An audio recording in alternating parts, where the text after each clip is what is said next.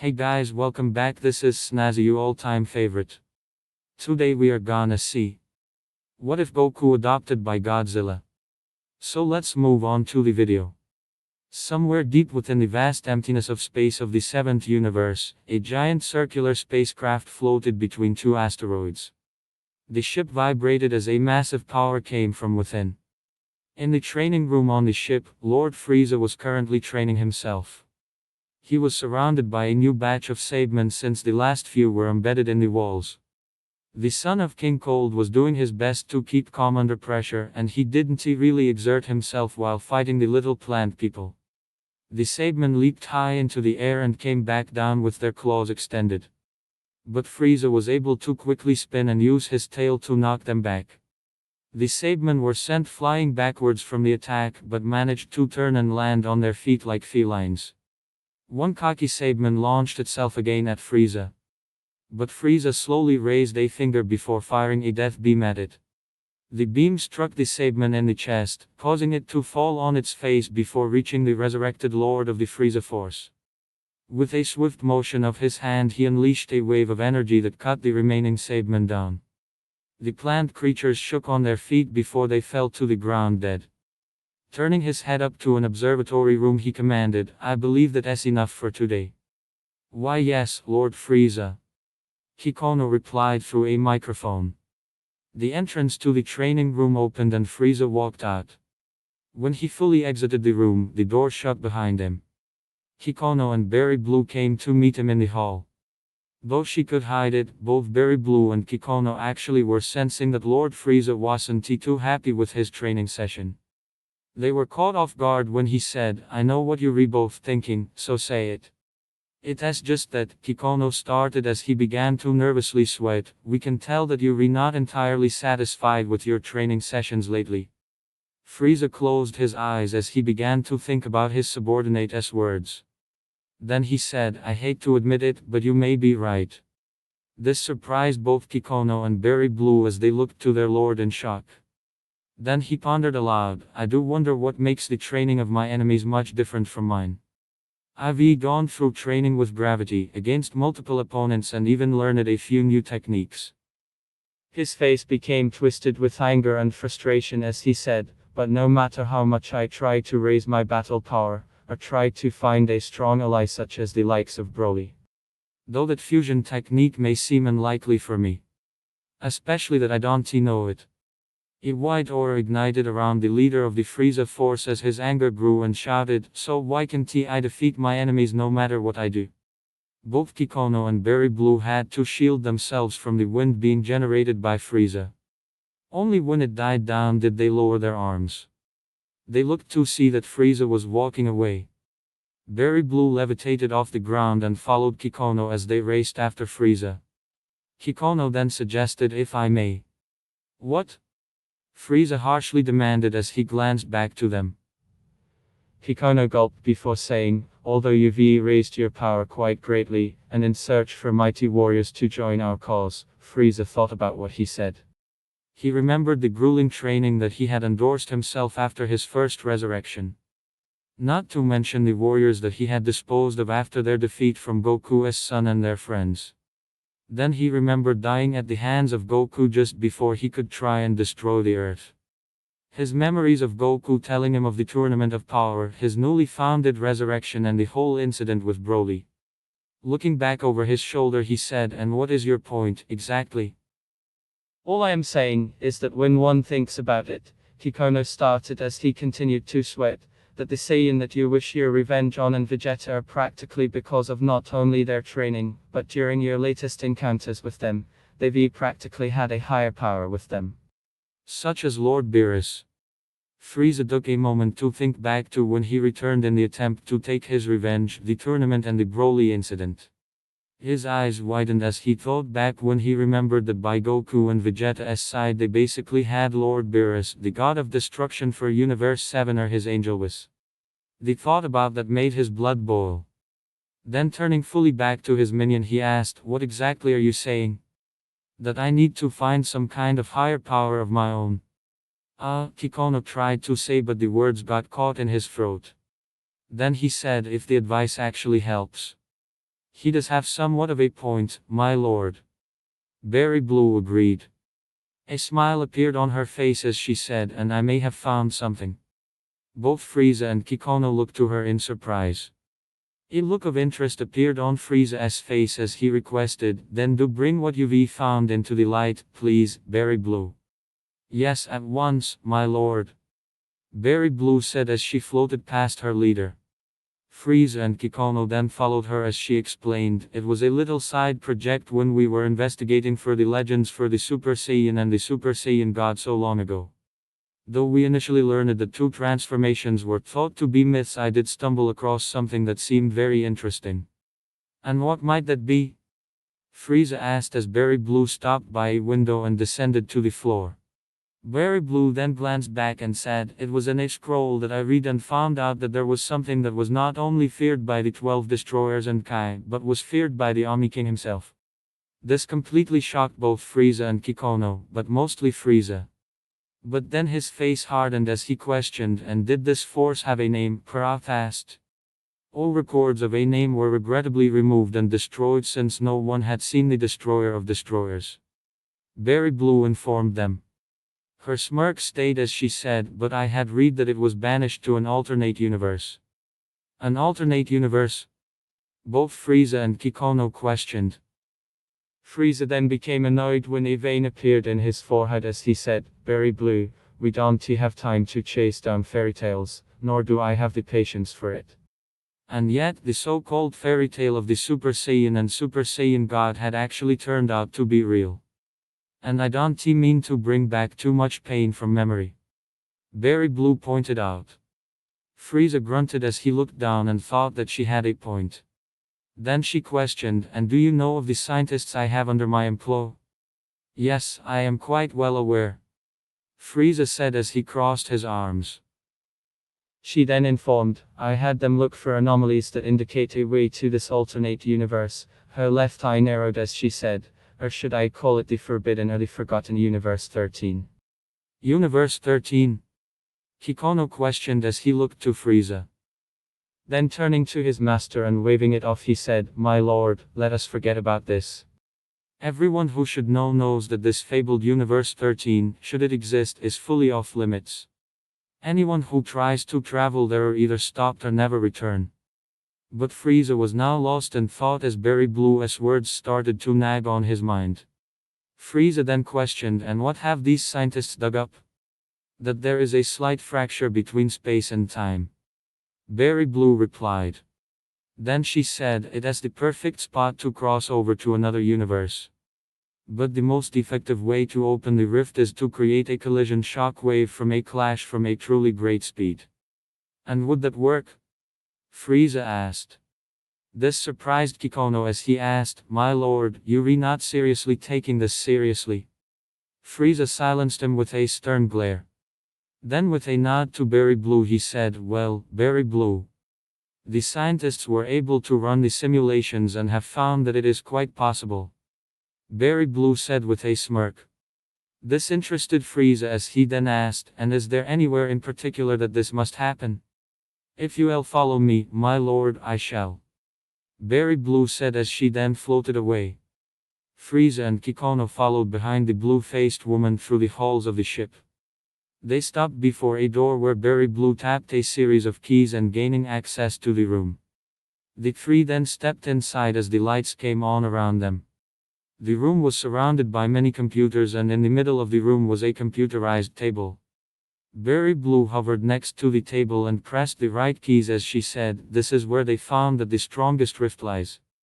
The table lit up and a holographic image appeared in the middle. It showed a planet that was green and blue. Frieza's eyes narrowed at this and said, so, it is time to go back to Earth, is it? It would appear so, my lord. Berry Blue said with a smirk. Frieza then walked around the table as his subordinate told him, shall I go and give the order, sir? Yes. Frieza said, you are both excused. Both Berry Blue and Kikono bowed in respect to their master before hurrying out of the room, while Kikono did while Berry Blue floated behind him. When he was truly alone, Frieza looked out the window and out into the far reaches of space. A meteorite passed by the ship while the smirk grew on his face until it became a maniac grin. He darkly laughed as he said, "Perhaps if I am able to prove myself to this destroyer of destroyers, I will have truly found myself a way to destroy all of those pests after all." Though his smirk remained, his eyes narrowed dangerously as he said, "And most and particularly that meddlesome Goku." Frieza said as the thought of defeating Goku excited him. He threw his head back in laughter as he now had a new plan for revenge. End of track. Cue the DD's Broly team track from DD's Broly. The meteor continued hurtling through space until it passed through small wormhole. The wormhole didn't take it very far, but did cause it to increase in speed. The meteor seemed to have a mind of its own as it swerved away from planets and around much bigger meteors and asteroids as it started to burn while it traveled. Soon it came in the direction of a giant tree the size of a planet on an upside-down pyramid platform. But before it could crash into it, an orange and blue blur quickly plowed through it. Son Goku was in his Super Saiyan Blue form when he demolished the meteor and had to quickly turn himself around to block a punch from Vegeta, who was also a Super Saiyan Blue at the moment. The blow sent the two of them screaming towards the ground in the forest area. But Goku was able to spin a kick to Vegeta. The blow sent Vegeta away before Goku landed on his hands to the ground and flipped himself right back onto his feet. The Saiyan of Earth looked up to see Vegeta speeding towards him before rearing his fist back. Goku once again blocked the punch by crossing his arms and kept it up as Vegeta laid on the attack with rapid punches. When Vegeta threw another punch, Goku moved out of the way of his fist and used a palm strike to knock Vegeta away. The Prince of Saiyans grabbed onto the ground as he slid, creating grooves in the dirt as he went. When he finally did stop, Vegeta stood straight up before unleashing a powerful ki blast.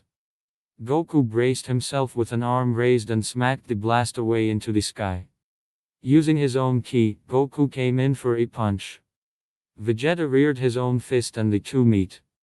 The shockwave from the impact caused the leaves of the surrounding trees to shake before falling to the ground. The two quickly went at each other with rapid punches and kicks. When they were unable to land a blow against each other, the two broke apart. The orange and blue-clad warrior was about to go on the offensive again when he heard a deep voice screaming from overhead. Both he and Vegeta looked up and adopted weirded-out looks when the feline form of Lord Beerus came crashing down on them, specifically Goku. Goku yelped in fright as he quickly jumped out of the way. Beerus landed with a boom that kicked up dust. Goku and Vegeta had shielded themselves and lowered their arms. They looked to the crater to see if Lord Beerus was alright. Goku then shouted, "Lord Beerus, are you alright?" "No, I am bleeding to death down in this hole." The 7th Universe's Destroyer God sarcastically shouted up to them. Goku looked to Vegeta and asked, "Yes, mostly joking, right?" End of track. "What do you think, moron?" Vegeta questioned as he crossed his arms with a scowl. Goku then turned back to the ditch and asked, "Do you need some help?" "Don't bother. I am coming up now," Lord Beerus shouted before jumping out of the hole. He landed on one knee before standing to his full height and dusted himself off. As he continued dusting, Goku then asked, "Lord Beerus, if you don't mind me asking, I'd prefer it if you didn't." Lord Beerus interjected as he bent down to dust his feet off. But Goku still asked, "Why do you suddenly have the urge to join me and Vegeta during our training sessions?" Then a new thought occurred to him as he asked while scratching his temple, "Come to think of it, you've kind of hated it when we trained around you." Beerus was a little caught off guard by it and stood up straight as he said, "Well, a destroyer god has to keep in shape, else he could be easily considered to be a fat oaf." Then he quickly added, "Like my idiot brother. Is it so good to talk about Lord Compa like that, Lord Beerus?" Whis, the angel attendant and teacher for Beerus, asked as he floated down next to the three. With a smile he then informed, "Especially since he'll be joining us on Earth for that little dinner party." Beerus huffed while crossing his arms and closed his eyes. Without opening them, he slightly turned his head to Vegeta and complained, "Why did that wife of yours have to go and invite him? Don't rope me into it." Vegeta said as he turned away, it was all her idea to try and get us all together. If you want someone to blame, then feel free to tell her that. But then he glanced back with a smirk and said, but just don't get upset if she doesn't give you any of the good stuff. Beerus scowled and grunted in irritation to this. Goku then looked to Whis and asked, so, how many from Universe 6 are coming, exactly? There's no telling really. Whis said as he lightly twirled his staff within a ring comprised of his index finger and thumb. The angel then said, I have high certainties that only really Champ, my sister Vados and Vegeta's little apprentice Kaba will attend. Huh? Goku said as he sat down next to a tree. Vegeta looked at Goku and questioned, what? Did you expect it to be there as well? Kind of. Goku admitted while placing his hands behind his head. Vegeta scowled and said, you're still hopeless, do you know that? Goku started chuckling as he sat there. Whis then gasped before saying, speaking of the dinner party, we'd better get going if we're going to make it on time. Alright. Lord Beerus said as he moved behind Whis and placed a hand on his back. Vegeta moved to do the same, but looked to Goku as he didn't move. Whis looked back and said, aren't you coming, Goku? Oh, I am. Goku said as he stood back up. He had a smile on his face as he said, I had asked Bulma if it was okay if Broly and his friends could come too. His face really lit up as he remembered what she said. She said it was cool and all if Broly was able to keep himself under control. Are you sure that was a good idea? You are quite well aware of what happened when Broly was last on Earth. Vegeta questioned with an arched brow. Goku nodded and said, yeah, Broly has actually come along far in his training. He has been making great progress in keeping his power check. Alright if you say so. Whis said as he began powering up his teleportation ability. In an instant as Vegeta placed his hand on the angel's back, the three of them vanished into space. Goku then placed his index finger and his middle finger close to his forehead and began searching for Broly's energy. When he found them, still on the repugnant world Vampa, Goku used his instant transmission technique to vanish. Earth. On the aforementioned blue and green planet, it was very busy on an island south of West City as Bulma's staff prepared the grounds for Bulma's dinner party. She stood amongst them with a clipboard while helping them set everything up. The caterers were starting to bring out the food and set the trays on a table covered in a white tablecloth. Bulma said to two of the staff as they passed by with a streamer held between them, just one more set of streamers to go. And then that part is done. Yes, Mrs. Bulma. The two staff members shouted as they climbed two ladders with one end of the streamer in their hand. Bulma smiled before turning away, but the smile faded when she saw a small hand trying to reach from under the table. The hand was trying to feel for some of the desserts on the table. Closing her eyes in irritation, they snapped open as she shouted, Trunks. The hand twitched in fear as her son stood up on the other side of the table. He rubbed the back of his head as he stammered, why yeah, Mom. How many times do I have to tell you? Bulma questioned as she walked over to the table. Then wagging her finger in disappointment she said, you have to wait until the guests start to arrive before you can dig in, understand? Oh, I understand, Mom. Trunks said. But a smile appeared on his face as he pointed behind her, but you might want to tell Goten, Mai and her friends that. Huh? A confused Bulma asked. She looked back to see both the four in question with their arms filled to the brim with pastries. Bulma went from confused to twitching in irritation. And it seemed as if her head grew larger, her eyes had no pupils and the iconic annoyed vein on her forehead as she yelled, why you little punks? Goten, Mai, Shu and Pilaf all gasped in fright at this turn of development. They quickly turned on their heels and started running for their lives as Bulma started chasing after them. She shouted after them, bring those back, right now. But the four of them didn't do it as they kept running while Trunks then grabbed a few and placed them in his arms. Then as he checked to see if no one was looking, he silently tiptoed away. He laughed as he went around a corner, only to stop short when he found himself in his mother's present with the back of the shirts of Goten, Mai, Shu and Pilaf, who still had their pastries in hand. The vein appeared in her forehead as she said, "Nice try, kiddo. But the rules still apply, so go take those back, young man." "Yes, as accused Sam," Trunks said. Bulma set the four down before she and they followed Trunks back around the corner. As she followed behind, she looked up to the sky and wondered to herself, "I wonder when Vegeta and everyone will arrive." As they rounded the corner, a pillar of light burst in front of them and Vegeta, Whis and Beerus appeared before them. Bulma chuckled before saying, "Hey, guys. Glad you could make it." It changed into almost 2 hours after Vegeta arrived with Beerus and Whis. As if fashionably past due, some other pillar of light dropped down and 5 figures emerged. The destroyer of the sixth universe, Kampa, and his angelic hand, Vados, had been the primary to step away from the pillar. Following in the back of them had been the Saiyans of the sixth universe, Kaba, Caulifla, and Kale. Whilst 2 of the 3 Saiyans had smirks on their faces, Kale was a bit anxious approximately coming here. But with a bit encouragement from Caulifla, Kale still got here. Maximum of her pals from the Earth of the 7th universe, including Kai Kai, her 2 sons Gohan and Goten, the previous spouse Videl and their infant Pan. There was additionally Grasp Roshi, Yamcha, Krillin, Android 18 and her and Krillin's daughter Marin, Tien and his little pal Kyatsu.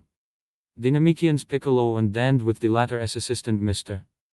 Popo. Even the pudgy samurai Yajirobe came as nicely. Bulma seemed round with a worried expression, which Kai Kai observed. Coming over, she requested Bulma with concern, "What's incorrect, Bulma? The celebration has been occurring for almost 2 hours now, and there nevertheless isn't always any signal of Goku." Bulma worriedly stated as she placed a hand in opposition to her cheek. Kai Kai smiled and stated, "Don't worry, Bulma. Goku once informed me that even together with his on-the-spot transmission technique, it did take him some time to reach any place that Broly man lives after their combat. I recognize." Bulma sighed as she sat down in a chair. Then staring up she stated, "It is just not absolutely the identical without him." Kai Kai agreed. However, they would not have to wait tons longer as the sound of teleporting from on-the-spot transmission drew everybody's attention. Standing within the middle of the group was the newly arrived Goku, Broly, Chile, and Limo. At the same time as Goku bore his usual smile, Broly, Chile, and Limo regarded approximately the location with marvel, confusion, and awe. Broly still wore Ba-C around his waist whilst he remained topless. Chile and Limo had been nevertheless carrying the outfits they wore whilst Goku formally met him. Chile then smirked and said, "Wow. I know we truly did get to see a whole lot of Earth the final time we were here." "Yeah, no kidding," Limo said as he started out to wander for a chunk. Chile and Broly weren't too some distance behind as they walked away with him. Goku stayed back as he seemed round while a younger voice shouted at the back of him, "Daddy." Goku looked back to peer Goten excitedly running up to him. Kneeling down, he picked up his youngest toddler and positioned him on his shoulder. Then asking, "Hey son, how've you been?" "Terrific. I used to be so excited while you confirmed up," Goten stated with a smile. However, then it formed right into a frown as he complained, "However, Trunks tried to guess me that you wouldn't show up till it became too late." Nicely, Goku eased his son's anxiety by announcing, "I am here now, aren't I?" "Yeah," Goten stated earlier than hopping off his father's shoulder. Then he looked as much as Goku and said, "Trunks become gonna attempt to have an consuming contest across the buffet table and that idea which you would possibly need to sign up for." "Sure," Goku stated with a toothy grin. Vegeta stated from in the back of, "An eating contest? Now that appears like a project." Goku and Goten seemed at the back of the taller Saiyan to look the prince and his son status there with smirks on their faces. Vegeta then said, "Permit us make this even extra exciting through bringing in Gohan, Kaba, Caulifla, Kale, and Broly into this little contest. I will overwhelm all of you. I don't see why no longer," Goku said as he grew to become around earlier than getting fierce, Yuri on. 10 minutes later, the four of them had rounded up the opposite Saiyans, and after a few convincing, all 9 Saiyans sat round a big spherical desk. A huge assortment of food turned into laid out before the 9, and at the same time as 8 of the 9 looked prepared, Broly was looking at the food in wonder. In the back of him, Chile and Limo have been standing on the sidelines to assist their buddy. And as a last-minute entry, each Lord Beerus and Lord Compa sat on the desk as properly, understanding well that this become one way to get to scrumptious food. With a assured smirk, Chile said, "I might say that it is between the Goku individual, the only within the armor of Broly. The other as do not stand a hazard. We're going to just ought to wait and see." Limo smirked as nicely. Every of the Saiyans started to appearance between their competitors earlier than a small gong turned into run. Without a second's hesitation, all 11 of them reached out and grabbed a dish and started out eating. Goku turned into presently shoveling ramen into his mouth with a couple of chopsticks, while Goten, Trunks and Gohan had been the usage of forks and knives to break up slabs of meat. Each Vegeta and Kaba had been ingesting chicken legs and finger sandwiches, as they failed to seem to have any want for utensils in the interim. Caulifla and Kale were sipping tea or soup as they struggled to hold up. Beerus and Compa were suffering to struggle away some ribs as the opposite sibling saved preserve of the beef, not seeming to note that they were falling in the back of in the opposition. The one who appeared to throw any table manners out the window became Broly as he picked up whatever he could take hold of and fixed into his mouth. He bowed down enough to warn he may want to chew and no longer choke on what he was eating. The gang watched on in fascination or disgust as the 11 continued eating. Chile, looking pretty uncomfortable whilst she sweat dropped before looking over to one of the Earthlings and requested, "How long can they maintain eating like this?" The Earthling that she had requested changed into in truth become Krillin, who didn't he take his eyes off the table as he spoke. "I cannot truly say for both Beerus or Compa, but for the 9 Saiyans, it is able to move on for quite some time." Chile failed to say anything greater and grew to become again to the table as more and more dirty dishes piled up at the desk. Earlier than long, Goten, Gohan and Trunks all threw inside the towel as they had been filled to the fullest with meals. The final 8 kept going because it went from entrees to desserts. Lord Compa lifted a bowl of pudding over his head, scraped the gooey substance into his maw. Letting out a sigh, Vados opened a watch before pronouncing, "Lord Compa, please bear in mind your manners." Lord Compa muttered something as he saved his attention on ingesting the pudding. All this regarded to do was cause Vados to sigh once more. Kale quickly placed down her utensils and known as it quits, though this caused Caulifla to take a look at her and question why. Even as she became distracted, Broly, still going on the food hungrily, grabbed the bowl of soup from her spot and held it up to his head, beginning to slurp it. It drew the attention of Caulifla as she grew to become to the taller Saiyan and looked at him with wide blank eyes and a vein over her left temple. Kaba tried to place a spoon of ice cream in his mouth, however he dropped it at the same time as pronouncing, "I can cross on." "I am sorry, Master Vegeta. I've failed you. Don't say that, boy." Vegeta shouted as he grabbed the spoon and shoved it into the changed Saiyan's mouth. Kaba gagged earlier than spitting the spoon out on the desk. Nearly anyone seated or even folks that weren't cringed at how gross that become. Beerus then located his fork on the table while Compa did the equal. Broly soon stopped consuming and gave a glad loud belch that brought about those close to him to jump lower back in surprise. The contest ended when Goku grabbed a small pastry and crammed it into his mouth. He gave a happy groan as he chewed it and gave his intestine a good pat and shouted, "Guy, that changed into some desirable eating.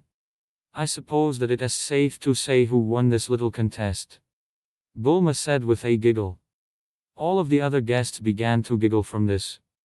Outdoor of the Milky Way galaxy, Frieza's spaceship hovered an amazing distance from outside the galaxy as they organized for the attack.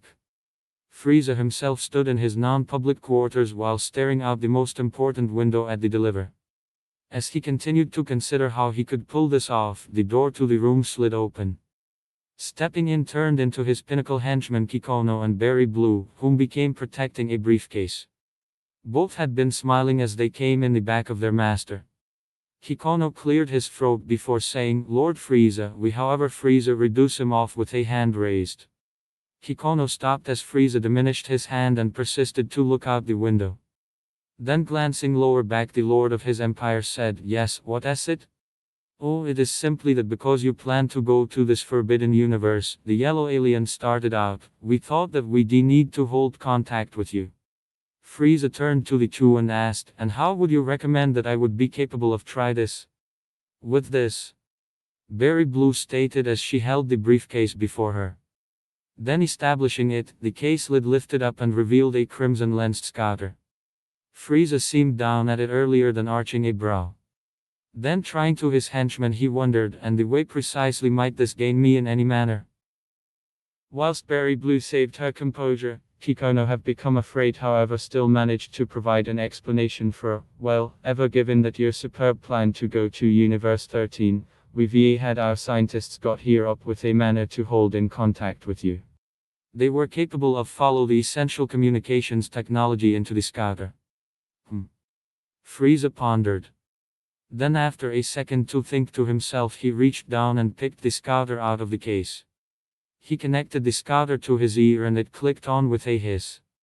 Then urging the button, the scouter activated and right away connected to the radio frequency of the ship. Trying to his subordinates he stated, now let us move and rally the troops. As you command, Lord Frieza.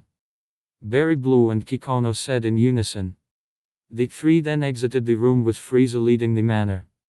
As they walked viaduct the halls, Kikono asked, how do you wish to open the rift, Lord Frieza? Oh, I've a certain proof way. Frieza stated as a smirk shaped on his face. Then he sounded as if he have been gloating as he said, I am quite sure that I am able to bend a positive monkey to my whim. They quickly came to a section of the deliver that acted as a large assembly room. Attached to the ceiling have been 7 monitors that have been nearly taller than Frieza in his contemporary form. Once Frieza stood next to a rail he looked down to the infantrymen that had been accumulated because the monitors activated. On the alternative aspect of the monitors were the generals and such of the Frieza pressure. My loyal warriors, Frieza started out with a small grin. This precipitated each person to stand at interest as he spoke. I am pleased to announce that the time to strike against the forces of Earth is now. Looking up to the monitors and requested, Generals, do you have your warriors prepared? Yes, Lord Frieza. All 7 generals said with a bow. Frieza's grin grew a touch wider before saying, wonderful. Then looking back off he said, now I understand that you all think that this little tour of mine to the Forbidden Universe sounds a touch intense. But I guarantee you that it'll all be really worth it.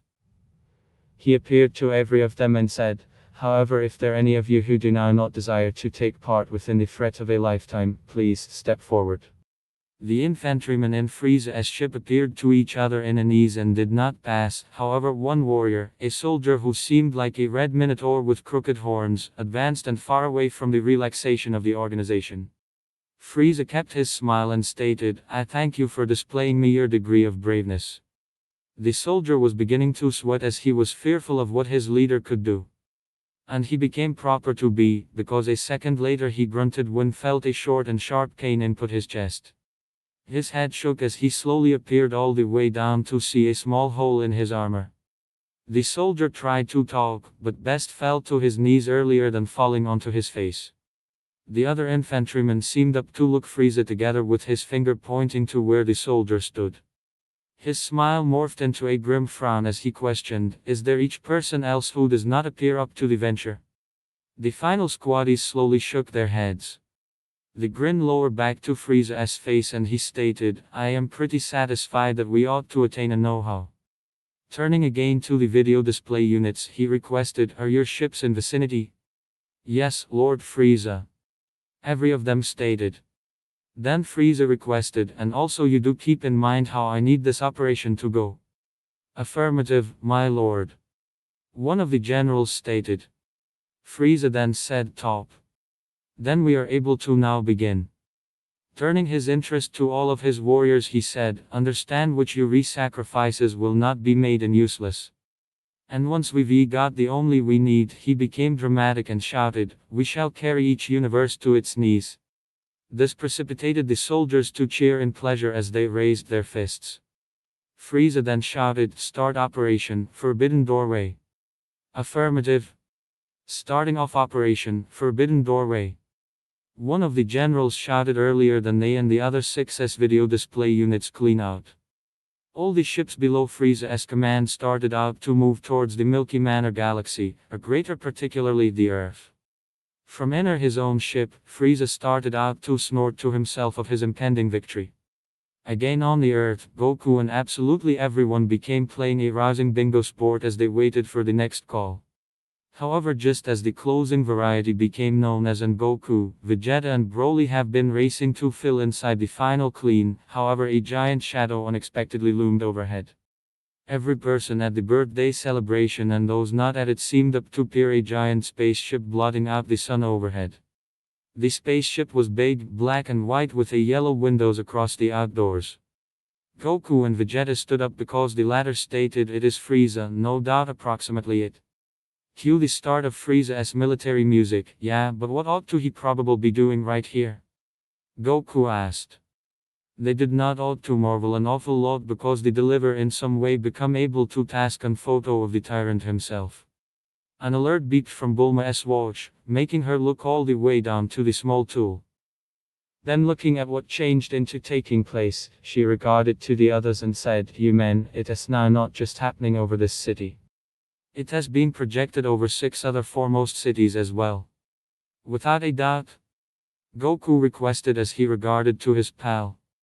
However, before everybody else may want to say something, the photograph above their heads stated, "Greetings, Earthlings. I am not quite sure if you keep in mind me, however I am Lord Frieza, conqueror of the numerous structures of this universe." The crowds watching commenced to murmur as Frieza continued, "I have come to problem a assignment to the warriors of Earth." The Z combatants listened carefully as Frieza stated, "In 6 places with the inclusion of this metropolis, I have 6 different ships hovering simply over 6 towns. My troops will soon start to rain down from those ships and begin the planetary conquest. My venture to you is to bring all you have got at us, but my largest assignment is to the Saiyan Goku." The appearance on Goku's face shifted to a frown as Frieza said, "In case you're re-listening, Goku, I ought to let you know that I've mastered a technique with the intention to no longer simplest motive Massachusetts destruction in a unmarried region, however will motive the planet to be sucked into a makeshift black hole." Anyone who truly understood the hazard gasped in surprise of this.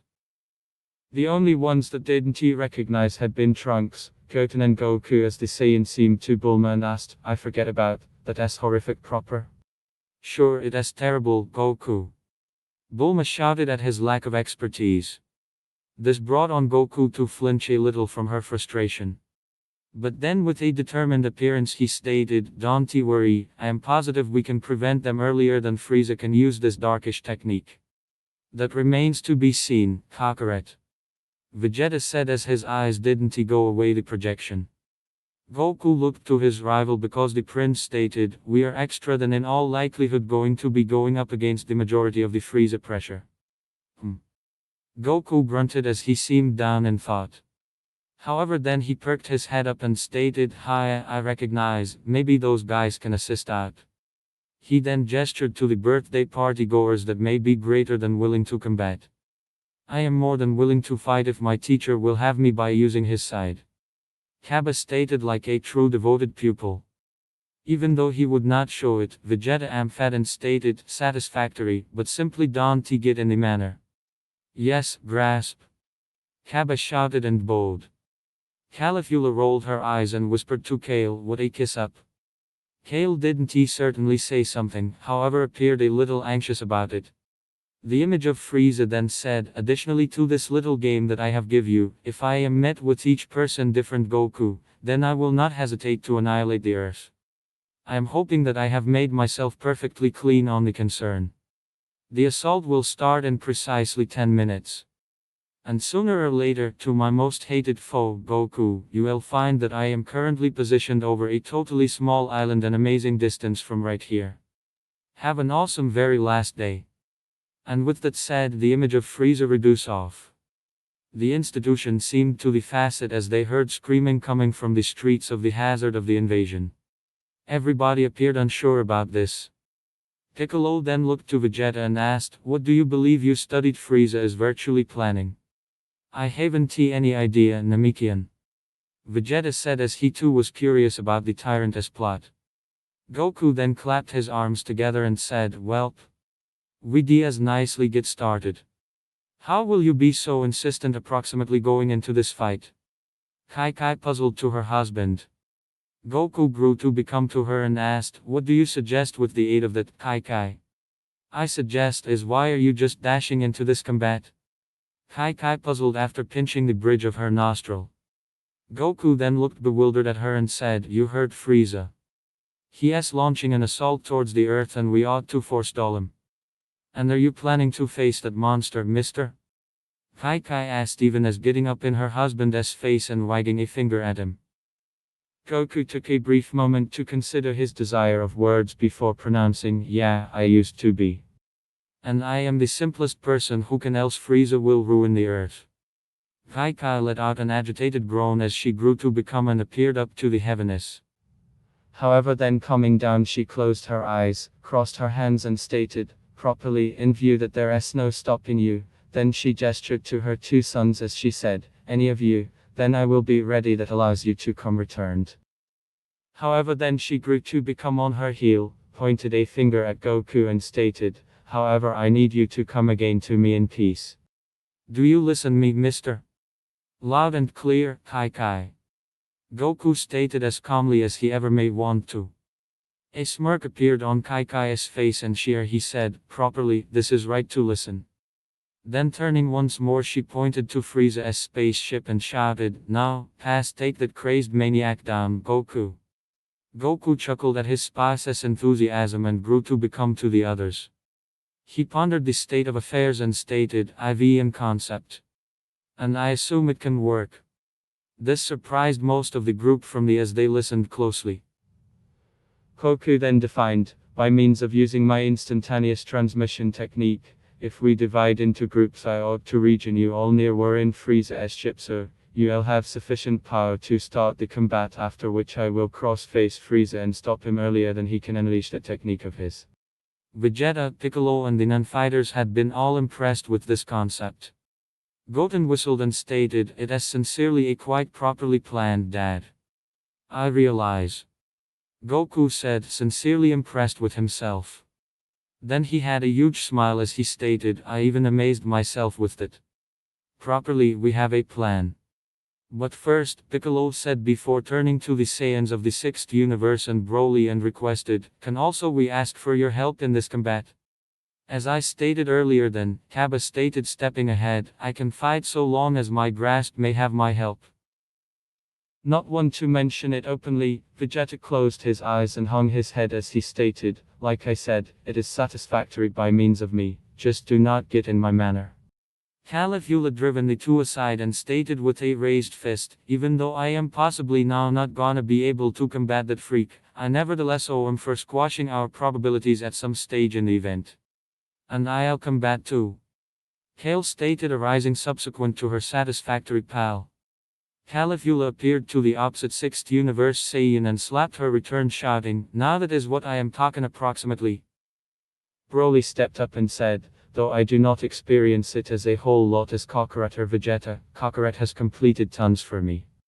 It'd be egocentric of me to no longer useful resource him." Goku smiled in appreciation to this, however all and sundry became surprised while Chile and Limo moved next to Broly. Limo had a smirk as Chile smugly stated, "If you may get me and Limo near one of the ships, we can offer you with aerial assist." "Are you positive?" Broly requested, concerned approximately his buddies. Chile opened her mouth to reassure him, however Limo beat her to the punch by way of pronouncing, "Do not worry a lot approximately us, large guy. In any case I am a quite accurate flyer and with Chile working the weapon structures, it is Frieza's men that you must be involved about." Broly gave a small smile and nodded, "Okay then." Turning lower back to Goku he said, "Allow us get commenced." "All right then," Goku said with a decided smirk. However, then he said, now let me get a sense for all of the ships earlier than we pass. This induced every person at the party to fall to the ground in shock with their legs putting within the air twitching. Quit song. After locating all 6 other ships, Goku and Vegeta divided the groups into teams. Tien, Yamcha and Piccolo were all on a team, as were Kaba, Caulifla and Kale. Limo and Chile stuck close to Broly as the teams were picked. Krillin, 18 and Master Roshi made the 4th team, while Goten and Trunks made the 5th team. That left Vegeta and Buu as the final team, while Goku was going to be on his own. Buu was excited as he shouted, "Buu, ready to fight White Weirdo." "No, Buu. You can't fight him, Mr. Satan quickly ran up and told him. This confused Buu as he asked, "What? Why can't Buu fight White Weirdo?" "Because you heard what he said, Mr. Satan reminded. He said that if anyone else besides Goku were to face him, then he'd destroy the earth." "Oh," Buu said as he now understood. Goku then said, "Alright everyone, I'm gonna make a quick stop by Korin's place and see if he has got some senzu beans that we can have." Placing 2 fingers near his forehead, he said, "Be back in a second." One moment he stands there with a stern expression on his face, the next he used instant transmission to quickly zip over. The next moment he appeared in front of them again, this time holding a small brown sack of the beans. Opening the sack, he shifted through them while counting the miracle beans. His dropped as he said, "Oh. Oh?" Piccolo questioned. He moved towards Goku and asked, "What does "oh" mean?" Korin had a bag of senzu beans ready, the Saiyan of Earth explained, but there aren't enough for all of us here. "Well, how many are there?" Caulifla questioned while having her arms crossed. Goku then told them, "We only have 17. "What?" Buu questioned before saying, "But Buu don't see 17 here. Was he late to the party?" "And no, Buu," Hercule explained, "he is saying that there are only 17 of those magic beans in the bag." "Oh," Buu said as he finally understood. Then he looked to Goku, waved his hand and said, "Buu, won't he really be needing beans? So you can give Buu to someone else. I doubt I'll really need any." Piccolo said as he passed up his share of the beans. Vegeta huffed to himself before saying, "Same goes for me." "And me," Broly added. Nodding, Goku then started handing the beans out to those who might need one. When everyone had a bean, Goku said while holding his index and middle fingers to his head, "Alright, first team, let us go." Tien, Yamcha and Piccolo placed a hand on Goku's back. Goku then locked onto the first ship and used the technique to go. While they were gone, Vegeta turned to Krillin's group and said, "Alright. You 3, go and take care of that ship there." He pointed to the ship that still hovered over the city. Krillin sighed and asked to his wife, "Shall we get going?" "Yeah, let us get this done," 18 said and turned towards the ship. Master Roshi came closer to her and said with puckered lips, "How about a kiss for good luck?" The next thing he knew, the martial arts master was struck on top of the head by 2 fists, one by 18 from the comment, and Krillin for him hitting on his wife. Master Roshi then grumbled, "No respect for the elderly, shame on both of you." 18 looked to Bulma, Kai and Videl and said, "Be sure to look after Marin while we're gone." "Don't worry, 18. Kai reassured with a thumbs up. 18 nodded to her and the 3 then shot off towards the spaceship. As soon as they had vanished, Goku reappeared to take the next group. Kaba, Caulifla and Kale all stepped up to the plate and placed a hand on Goku's back. Once again, Goku used instant transmission to take them to the battlefield. Goku and the Saiyans from Universe 6 all arrived at a city surrounded by a lush forest. Kaba and the girls removed their hands from Goku as they observed the situation. The ship still hovered over the city as the bay doors began to open. Kaba gasped in horror and shouted, "Oh no! Time is almost up." Looking to Goku, he shouted, "You need to hurry." "Right." Goku stammered before placing his fingers to his forehead again and disappeared. Kaba looked to the 2 and said, "Now let us do this." "Yeah." Caligula shouted and pumped a fist. Kale, though slightly nervous, said okay. Especially for my master. Kaba shouted with his arms raised. While Kale didn't say anything, Caligula groaned in aggravation. Then with a slap to the back of Kaba's head she said, okay, Mr. Kiss Up, let us get going. Kaba groaned as the three took flight for the city. Goku reappeared in West City and awaited the next group. Broly, Limo and Chile stepped forward and placed a hand on Goku's shoulders before he zipped them off. Bulma looked down to her watch to see how much time was left. She gasped and shouted, there's only 3 minutes and 25 seconds until the invasion happens. All the remaining fighters and non-fighters gasped. While they looked worried, Beerus, his brother and the two angels sat at a table looking as if there wasn't trouble brewing.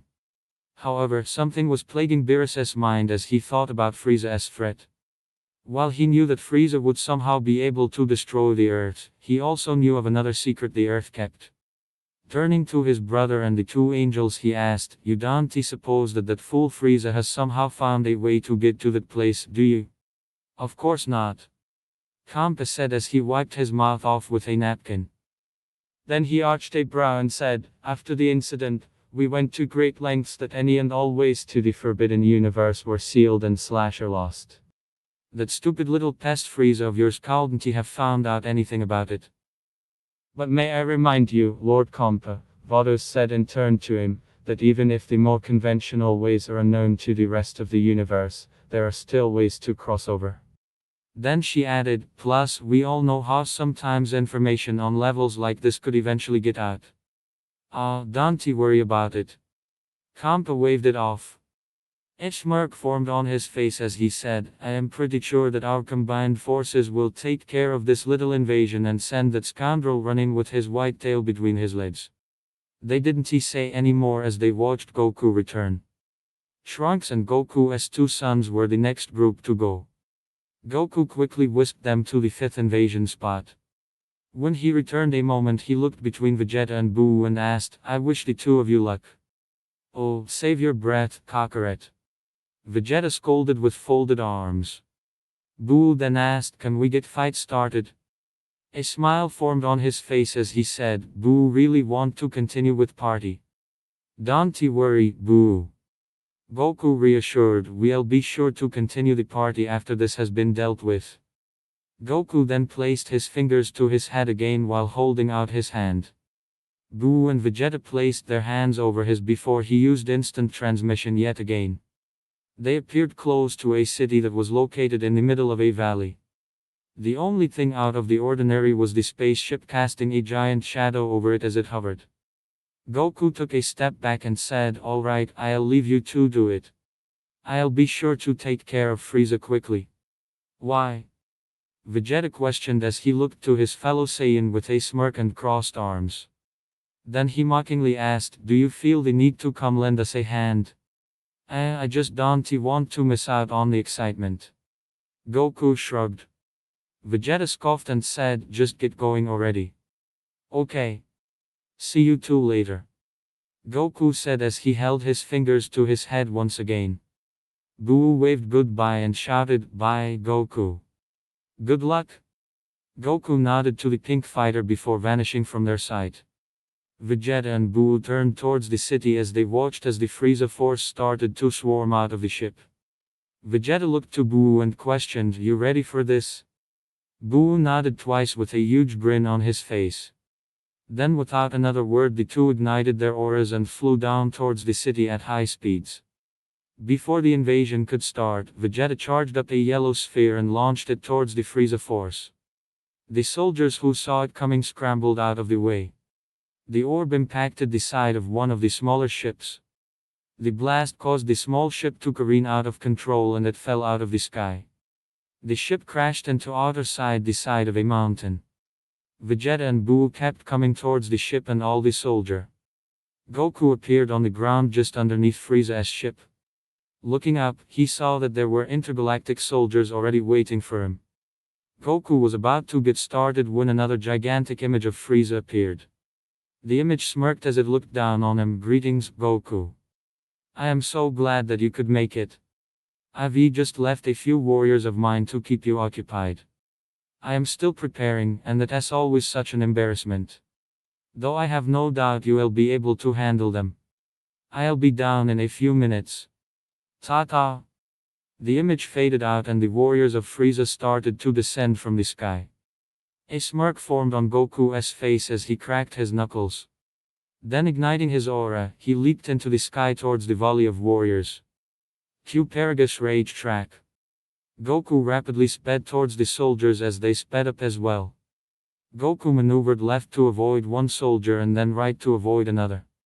When he was in the middle, Goku gathered up his ki as much as he could before unleashing a small burst of energy that sent the soldiers tumbling. The ones that weren't sent flying stood their ground. As the closest warriors surrounded Goku, one with purple skin and white hair noticed that his scouter had slipped a little. While the others of his unit rushed ahead, the soldier started fiddling with his device. The soldiers that were rushing Goku were in for a surprise as he flickered from one to another. As he passed them, Goku landed a precise chop to their necks. When the first four fell to the ground, the more skilled warriors were able to dodge the attacks. Their actions impressed Goku a little, but he took his stance where he brought a fist close to his side and held his other arm high above his head with his index finger and middle finger slightly curved. One by one, Frieza's soldiers rushed at Goku. Sidestepping one, Goku then spun his left foot to kick the soldier. When the next one tried to punch him, Goku moved his head slightly to the right to avoid the blow. Then grabbing the soldier, Goku then delivered a knee to the soldier's sternum. The invading alien groaned before falling out of the sky. Goku then blocked a series of rapid punches from the other two soldiers. He was able to keep up with their attacks. Suddenly, both soldiers reared their fists back and put everything that they had. Goku dropped down as the two fists came at him. The fists didn't hit their intended target, but did hit something. The soldiers' fists rammed into the other's cheeks, making the two soldiers groan in pain as they fell away from each other. Goku saw the final soldier as he was still fiddling with his scouter. But not noticing what he was doing, Goku immediately made a beeline for the soldier. The soldier looked up from what he was doing and screamed as Goku turned to where his outstretched foot collided with him. The blow sent the soldier flying backwards and in turn made him throw his scouter into the air. As he fell to the earth, he shouted, "I wasn't ready." "Oops," Goku said as he watched the warrior fall. Then he mumbled to himself, "My bad." The soldier's scouter came down to him and bonked Goku on the head. Slightly shocked by it, Goku threw his head to side as the scouter tumbled through the air. The green-lensed scouter landed in just the right position where it was able to attach to his ear. Goku was slightly confused, but he didn't have time as he sensed Frieza's energy emerge from his ship. Looking up, Goku saw the tyrant himself floating above his ship. Frieza, who was now wearing a red-lensed scouter, held a smirk on his face as he used a finger to beckon Goku closer. Goku slowly rose up in the air. Soon he was staring straight into the eyes of his foe. End of track. Is this how we always going to meet up? Goku rhetorically asked. Frieza lightly chuckled at this and said, "You should very well know by now that I won't rest until you and your friends, but mostly you, are dead at my feet." Goku smirked as he defiantly said, "I highly doubt that, Frieza. We've been in enough scraps with you. You know that we won't go down that easily." "Oh, yes," Frieza said as he closed his eyes. Then with a smirk he mockingly said, "That irking determination to always keep on fighting until the end. A truly annoying trait with you Saiyans." Then he got a good look at was on Goku's face before saying, "But if I must be honest for a moment, that scouter does work for you." Goku chuckled at this and said, "So what do you say we get this show on the road? I am itching to get it started." "As am I, Goku," Frieza calmly said. But then he suggested, "But why don't we build our way up before going all out? What do you say?" While Goku seemed tempted by the offer, he shook his head and said, "Sorry, but it is not going to go that way, Frieza. I am gonna take you down before you can try the technique of yours." "Oh, yes," Frieza said as he remembered what he had told Goku. Then he thought back to his conversation shortly earlier. Flashback. As 5 minutes were left until the invasion, Frieza stood in his personal quarters when both Kikono and Berry Blue entered the room. Frieza slightly looked back to them and questioned, "Yes, what is it?" "It's just that," Kikono started to say. "Are you sure that you wish to go through with this?"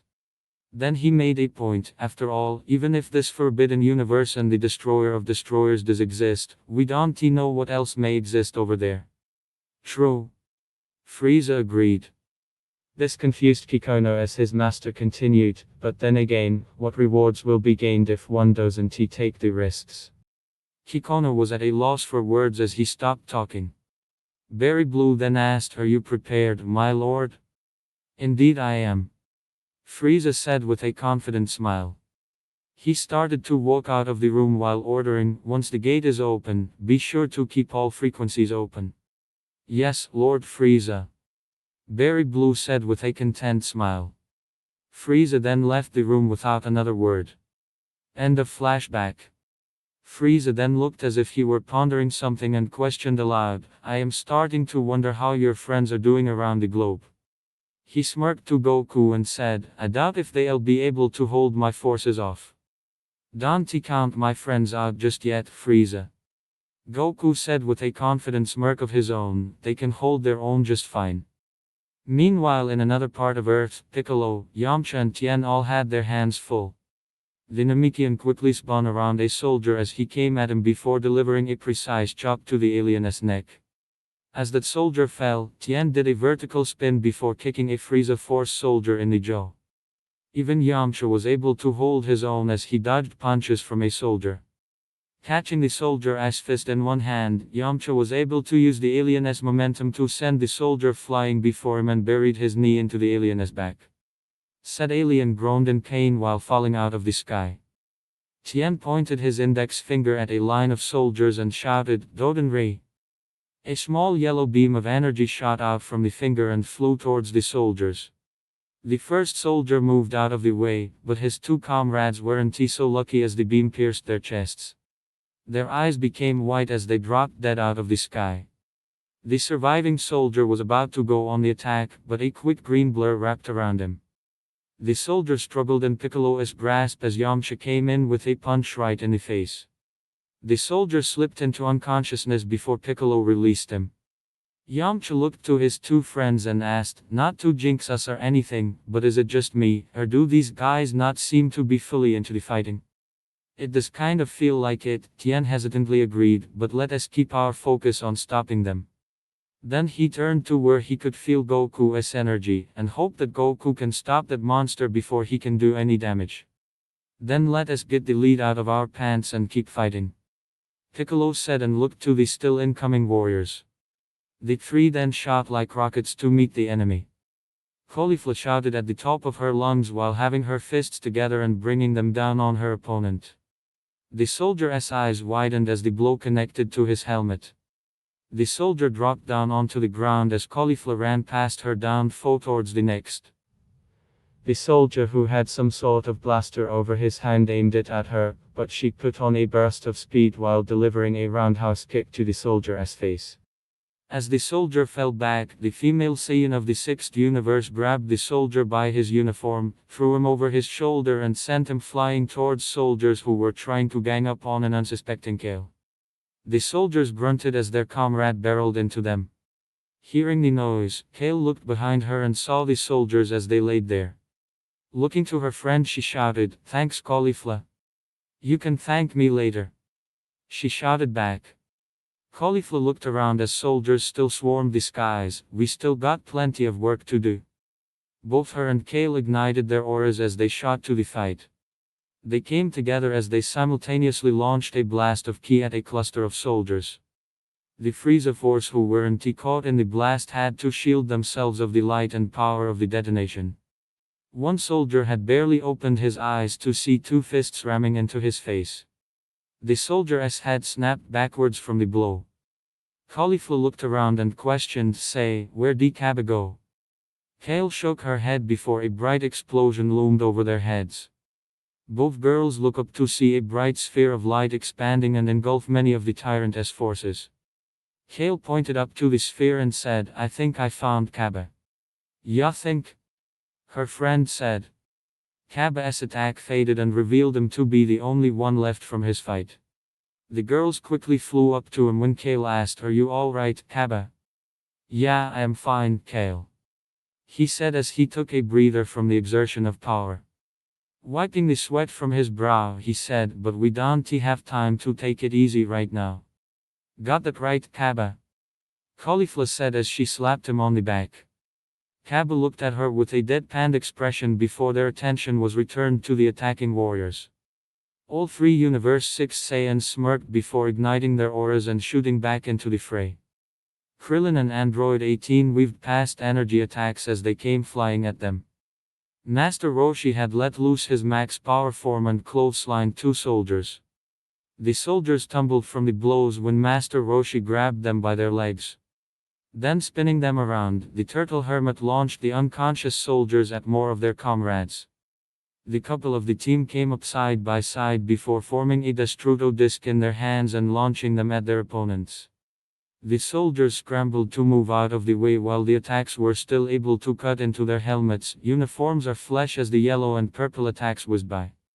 Krillin looked down to see how Master Roshi was doing, but gasped when he saw that his teacher was suddenly swarmed by Frieza's goons. Gathering what ki he could gather, Krillin shot it up into the air before bringing his hands straight down and causing the beam to separate into multiple beams at the soldiers surrounding the Turtle Hermit.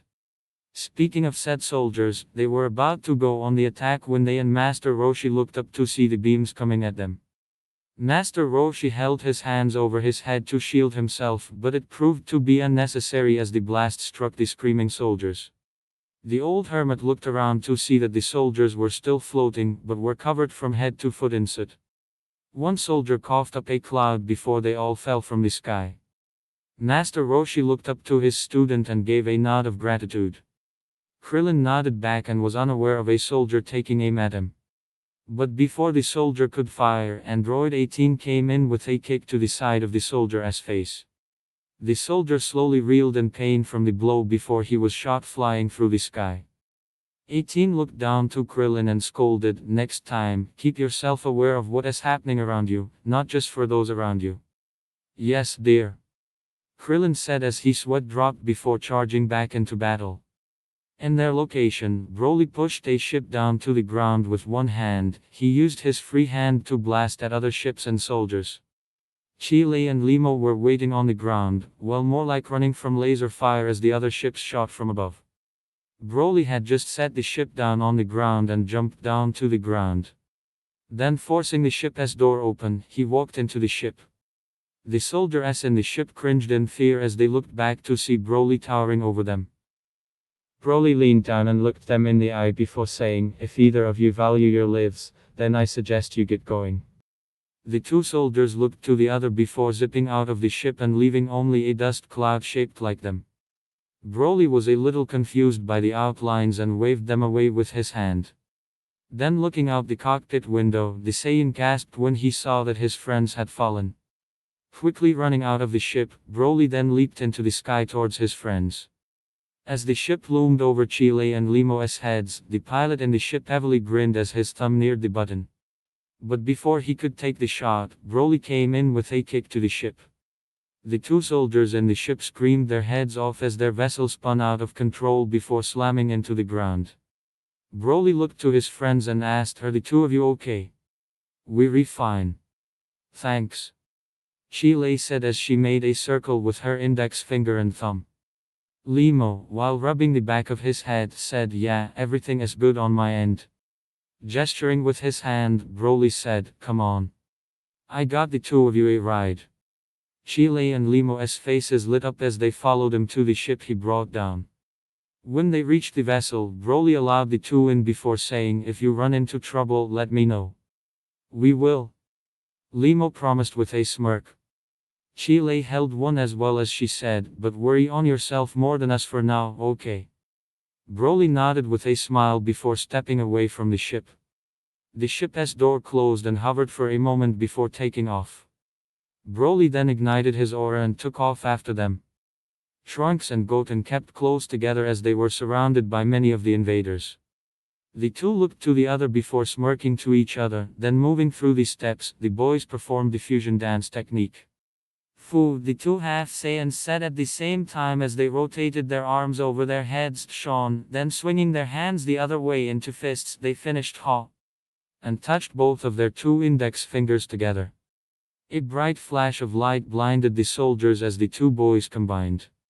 When the light subsided, the Frieza force gazed in fear upon a warrior with standing black hair with purple streaks running through them, a black vest with yellow trimmings and white baggy pants.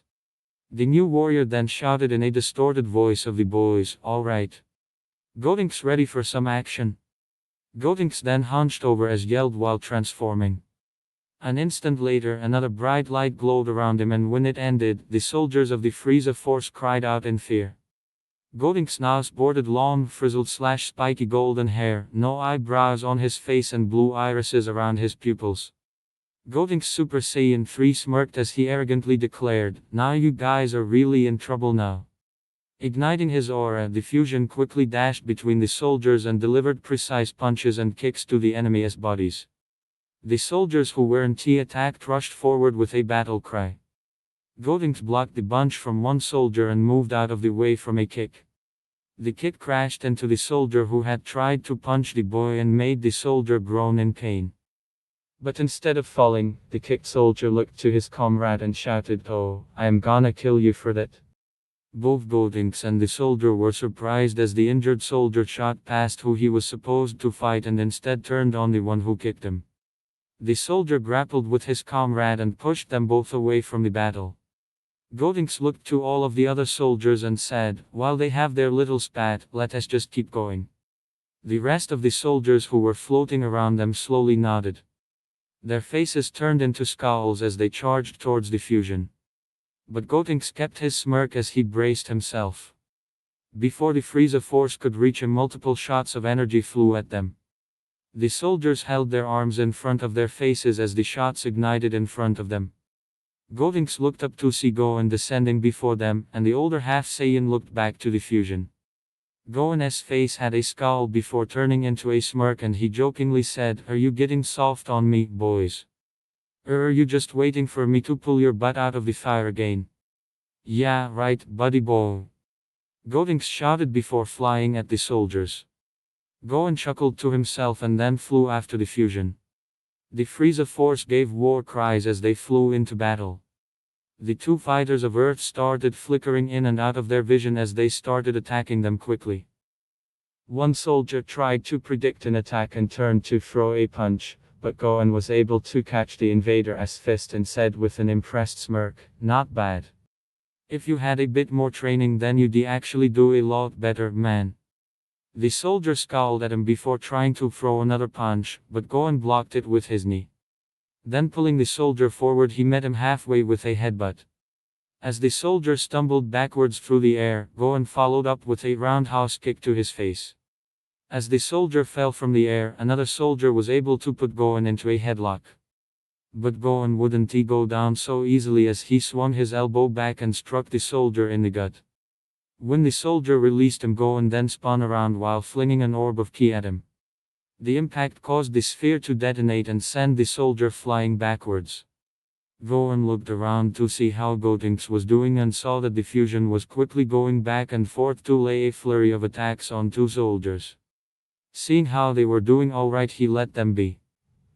In the sixth location of the invasion, both Vegeta and Majin Buu were barely breaking a sweat against Frieza's forces. Vegeta was able to move around one soldier before turning and launching a blue orb of ki at his enemy. The orb detonated on impact and the soldier screamed in pain while Vegeta found himself in the middle of a collision course of two soldiers. With a smirk, he waited until they were really close. Then when they were a few feet from him, the Prince of Saiyans flickered out of their sight. The two invaders maneuvered their bodies to where they tried to keep their heads from banging and tried desperately to stop themselves and succeeded in stopping. But it proved to be fruitless as Vegeta's feet came down on both of their skulls. "So predictable," Vegeta commented with a smirk and crossed arms as he watched them fall down to the ground. Growing lights caused Vegeta to look up to see multiple spheres of energy raining down upon him. Holding his right arm outstretched, he focused his energy to his palm before shouting, "Take this, chumps." Big bang attack. The Saiyan prince then unleashed a huge gold sphere up. His attack plowed through all of the invaders and continued flying upwards.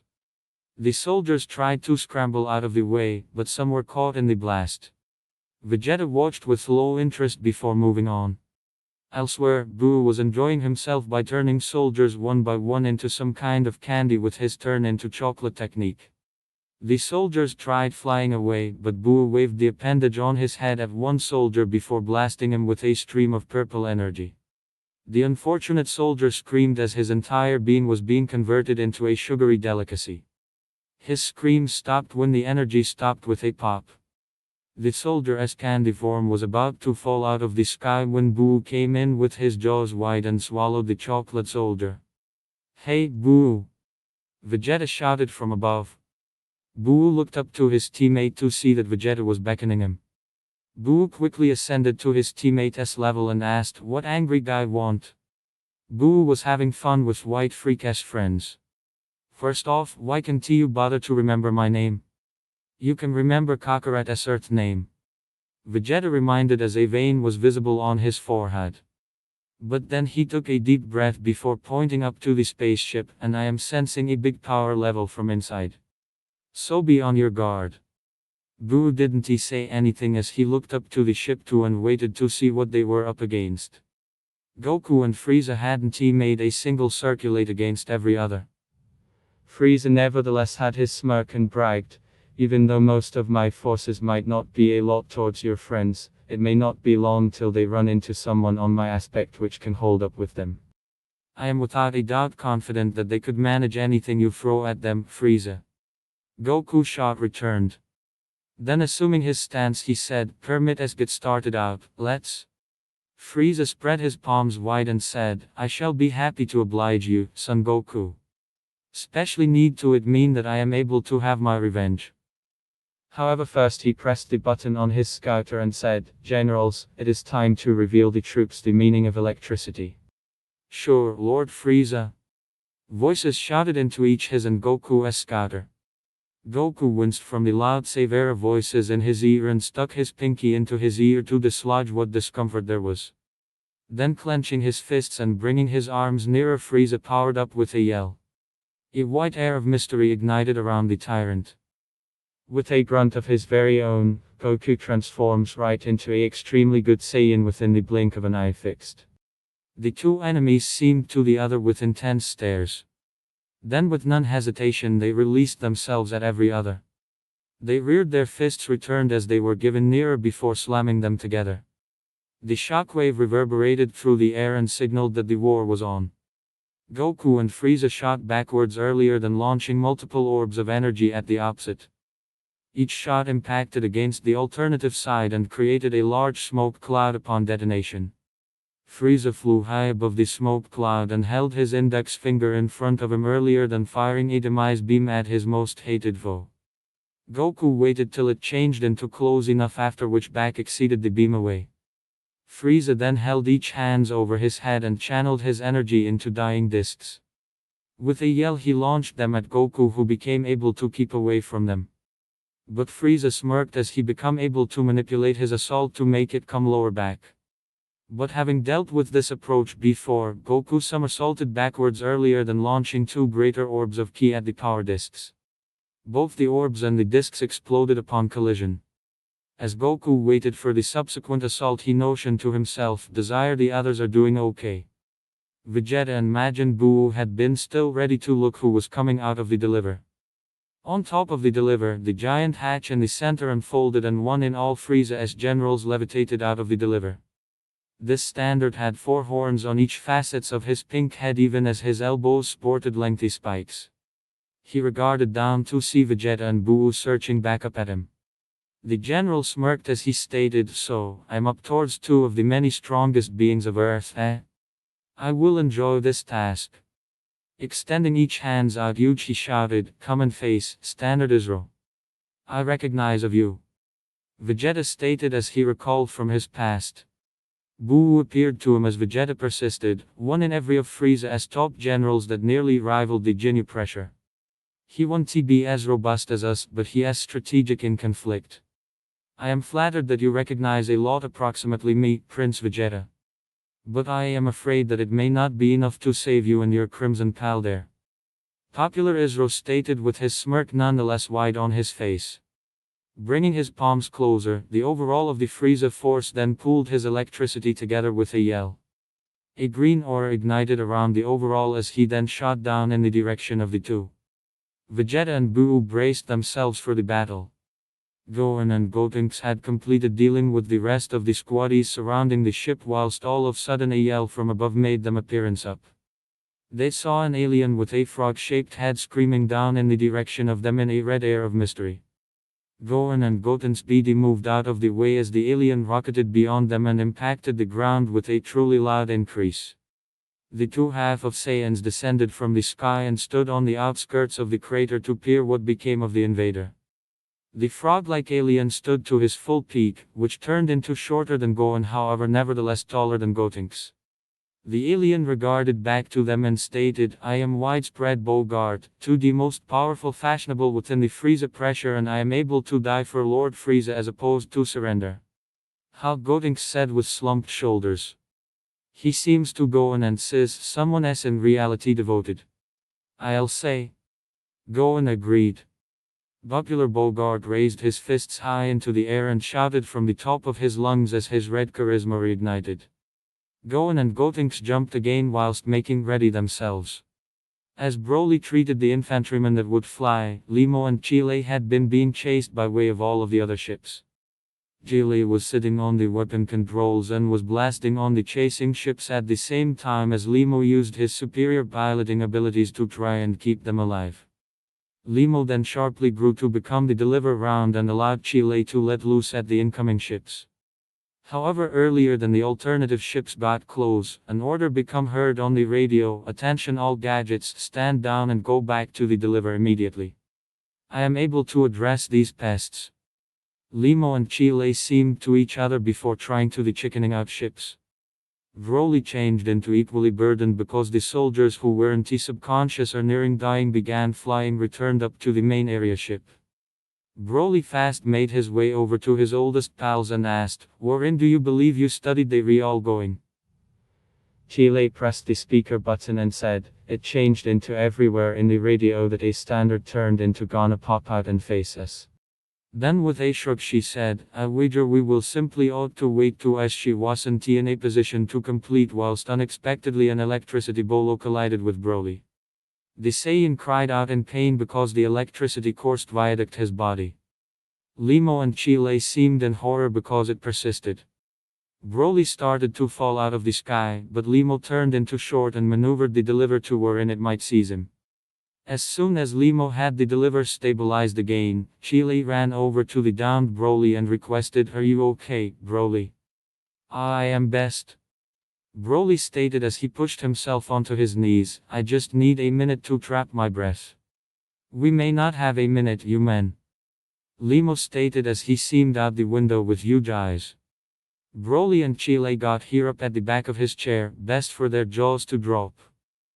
Floating outside their deliver became a steel alien that had a protracted cranium, no eyes on its face, 4 palms sticking out of its torso, curved dorsal tubes protruding of its again, and a protracted tail with a blade at the give up.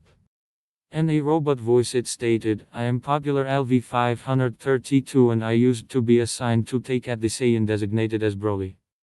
Prepare to be terminated. LV-532 lifted certainly one of his arms closer to and fired a rocket at them. Limo and Chile screamed before the former took the controls and quick became around and positioned the pedal to the metal. The missile chased after them as Chile tried blasting it out of the sky. Krillin, Android 18 and Grasp Roshi have been already inside the mist of taking up the overall of the deliver.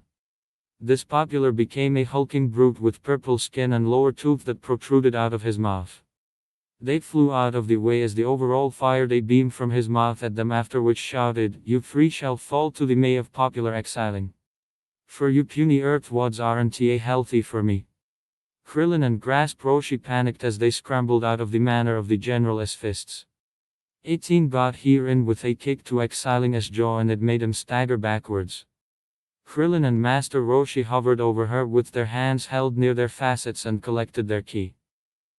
They both shouted, Ka. The air started out to distort from the collection strength. Me, blue lighting of power regarded and grew brighter. Ha. The power intensified with every 2D as their attacks had been almost ready. Me. Then thrusting their palms forward they shot a beam in the direction of the general. Ha. The Kamehameha wave speedy flew through the air and collided towards the hulking alien with a bang. A dust cloud swirled around Welknown exiling before it was blown far from by means of the brute. He arched a brow and questioned, is that the great that the two of you pipsqueaks got? He set an example by means of pointing at his eye, I've visible more power in a speck of dust in my eye. Then here's a speck for you. 18 defiantly said as she dashed closer to him and introduced a sturdy punch to his proper eye. The blow precipitated popular exiling to bellow in pain and cover his eye along with his fingers. Krillin and Roshi joined her to deal a rapid collection of punches and kicks to him. Without searching away, 18 advised them, preserve it up the pressure. He has gotta provide out subsequently. Right? Master and Scholar shouted as they saved up their attacks.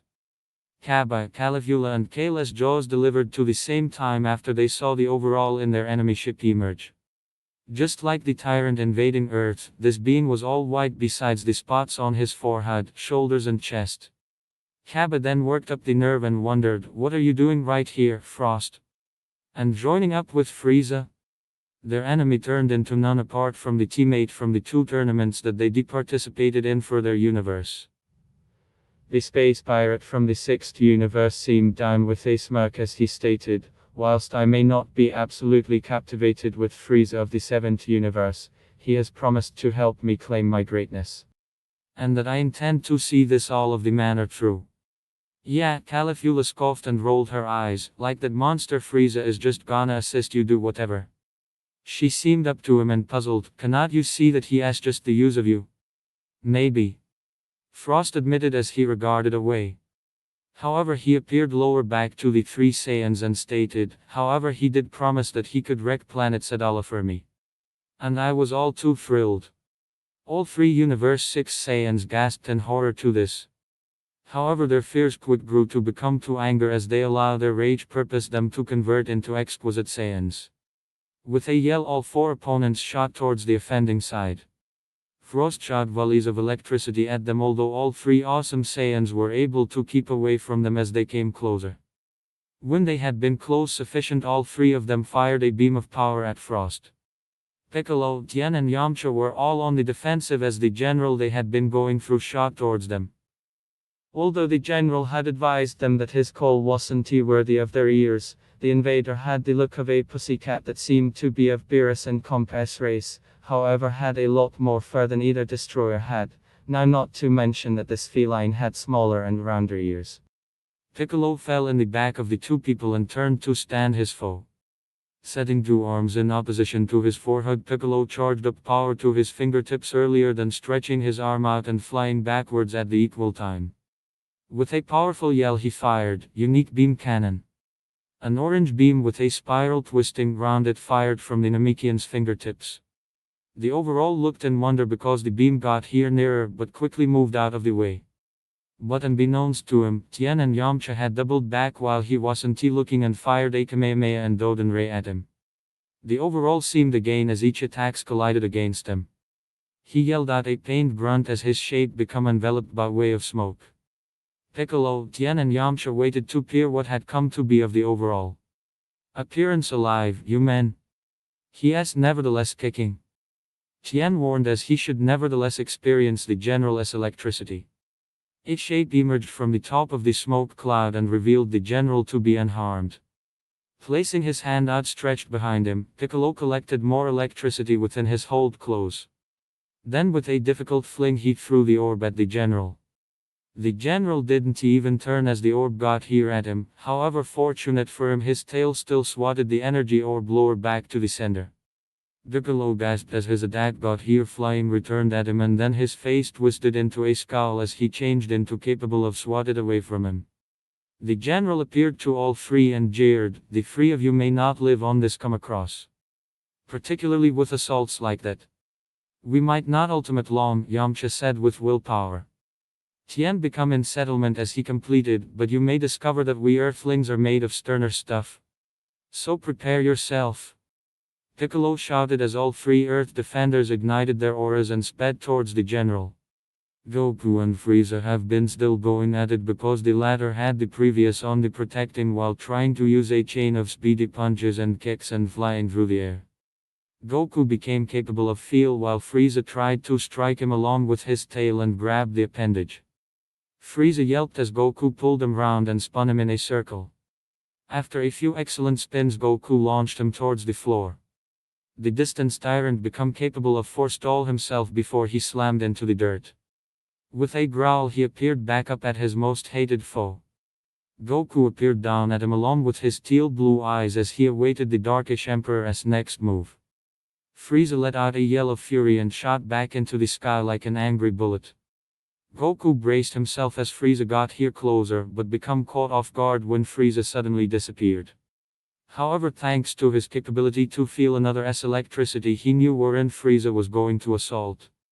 The Saiyan crossed his arms over his head whilst Frieza's joined fists got here down on him, even though the blow dispatched him falling downwards. Goku looked as much as Frieza as the tyrant dispatched down volleys of power blasts. Goku acted quick by placing his arms against his forehead and used instant transmission to avoid the raining strength. He reappeared at the back of Frieza with a kick to his again. However, Frieza had to have had a feeling that Goku could attempt something like this and become capable of seize the assault with his tail. This time Goku yelped in surprise as Frieza changed into capable of spin him around a few times. However, instead of releasing him, Frieza brought him closer and brought a kick to the Saiyan's gut. Spit flew from Goku's mouth as he grunted in pain and flew backwards. Goku was able to stop himself and clutched his aching stomach. "Guy, I am no longer making any head manner with him," Goku stated to himself. He knew that if this war dragged on, it wouldn't be tons longer before his energy become long gone. Looking up, he saw that Frieza was beginning to grow weary as nicely. Frieza's exhausted face became a smirk and he stated, "Time to kick it up a notch. It is also almost time for me to enact my grasp plan," Frieza concept with a grin. Outstretching his arms once more and placing his right foot in the back of the other.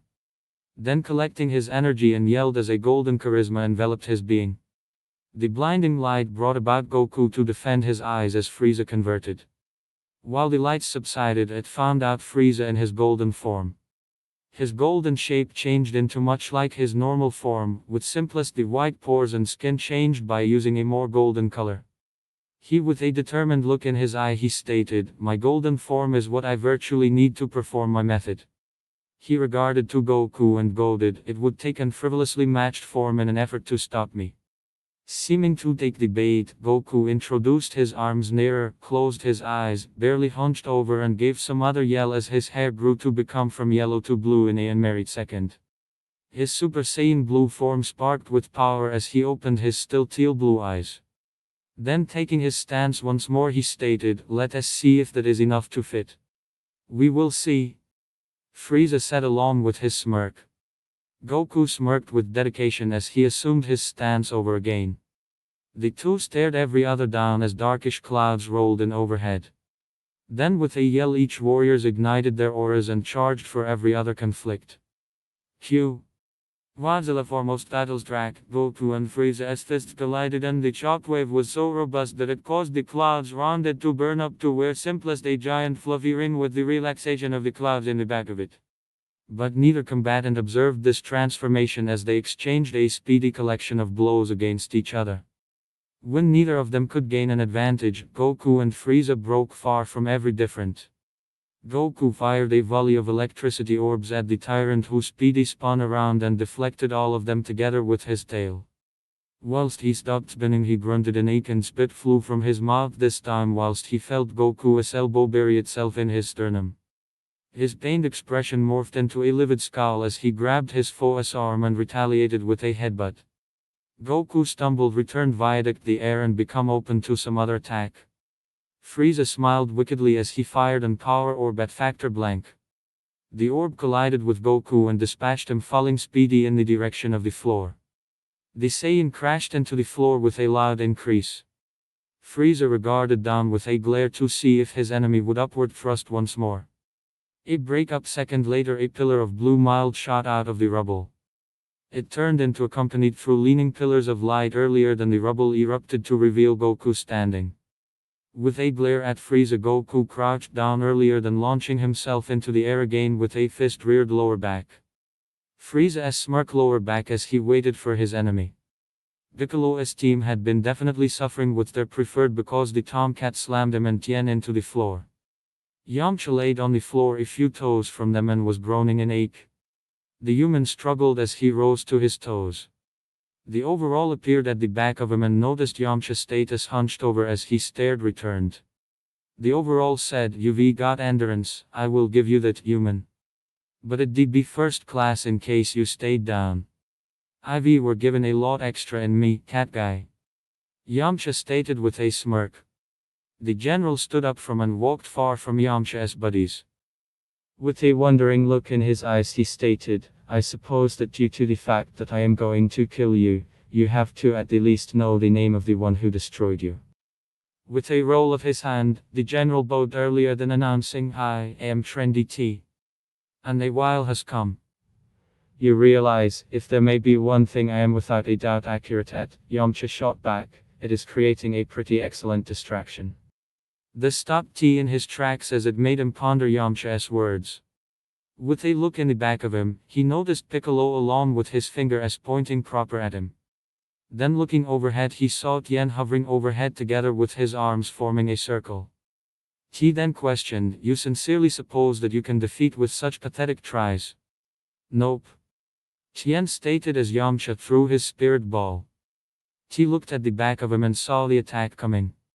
He attempted to slap it away with his tail, however the use of his index and middle finger Yamcha turned into able to circulate it quick around it to wherein it struck him in a facet.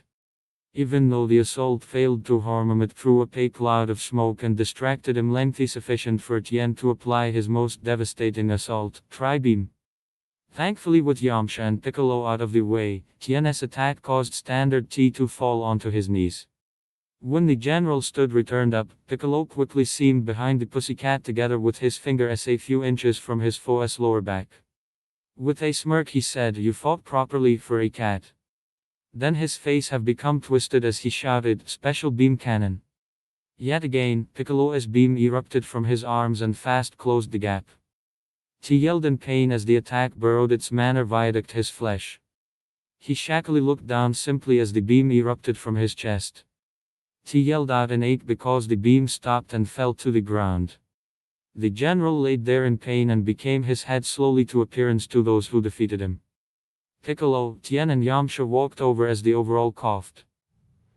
A small trickle of blood escaped his lips before he chuckled, "I constantly notion that the humans of this international have been too vulnerable and now not so foxy. Even though you will never be able to fit Lord Frieza, mainly if his plan is a hit, you've got earned my recognize." Even though it wasn't a whole lot to move on the overall S phrase, Piccolo then requested, "Is Frieza's plan genuinely to create a black hole?" Motive it sounds a touch far-fetched. Of path and no longer. It might ruin even him. With or without his golden shape. He said as his time became getting shorter. But with an arrogant smirk he said, "But I might not be telling what it is." With a dark chuckle he said, "I wish you success, fools." Hail Lord Frieza. Having had enough of this, Piccolo did a repeat from the past and slammed his fist onto the overall's lower back. The pressure was sturdy sufficient to snuff the life out of the overall's frame and create cracks into the floor. His eyes were pure white and it changed into the indication that he became not most of the living. Piccolo looked to the two people and said, "What he said has me thinking. If Frieza's plan is not clearly a black hole or something like that, then what is it? I am now not sure." Tien stated as he looked down. Yamcha then advised, perhaps we should hurry back, or go find any other institution. I am sure that they may use a few assist. It is not a bad concept, Yamcha. Tien nodded. However, then Piccolo stated, perhaps we can do both. Looking to Tien, he stated, me and you may pass the closest invasion site and notice if we will assist out. Then turning to Yamcha, he stated, you will move back and communicate with Beerus and Kampa, see what they recognize. Adequate, then. Yamcha nods and turned towards the direction of the night meal. Igniting his air of secrecy, Yamcha took off into the sky. As he were given in addition away, Piccolo regarded to Yamcha and stated, allow us break up. Okay. Tien agreed. Piccolo took a second to experience where the nearest battles raged and observed them. I feel Gohan and Krillin's battles to be the closest. Plus it might appear that the men have fused again. Then I will help Krillin's team out. Tien said earlier than commencing. Piccolo then grew to become about to go within the path of Gohan and Gotenks warfare. However, then stopped whilst he remembered about the infantryman within the deliver in the sky. Forming another orb of ki in his hand, Piccolo made sure that it would present quite the punch. With a tough throw, the Namekian dispatched the orb immediately on the ship. Then speedy igniting his air of mystery, Piccolo took off as the orb turned into capable of send the ship and those on it ablaze. The struggle with preferred LV-532 turned into a harrowing one. Broly had regained sufficient strength to fly outside the smaller ship and changed into currently averting moves from the robotic S-tail. Chile and Limo have been currently down on the ground ready to peer if they will be beneficial. Broly leaned backwards when LV-532 attempted to apply a horizontal lower. Then the usage of all four of his arms, the robotic made multiple moves along with his fists. Broly was able to block or deflect every of the blows, however he wasn't privy to the general S-tail slinking up at the back of him. With extensive eyes, Chile Speedy turned on the intercom and shouted, Broly, look out behind you. Broly regarded again just as the tail commenced wrap itself around his neck. Broly moved his hand to save the tail from strangling him simply when it made its first call. With his other hand he wrestled the tail from round his person as the overall raised his higher left hand. The hand morphed right into a buzzsaw. Broly gasped as the appendage came close to him and moved his free hand to prevent its strengthening. Fashionable LV-532 had known that Broly might try this and pointed his other three palms on the trapped Saiyan. Digits morphed into blasters and began powering up with a pink glow. Broly shut his eyes as he knew he become caught, but fortunately he had pals who had his lower back. The deliver levitated 3/4 off the ground and Chile opened fireplace with the laser cannon on the overall. The blasts of strength knocked the general far from Broly and freed him from the robot's tail. Broly fell to his knees and took a breath. Preferred LV-532 sat up on the ground and seemed to his target, however his steel gaze moved from the disoriented Saiyan to the deliver. Looking right down to both of his proper fingers he morphed them into small rocket launchers. Speedy taking purpose he fired on the deliver. Broly regarded up to the sound of the flying missiles and noticed them streak beyond him. His eyes grew extensive because the rockets crashed into the go back and forth. A second later it erupted into a massive blaze. Accomplishing out he shouted in fear, no. Limo. Chile. Jumping into the air Broly quick flew to the deliver. He landed a few yards from the wreckage and used the effective hand clap to position out the flames. When the fires subsided he ran to the shuttle and regarded into the commute. Each his buddies were nonetheless buckled into their seats, however they have been unconscious. Rearing returned a fist, Broly then banged it viaduct the windshield of the go back and forth before achieving in with both palms. Snapping the buckles off his buddies Broly then lightly grabbed them to pull them out. As he held Gile and Limo in each fingers he sponsored up from the wreckage while he felt the stinging pain of an energy shot his returned. Broly fell to his knees with a pained grunt before looking again on the robotic with a face of natural rage. The LV-532 stood at the geared up with all of his hands ordinary and his tail raised like a scorpion's. Turning his attention from the robot, Broly seemed to his friends and said, I may not allow him harm either of you anymore. Lightly laying them down on the ground, Broly then stood as much as his complete peak and turned and glared at the overall. As he thought of what the robot almost did to his pals, he felt his anger rise. The air started out to shift and the grass leaned far away from Broly as his strength constructed up. He walked far from his pals and made his manner toward the device. With a glance of rage, Broly shouted, "I want to can help you break out with this. I may not allow you." He stopped a yard or so from the general and yelled as his power reached its top. Broly endured to yell as his hair rose and fell whilst beginning to change color. Then with any other yell his trait passed off with a boom. A golden air of secrecy surrounded Broly as he assumed his mythical outstanding Saiyan shape. His eyes have been blank white as his electricity endured to climb. His height and muscle size had accelerated and his hair stuck up in a way that turned into unique from other extraordinary Saiyans. With a feral holler, Broly shot from where he stood toward the general. LV-532 braced himself and crossed all four of his hands whilst Broly landed a heavy punch. Broly on his punch dispatched the two flying backwards as LV-532 tried to shield himself from the blow. However, the enraged Broly did a vertical spin and became capable of send the robotic flying up into the air. General LV-532 turned into capable of forestall himself in midair and appeared right down to his opponent. Broly let out another shout earlier than leaping into the air and capturing closer to his foe like a rocket. The robot positioned his arms earlier than him, one behind the opposite until his lower left palm became pointing at Broly. Quick gathering sufficient electricity, inexperienced orb seemed in the robot's palm. LV-532 shot the orb on the incoming Broly, however Broly became capable of swat the strength orb again into the sky. The general fast moved out of the manor and watched as his assault soared high into the air. That become while Broly regarded subsequent to the cybernetic trendy. LV-532 lashed out with one of his fingers, however Broly grabbed its wrist and held it earlier than him. Raising his hand excessive, Broly delivered it backtrack and severed the system's limb.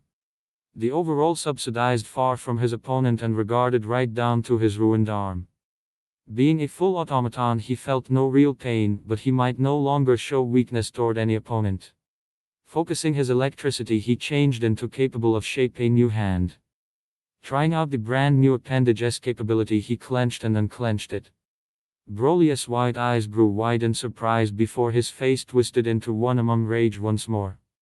With another holler, he shot towards the robotic. Fashionable LV-532 appeared up and saw his foe coming closer to him and lashed out along with his tail. Broly moved out of the manor and endured closer to his enemy. The robot shot up into the air and Broly speedy followed him. Broly threw orbs of power on the cybernetic general, though none of them was successful because the robot moved out of the way. Ultimate the gap between them, Broly's hand shot out and grabbed the general's tail. Even though now not programmed with emotion and couldn't he definitely sense something, standard LV-532 yelped as he was yanked in the direction of Broly. The legendary terrific Saiyan reached out along with his free hand and grabbed LV-532's steel head. The robot started to attempt to break out from his enemy's grip, but Broly started to pull his arms apart. Metal screamed as the overall became beginning to be pulled aside. With a final yank, Broly tore the general absolutely in half of. Oil leaked and small sparks flew out of the torn general's frame. Although his body became in horrific form, the LV-532 stated to Broly, "This victory of yours is untimely, if you assume this will defeat me. As long as I can regenerate and reform this body." Broly glared at the system, gripped both pieces tighter and declared, "Then to make sure you do not hurt my friends, I might not depart any of you standing." With a short spin, Broly then hurled the two pieces of the gadget into the air. Collecting his energy into his palms, green power orbs appeared. He flung them hard toward the pieces of the general. Widespread LV-532's torso half spun to look just because the electricity orbs collided with both halves of his being. The ensuing explosion illuminated the sky like a supernova. Broly huffed as he waited to see if the robotic by some means survived. No longer seeing any of the General S portions falling everywhere, Broly calmed himself to wherein the scholars in his eyes reappeared and his hair fell back off whilst it lost its golden coloration.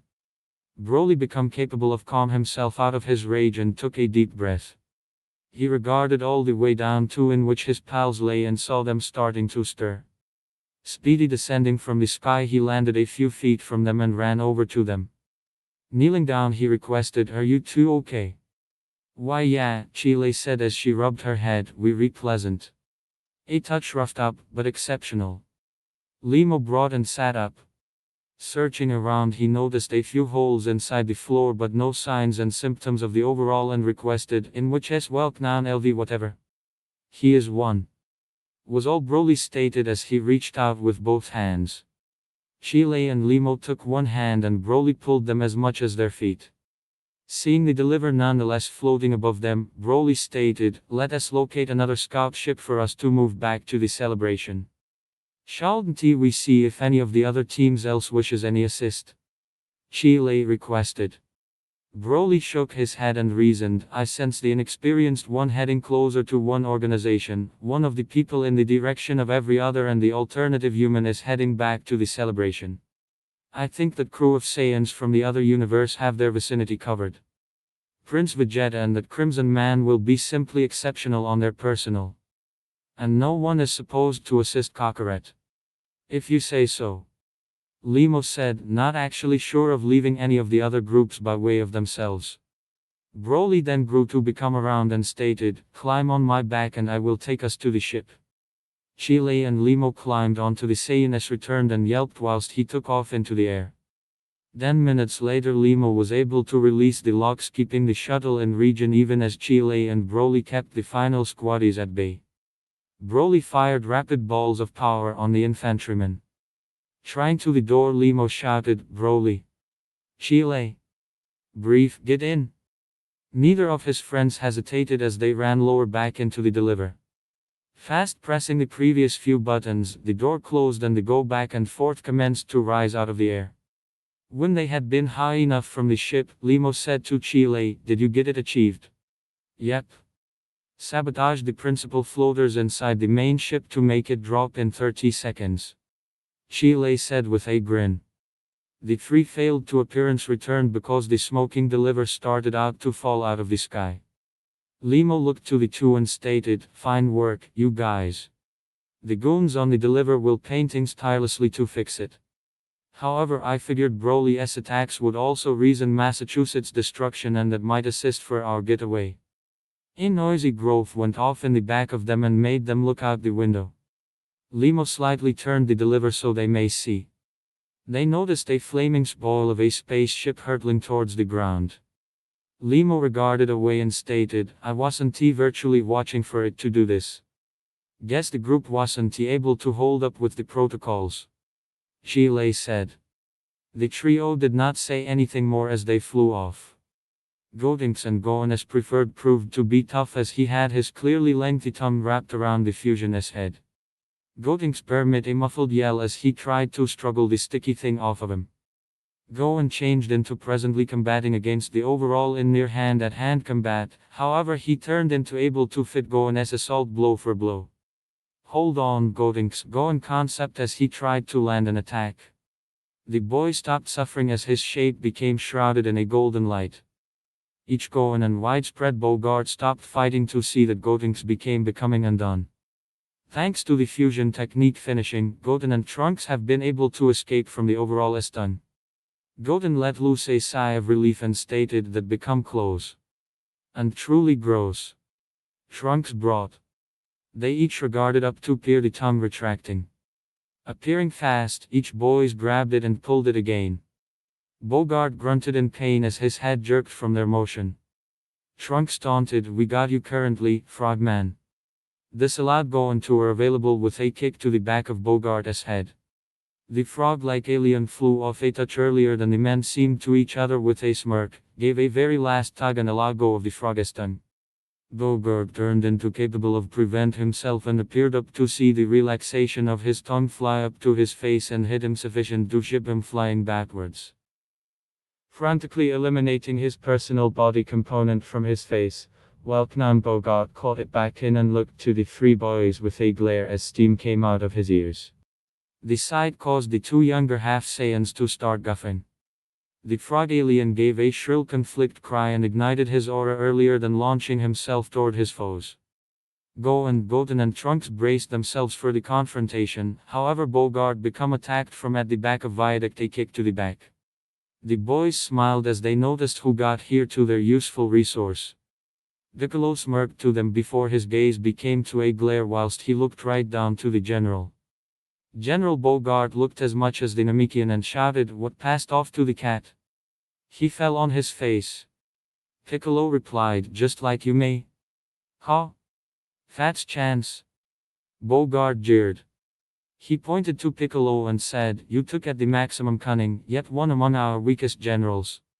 I am 2 times as robust as he was and I might not fall as smooth. And but, Trunks mentioned, you honestly sound pretty antique." "He does sound like grasp Roshi in experience." Goten notion out aloud. Bogart shouted, "I can be old, but age can include wisdom." "Enough. Permit us get this over with." Piccolo impatiently shouted. Popular Bogart raised a fist and shouted, "You are all the maximum." Unexpected thing happened as the general hunched over. Piccolo seemed to the three with an arched forehead and descended down to him.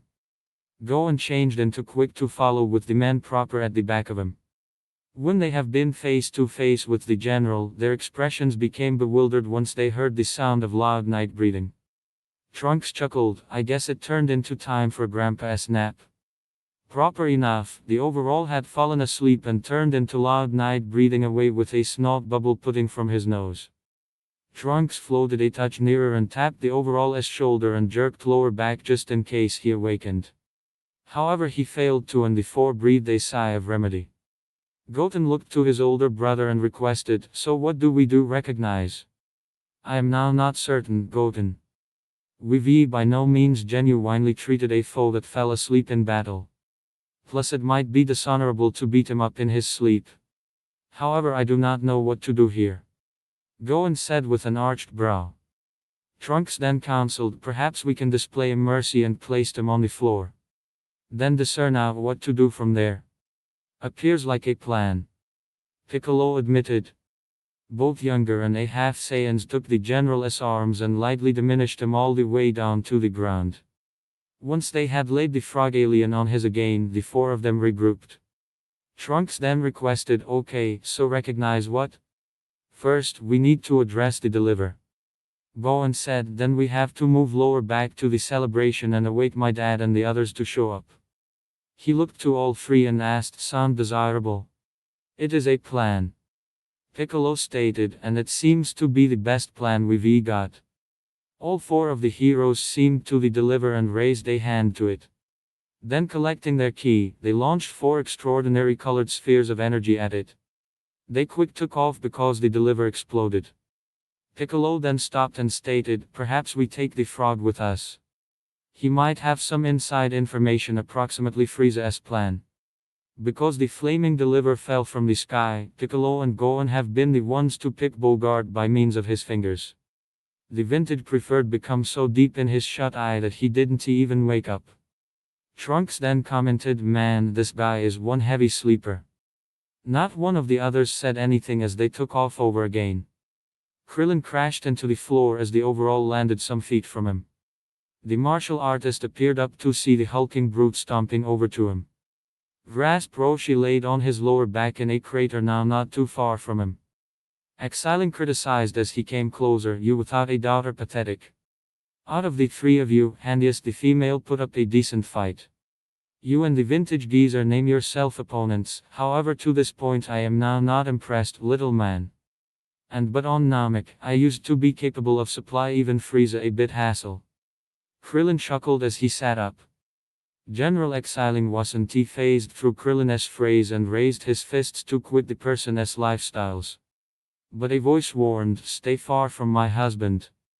Krillin and Exilin looked returned to Pier 18 status there together with her fingers crossed. Krillin smiled as he knew that 18 might have his back. Exilin scoffed and stated, "Girl, You is probably a lot more potent than him and the old man as I had said a 2D ago, however you can beat me. The three of you are handiest true sufficient as training dummies. Then excellent thing there as four people understand. A voice called from above. All three conscious fighters seemed up to look a determined blotted out viaduct the solar. Tian's voice shouted, Krillin, 18, cover your eyes. The couple failed to hesitate and squeezed their eyes shut. This confused the overall as he wondered, was sun flare? Tian shouted as his arms had been near his forehead. Then a shiny flash of light blanketed his being. The mild burned into fashionable exiling eyes and caused him to cry out in ache. Whilst the burning light subsided, Tian, Krillin and 18 shot in the direction of the disoriented fashionable. Though he could not see, exiling was nonetheless capable of use his different senses to combat. He could listen the sound of speeding wind because the earthlings moved. He grabbed Krillin whilst he got too near and threw him into 18. They both grunted as they fell again. Tian used his crane college education and ducked whilst the brute made a take hold of him. Then leaping onto exiling S again, Tian fast fired up a sphere of ki and pressed it as much as the general's left ear. A howl of ache erupted from the general as his ear was burned from the out of doors. A finger speedy jabbed into his other ear observed by means of a person sticking any other finger up his nostril. Widespread exiling grunted from the soreness from Master Roshi's finger up his nose and shook like a mad canine to dislodge both people from his again.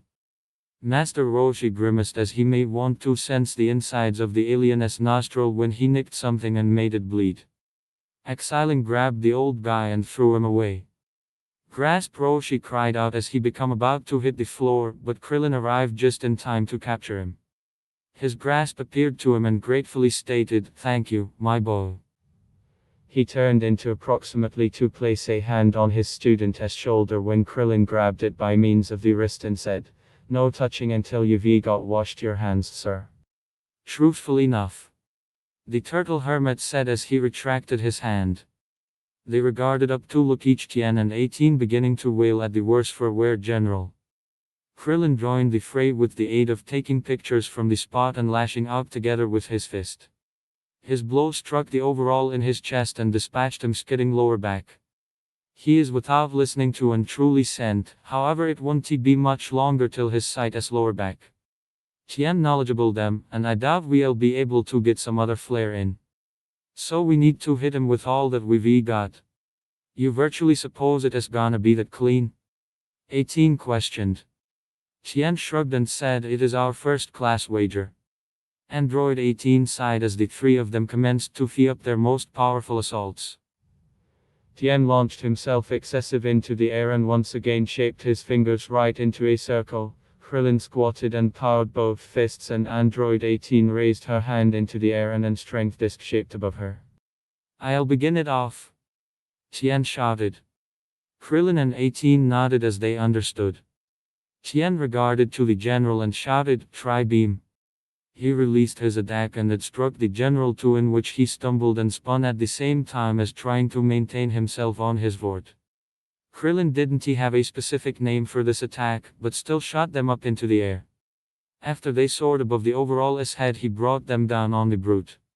The beams collided towards the overall with an explosion. 18 noticed her chance and threw the disc, Destruto disc. The disc spun because it flew towards the general. It disappeared into the smoke cloud and there has been a ill squish. The four of them seemed to every different and Krillin requested, "Do we wait to peer if yes still, you understand I do not sense his power, so I think we re-exact." Tian stated as he looked to the tower of smoke. 18 raised both her fingers and fired hastily into the column. Each blast created more smoke as 18 turned into determined to make certain the general didn't survive. She quickly stopped and grew to become to the boys to mention, "K alas pass now." Yes accuse it Sam," Krillin stated as he felt a bit afraid of her in the interim. The four took off into the sky and lower back to the night meal. As they flew side by way of side, 18 didn't appearance to him as she stated, "I might not someone communicate about you that manner." Krillin smiled in appreciation to that as they persisted on their way. Kaba, Kale and Caligula dodged a blast from Frost as he turned into capturing at them like a mad guy. Kaba regarded to Caligula and scolded, "You just had to tie his tail to an earth beehive to where it was near his butt, did not you?" She chuckled as she seemed to the angered preferred as he was truly now not satisfied with them. Kale dodged some other blast and requested her friends, "What will we do recognize? I say we come at him from three facets even as exceptional Saiyans and then assault from all round." Kaba cautioned. Caligula shrugged and said, "Feels like a plan to me." She appeared lower back and provided, "I will make us a few cover." Kale and Kaba nodded in settlement and she slowed down to turn round. Turning to stand the white fiend, Caligula held her fingers before her with her left in front of her right. She fired 3 orbs of ki at him. Frost glared as he backhanded each of the orbs. He watched the last one fall, but it proved to be a mistake as he looked lower back and gasped when he noticed Caligula in her extremely good Saiyan 2 shape with her fist balled. She landed a blow to his cheek and dispatched the previous tyrant spinning viaduct the air. Frost was capable of forestall himself and growled as he looked to the Lady Saiyan. She had a smirk as she pointed up with her thumb. This harassed Frost and made him look up to see remarkable Saiyan Kale's foot come down on his face. He grunted as she lifted her foot off and giggled on the influence she left on him. Before the white tyrant should react, a yell from Kaba tore him far from the two. Terrific Saiyan 2 Kaba regarded in the back of him and used a neck chop.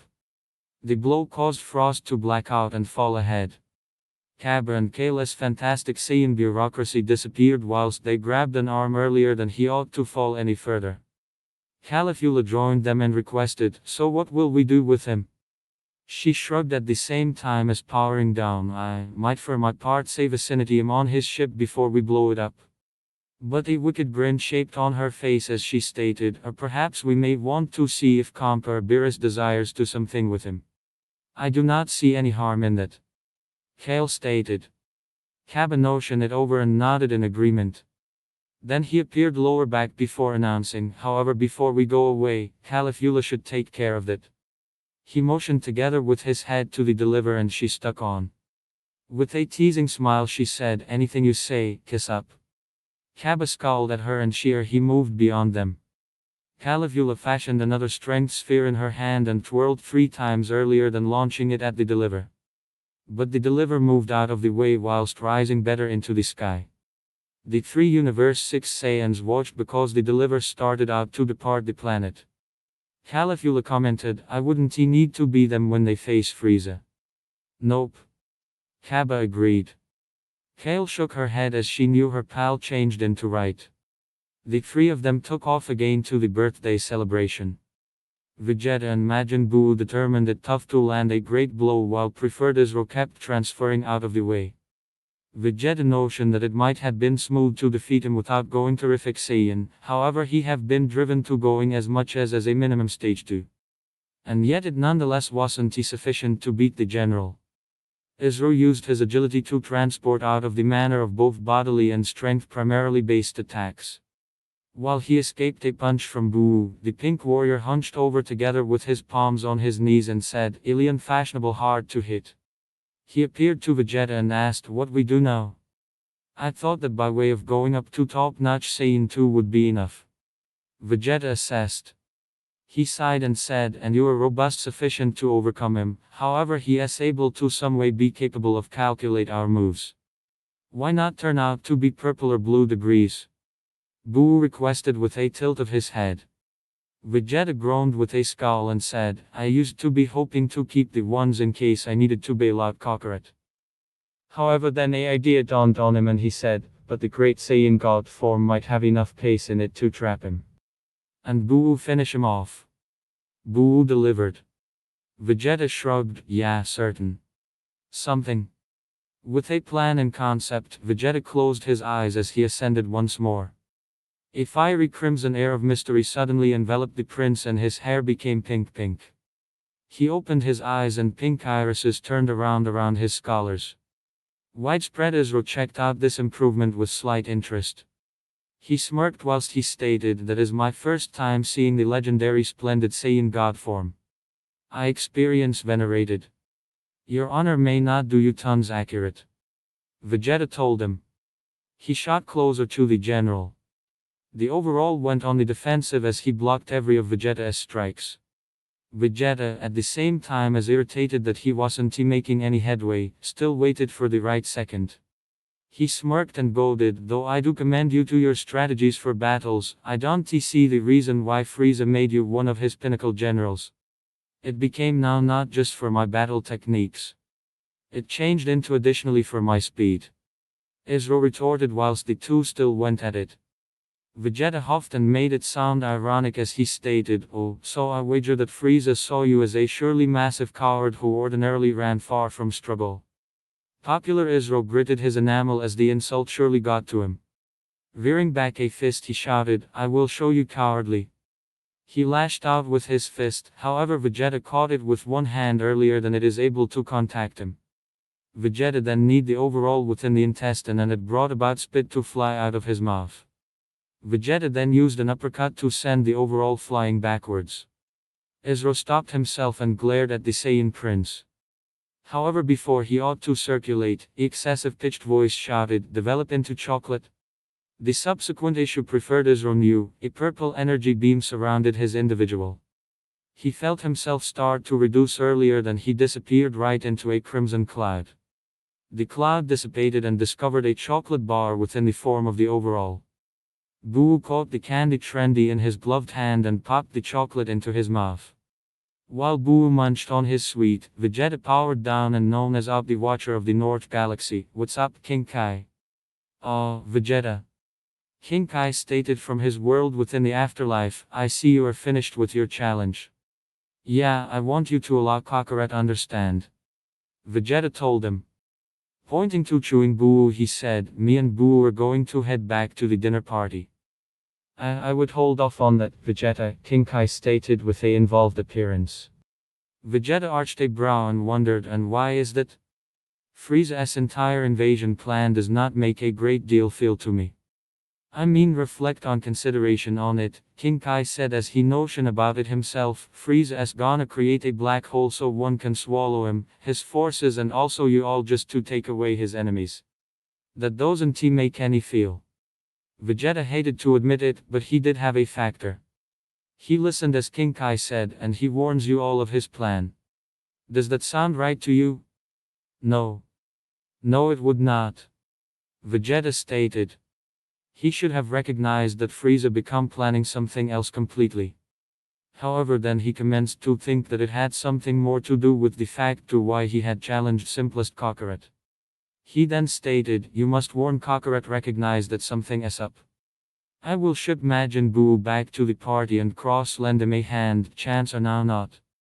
Okay then, King Kai stated and reduce off the connection. Vegeta turned to the path of Goku and Frieza's conflict and turned into about to move off while he seemed returned to Buu and said, hey Buu. Buu stated and seemed to the Saiyan. Vegeta then stated, had returned to the party and keep an eye fixed on things. Vegeta failed to look forward to a response as he took off. Buu changed into approximately to move off when he noticed that the deliver changed into nevertheless soaring above the metropolis. A childishly and depraved smile grew on his face as he had an concept. High-quality Saiyan Blue Goku and Golden Frieza have been still going at it as they have been grappling. Goku held both of Frieza's palms again even as they glared at one another. Goku then kicked the tyrant inside the intestine and it sent Frieza flying backwards. When he stopped, the radio in Frieza's scouter flickered. Frieza pressed the button and responded, what is it? We've got misplaced contact with 4 of the other ships, my lord. One among them had retreated while we misplaced communicate with General Frost. And the deliverer of Israel nonetheless hasn't answered to our tries of contact. Kikono stated. He then counseled, if we do not need the venture to be interested in nothing, you then ought to enact your genuine plan earlier than any of the other warriors of Earth arrive. Frieza sighed as he knew that Kikono became right.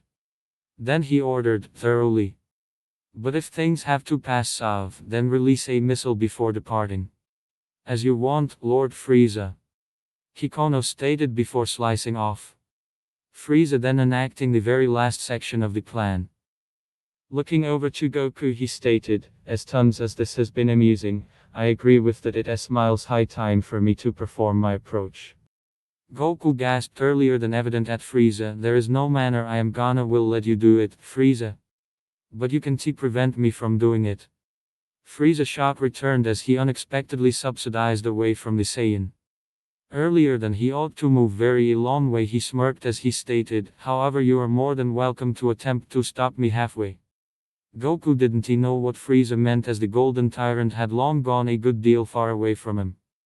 Goku shot toward Frieza as fast as he could go. Frieza's smirk grew wider and shot forward as nicely. Both fighters have been flying very rapid at the alternative. Frieza reared a fist back and watched as Goku did the equal. As they closed the distance, Goku heard a voice say through the scouter, "Lord Frieza's plan is going to work. The Saiyan will help him smash the barrier to the opposite universe." Goku all of a sudden knew that something wasn't proper with this fight. However, it changed into two past due as each he and Frieza lashed out with their fists. The impact created a shockwave that ruptured the air. It induced the nearby clouds to expand absolutely. Goku subsidized away as he watched in horror as the gap between him and Frieza started to crack like glass. Frieza set free a cackle as he shouted with glee, "It labored. It truly labored." Cease music. The pink cracks endured to grow in all guidelines as the center started out to weaken. In any other aircraft of lifestyles, the distortion appeared within the sky above an exchange Earth. Even though it did not reason panic to the people of this Earth, a whole lot extra powerful beings may want to experience it. Inside a pyramid structure placed inside a rainforest, an egg sac began to stir as it felt the tear in space and time. On an island with an inactive volcano, a beast have become disturbed from the feeling that something become wrong. In a chilly place wherein a horrible force lay dormant, the ice above it cracked a bit. And sooner or later, somewhere in the oceans of this global, a giant reptilian creature sensed the disturbance. It growled as it can experience something horrific coming on the horizon. At the birthday celebration, Beerus, Kampa, Whis and Vados Speedy stood up when they felt reality shattering. They appeared to the path of the fight with Frieza and collectively gasped once they saw a large pink crack spreading over their heads. Bulma ran over to them and requested, "What in the world goes on?" It might appear that Frieza used Goku to shatter a barrier that ends in the 13th universe. Was stated as he checked out the crack. The massive crack started out to pulsate, or it changed into almost alive. Beerus regarded to his brother and then ironically stated, "A lot for he might not be able to get into that area nonsense. Now we have a actual crisis on our arms. How become I purported to understand that little freak Frieza could were in a position to pull this off?" Kampa angrily questioned.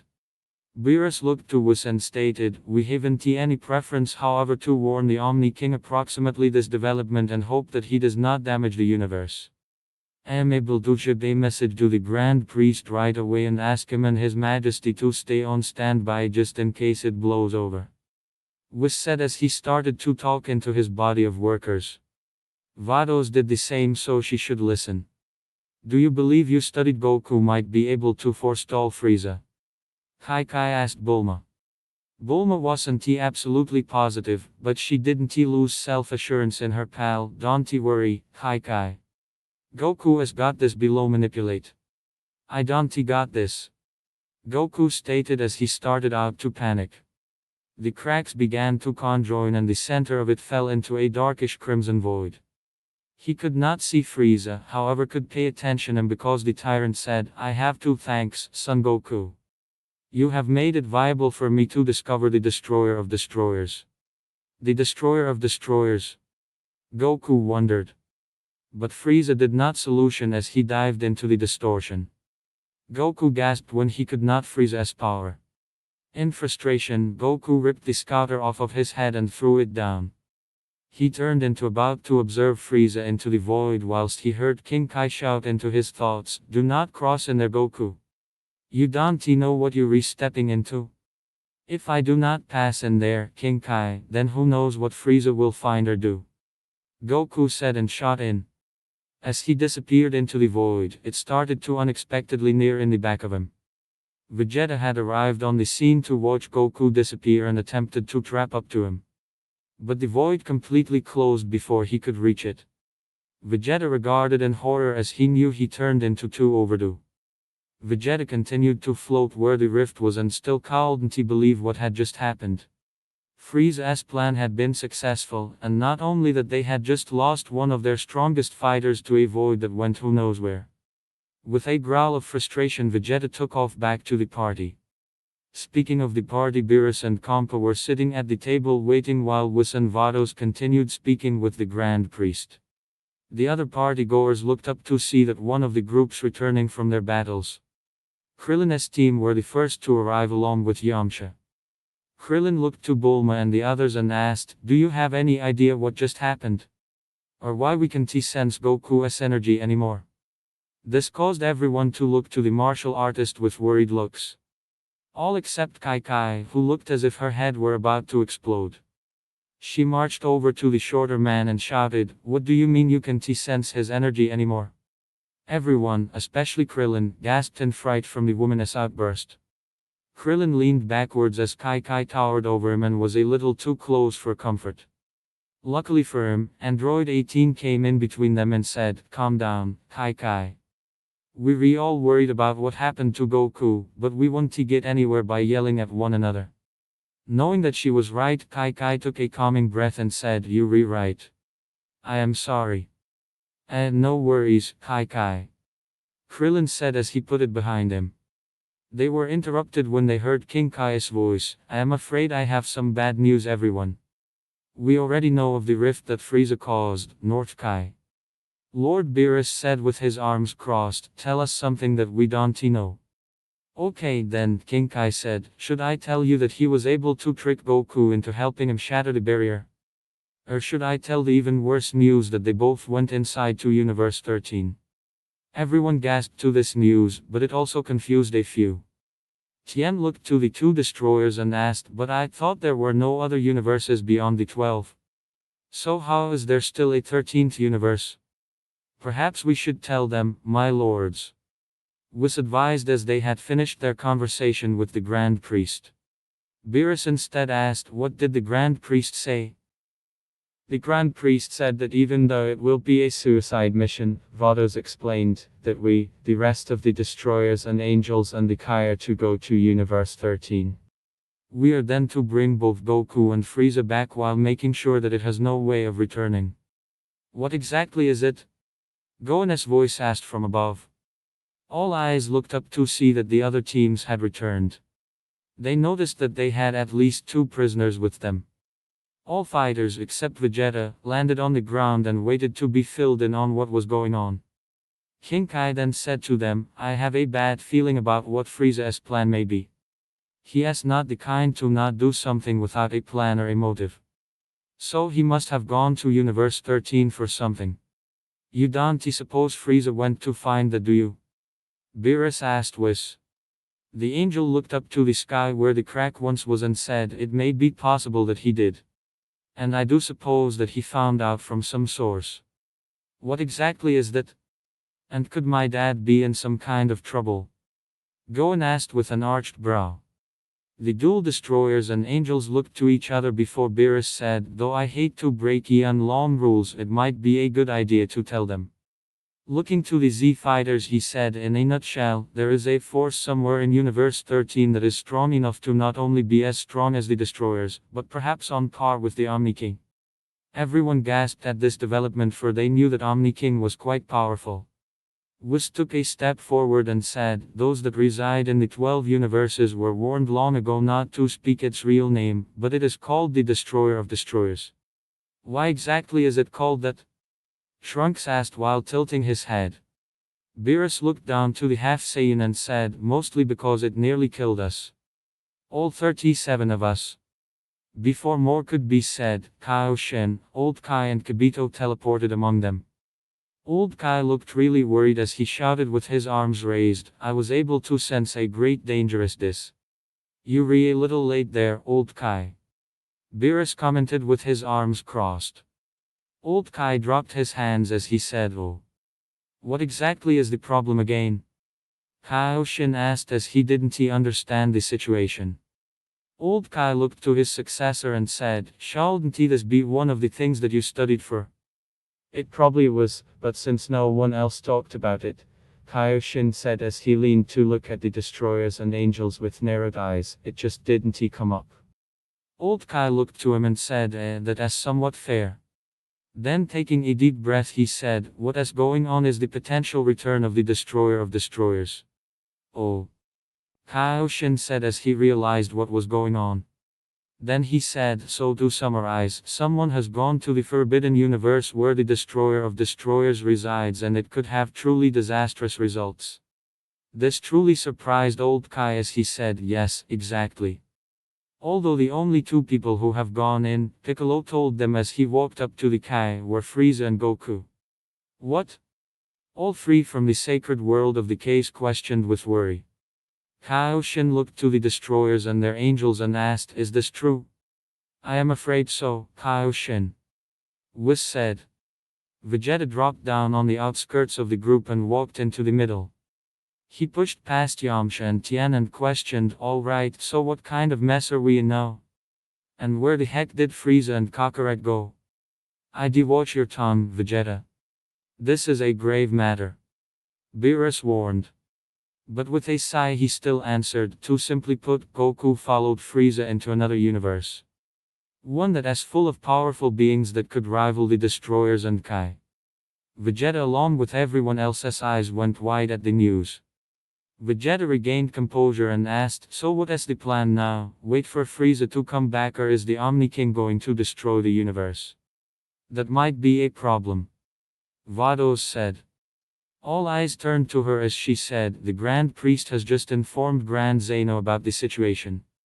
And he has instructed for all destroyers, Kai and angels to convene to the 7th universe as Earth. Was finished. Beerus looked to his angelic guide and asked, is it a universal detonation? This caused everyone from the 7th universe to become worried. Whis looked to Vados before looking back and said, not quite. The Omni King has ordered for all 36 of us to journey to the Forbidden Universe long enough to retrieve Frieza and Goku. But I doubt that it will be that easy.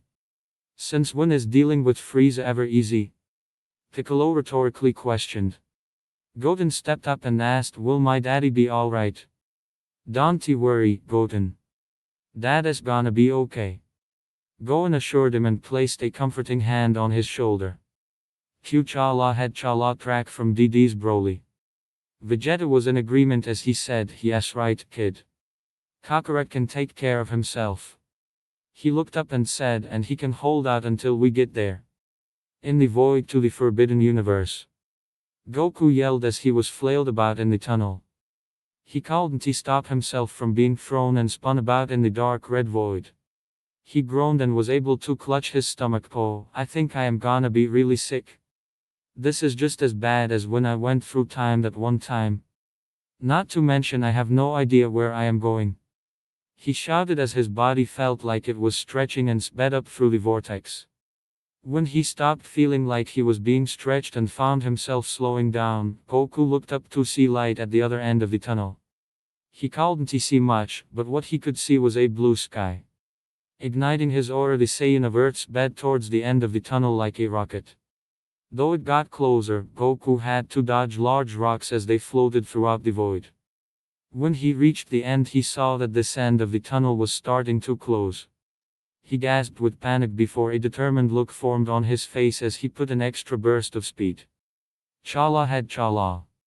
Goku was able to escape from the closing void. The Saiyan of Earth looked behind him just as the gateway closed again. When he gasped in amazement, confusion and wonder as he looked down on a world that felt like Earth, but it was much different in every way. For one thing, the land masses on this Earth were shaped much differently from his Earth. And another difference was that on his Earth he could tell where the biggest power levels were, but on this Earth it felt like all the energies were rising and falling with one another. He did however feel some power levels that rose above the rest, though they seemed to be passive at the moment. Knowing that he didn't know how this Earth worked exactly, Goku started to descend down on the planet. As he came closer to one of the land masses, he could see multiple cities from the air. He saw that he was closer to a city that had a large pillar standing before a large white house. Chala had Chala. Goku landed behind a shop and walked out onto the street. As he walked towards the giant white house, he could see people standing outside the gates holding signs. Chala had Chala. From what Goku could see, these people holding the signs didn't look very happy. He could see that some of the signs that were saying something against someone called Monarch. Looking to his left, Goku saw a person with a sign walking over to all the other people with signs. With a shrug, he walked forward and tapped the man's shoulder. Chala. End of track. The man turned around to Goku and looked the martial artist up and down. Goku then said, "Hey there. My name is Goku and I was just wondering about what you and those other people," he pointed to all the other people with signs, "are so upset about." "What?" The man questioned in disbelief. "You've been living under a rock or something, pal?" Pointing to his sign and then to the other S in the large group, he said, "We folks who are angry with the organization Monarch about how they kept the secret of actual monsters from us. And we're protesting." "Monarch?" Goku asked as he scratched his head. "Isn't that the name of a butterfly or something?" "Yeah. But it doesn't really matter at the moment, does it?" The man said as he walked away and raised his sign when he joined his fellow protesters. This still left Goku confused as he looked about. Elsewhere, somewhere across the world, a woman was just waking up for the day. It had been somewhat rough when she thought back to a tragedy from 5 years ago. She quickly got out of the bed and dressed in her most casual of clothes. The woman, known as Drive Emma Russell, was a paleobiologist scientist for the organization of Monarch. Emma looked down at a device within a black plastic case that she had been developing for a special purpose and knew that it would work. Though she was confident that it would work, she was still nervous about it. But before she could dwell on it further, a shrill beeping sound came from the kitchen. Emma looked to the door and called out, "Maddie." Kitchen. A few moments earlier, Madison Russell sat in the kitchen downstairs and had her gaze in her sticker plastered. She had her earbuds in while looking over her emails. She noticed that more than half her emails from her father. It had been a hard time for all of them since her parents had separated after the incident 5 years ago, and she didn't know why she didn't open any of his emails. But today was different as she clicked the email open.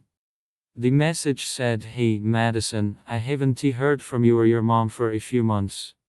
I hope the two of you are having fun. Here are a few pics of the wolves that I am studying. Aren't they cute?" Emma scrolled down to get a look of the photos and saw multiple pictures of the wolf pack. She did think that they were adorable, but was also a bit jealous that they had more of her father's attention. Emma scrolled down a little more and found a selfie among the photos. It was of her father and noticed that he had a little more gray in his hair. A smile formed on her face when she saw that he had a silly face. The image brought back happier memories as she started to respond. Her message read, "Sorry I haven't written back. I miss you. But there is also something I want to talk to you about. It is about mom and I am starting to get worried." Before she could write more or send it, the shrill beeping of the smoke detector. Quickly getting up from her chair, she cried, "Oh man. Not good. Not good." She ran over to the stove as the smoke boiled over a frying pan of burning bacon. The smoke started to fill the small kitchen as she removed the pan. But it was too late as the bacon was ruined. Emma quickly entered the room and said, "Maddie. Good morning." Madison blurted out as she made her way to turn off the smoke alarm. As she reached up for the device, she said, "I made us breakfast." "I can see that," Emma said with a smile. Madison then said it was supposed to be eggs, toast and what was once bacon. "And what would be recommended?" her mother asked. Madison chuckled and said, "The eggs and toast. Sounds good. Thank you," Emma said before she turning to the counter and noticed the open computer. Madison tried to look casual while reaching over and pushing it closed. Then holding up the pot, she asked, "Coffee?" What were you doing on the computer? Emma asked her daughter. Madison thought that she could just shrug and say nothing, but decided to be honest and said, "Dad's been emailing me." Oh, Emma said. She held her surprise in check as Madison continued, "He looks good.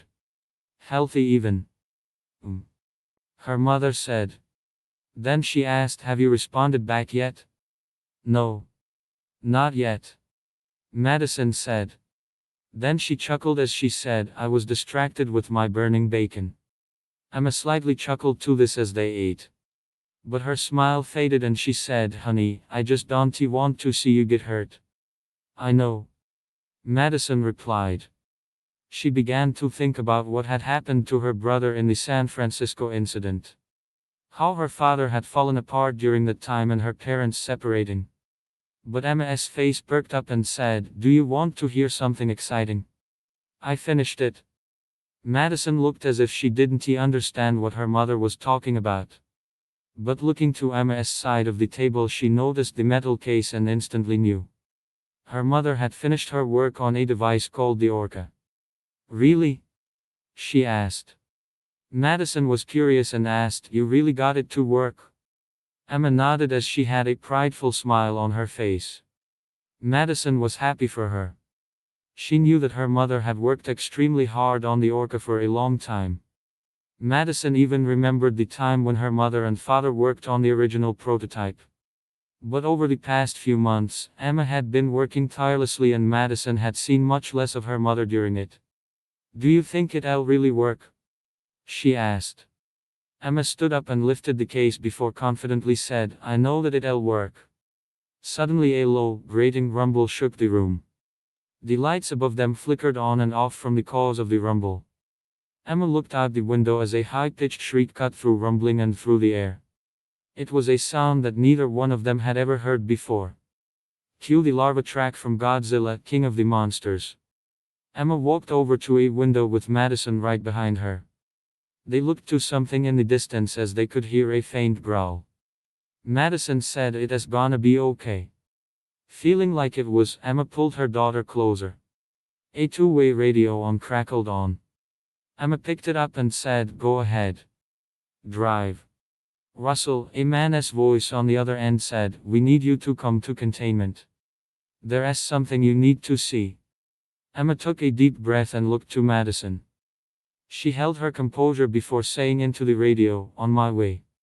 Both Emma and Madison moved to get to a pyramid in the distance.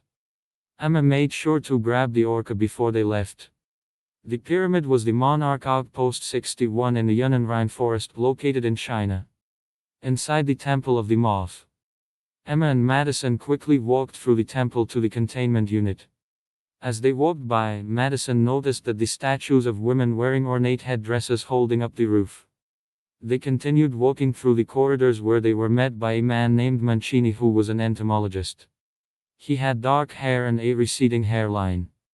The man had a real knack when it came to insects. "What in the world happened here?" Emma questioned the man. "Drive." Mancini shrugged and said, "I have no idea. She was sleeping soundly until a few minutes ago. Then all of a sudden her radiation levels started to go through the roof. Almost like something disturbed her rest." The three went deeper into the temple and Emma looked about the temple's corridor. Before going through, Emma looked to Mancini and said, "You know, Tim, I could take it from here. Why don't you go and get some rest?" "No way," Mancini said with a smirk. "Sleep or no, there's no way I am going to miss this." Emma didn't like his answer but didn't say anything as they continued into the room. Madison stayed behind for a moment to watch a couple of Monarch scientists as they worked on a wall sculpture that showed a giant moth. They soon entered a room that was full of computers and other types of surveillance equipment. Maddie looked about and watched as Monarch scientists and the like moved about the room. She turned her attention towards the central chamber and the giant X-ax sitting upon an altar, being watched over by 4 giant statues of women wearing the same headdresses. The young girl was wondering if it was time. Madison looked to the X-ax as it pulsed a blue color. "Sedatives?" Emma questioned as they walked up to the glass. "Drive." Mancini shook his head and said as she put on a headset, no effect. She wants to be born. Emergency protocol is in effect. A man on the Pennsylvania system said. A high-pitched chitter cut through the entire chamber. They watched in awe as the egg sac started to pulse and move about. Her time has come, Emma said as she came to stand next to her daughter. The pulse of egg sac started to move. Suddenly the egg sac tore open at the top from the creature within. Then as a grub-like larva wiggled itself out, it caused the egg sac to tear even more. She stood towering over everything in the central chamber. The giant larva chittered as it turned to face the human as they gazed upon her. Meet Titanus Mosura. Drive. Mancini said with a smirk, or as we like to call her, Mafra. Madison finished. Emma was astounded as she said, incredible. Activating containment grid, an automated voice said. Then suddenly, a blue laser net surrounded the Mafra. She was somewhat startled by it and looked about. She could see the heat of the humans as they surrounded her with shock rifles. Suddenly, the top of the containment grid sparked and flashed red before the lighting turned blue again. What is happening? Emma turned and questioned. Mafra became startled and used her legs to smash the walkway surrounding her. Mancini looked about the equipment and shook his head. I don't know. All I know that something is really wrong. He looked to Emma and said as she came over, all the containment systems are failing, the perimeter alarms are going off. It is like the whole network has gone insane. How is that even possible? Emma questioned as she didn't understand. Drive. Mancini then said with worry, I think that someone else is doing this. But Mafra's sudden bellow shook everything, almost as if it were a warning. The scene became terrifying in a matter of seconds. Emma grabbed a radio and ordered to the team with shock rifles, all containment units, stand down. I repeat, stand down. You are scaring her. Her command came too late as the containment personnel started to surround Mafra. The giant larva started smashing equipment while she panicked and knocked over one of the personnel. The same containment personnel stood back up and opened fire with an electrical shock. Mafra gave out a pained screech as the electricity coursed through her body. But all it seemed to do was make Mafra angry as leaned down and spat silk at them. Then turning to another set of guards she kept spitting silk. The silk hit the guards and bound them to stone or metal. The rest of the containment unit tried to run away, but one fell to the floor and was grabbed in Mafra's mandibles. The man screamed as Mafra shook him like a rag doll before flinging him into a web. Madison looked at the chaos ensuing before looking to the left and saw Drive. Mancini opening a panel and reached for a big red button. She gasped when she realized that Mancini was planning to destroy Mafra. But Emma grabbed his wrist and said no. Drive. Russell, Mancini reminded, I am sorry. But you know as well as that protocol dictates that we must terminate. No. She firmly said. Then picking up the case she said, I will handle this. Emma, we don't know if it'll even work. Mancini tried to reason. But Emma wasn't deterred as she walked to the decontamination entrance. Swiping her Monarch card, Emma was granted access. Madison tried to stop her. Mom, no. Madison, stay here. Her mother told her. She reminded her daughter it is gonna work. Emma stepped into the decontamination room and closed the door behind her. From above, a decontaminating gas was released. Once the system had deemed her to be clear, Emma was allowed to step into the main chamber. Mafra screeched as Emma came closer, not fully trusting her given the circumstances. Emma was terrified as she moved closer to the Titan, but she kept herself moving with purpose. When she felt that she was close enough, Emma slowly kneeled down and opened the metal case while not removing her eyes from Mafra. The orca unfolded to reveal that it had several screens that reached beyond the case, along with speakers and an amplifier. Mafra didn't seem too happy with the orca and thought it was something like the shotguns. She moved in an agitated fashion as Emma set up the machine. Soon the orca was activated and pulsed its sound through the chamber like a song. It seemed to agitate Mafra even more and spat more silk at Emma. Madison tapped on the glass and screamed, "Mom!" The human was able to dodge the shots, but Madison couldn't just sit idly by. Without thinking, she grabbed Drive. Mancini escaped and ran for the decontamination door. Mancini reached out for her and shouted, "Madison, come back." But Madison didn't listen as she swiped the Kakarot. She stepped in and waited for the disinfectant mist. Once it sprayed and over with, Madison ran into the chamber. Her entrance alerted both her mother and Mothra as the Titan looked over to the girl. Emma shouted, "Madison, go back." Madison kept running towards her mother with not a plan, but a conviction. She knew that Mothra shouldn't be their enemy. Emma struggled to find the right frequency as Madison knelt by her side. Mothra reared up in anger while Madison watched in fear. Mothra started to come down upon them just as the Orca's screen flashed, "Alpha frequency found."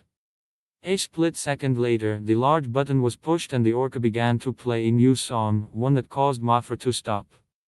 She listened to the new sound as it went, thum thum, thum like a heartbeat. Both Emma and Madison looked up as in amazement as she looked down at them.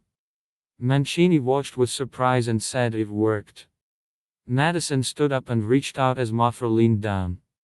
Emma smiled as her daughter was only a few inches from making contact. Madison lightly touched the Titan and was gently blown back by Mothra's breathing. Both her and Emma chuckled as they stood side by side. End of track. Emma looked back to those that were still within the surveillance room with a smile. Even Drive. Mancini was smiling, but then an explosion knocked them off their feet. Emma caught Madison as they fell to the floor. They watched in horror as invaders swarmed into the chamber with machine guns trained on the scientist and gunned them down. Even Mothra was startled as she reared back up. The slaughter continued as more Monarch associates were struck down. Drive. Mancini looked back as he kneeled on the floor and saw a much older man flanked by two more of his men enter the room. The man stopped before Mancini as the doctor stood up with his hands raised. Mother and daughter jumped screamed in fright as the man shot not only through Mancini's head but through the glass wall as well. Emma protectively wrapped her arms around Madison, who whimpered in fear. The man walked into the chamber and looked at the two before turning his gaze towards Mothra. Mothra screeched in anger to the intrusion while the man looked on with cold and empty eyes. He then set his gaze upon the Orca as it continued to go off. Looking to the carnage he and his cohorts had brought, he turned to one of his men and said, "Bring those two in the machine. And on our way back out, alert the flight crew that we're restarting from the bottom to the top of the world." "Yes, sir," the soldier said while two other soldiers flanked Emma and Madison. Mount Everest as peak. Cue unexpected bounty track from DD's Broly. Thanks to his ability to breathe in space, Frieza stood at the highest point above the world. As he knew that Goku was more than likely to have followed him here, but Frieza didn't have time to worry about the Saiyan at the moment. He was currently tuned into this Earth's radio frequency with his scouter. The White Tyrant could hear an interesting conversation going on. "The boss says he has got what he needs to wake the Titans. He wants us to be ready to take off. Our orders are to head to Monarch Outpost 32. Roger that." Another voice acknowledged. Frieza pressed a few buttons and grinned at the results. It seemed this scouter was filled with all sorts of neat upgrades, as it came with a holo image display. The scouter pulled up a map that represented this universe as Earth. It displayed a few locations throughout this world and showed him where to find Outpost 32. It didn't take him very long and saw it at the bottom of the world. With a sigh he said, "Though it is unnatural of me to request the aid of humans, they seem to know this world far better than I do." He smirked as he thought, perhaps this group can point me in the right direction to the destroyer of destroyers. He pressed the button to retract the holo image. Igniting his magenta aura, Frieza took off to the sky as he had a destination in mind. End of track. Goku still walked through the town as he still had no clue about what to do. He was still worried about having Frieza here in this universe and on this Earth. As he passed by a TV shop and looked at the screens. Cue memories of San Francisco track from Godzilla, King of the Monsters. What he saw was the destruction of a few cities. Goku said to himself, man, that must have been one fierce battle. Goku was shown how the people of this world were angry with those people of the butterfly people. The screen switched to an image with two giant-looking creatures with red eyes, long limbs, and one of them was smaller and had bat-like wings on its back. A news reporter flickered on and said, thousands had gathered in the Bay Area last night to honor the victims of the 2014 attacks. It was part of a wave of memorials and protests demanding that the secretive monster hunting organization known as Monarch be held accountable. The television showed a video of people standing in mourning over the loss of loved ones. Goku felt a little sympathetic for those people as he continued to watch. The recent spike in Massachusetts die-offs in the world's oceans, another reporter said, could be caused by the efforts to locate and track Godzilla. Goku's eyes widened in shock when the television showed a short video of Godzilla. He saw that it was a giant reptilian beast with a square-shaped head, large dorsal fins on his back. He was caught off guard when it showed footage of amusing fire from his maw. He listened in as a third lady said, the top leaders of the mysterious Monarch organization will face another intense grilling as the government continues to push for the extermination of the Titans.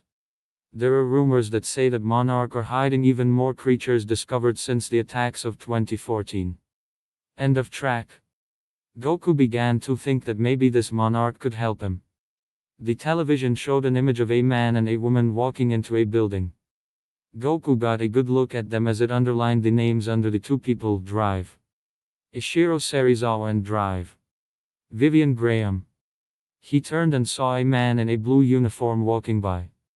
Holding his hand up, he walked to him and said, "Yo, mister." The policeman looked to Goku and said, "Yes, sir. What can I do you for?" Do you know where I could find this Drive Serizawa guy?" Goku asked while scratching the side of his head.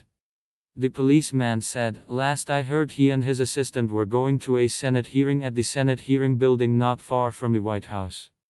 "So he's near the giant White House that is behind the tall pillar?" Goku asked to recap. The cop nodded and said, "Have a nice day, sir." The policeman walked off whistling to himself. Goku was about to take off when he realized something. He turned around and shouted, "Hey, wait. I don't know what the Senate hearing building looks." He found that the policeman was already rounding a corner like. With a sigh, the scion of Earth lifted off the ground and flew back towards the White House. Goku landed on top of the pillar and looked about. He saw that there were a few buildings that looked really big besides the large White House. Then he snapped his fingers and said, "I know. I'll try really hard to locate his energy and go from there." Closing his eyes, Goku began to feel around for Serizawa's energy. He quickly looked about most people within the fancier buildings. Then looking another building, he could see a mental image of the man he was looking for. Goku placed 2 fingers on his forehead and disappeared using instant transmission. Godzilla roared as he rammed into the female Muto and knocked her onto her back. It turned out to be video as the feed cut to Godzilla using his atomic breath on the Muto. The man who was showing the video said, "What we are witnessing here, senators, is the return of an ancient and forgotten superspecies." He stood between his fellow Monarch comrades and a few higher-ups from the military, including Admiral Stenz. Before them, however, sitting at a semi-circle table, were a group of senators of the United States.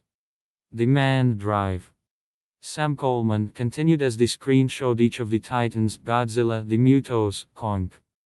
"We believe that these Titans and others like them provide an essential balance to our world."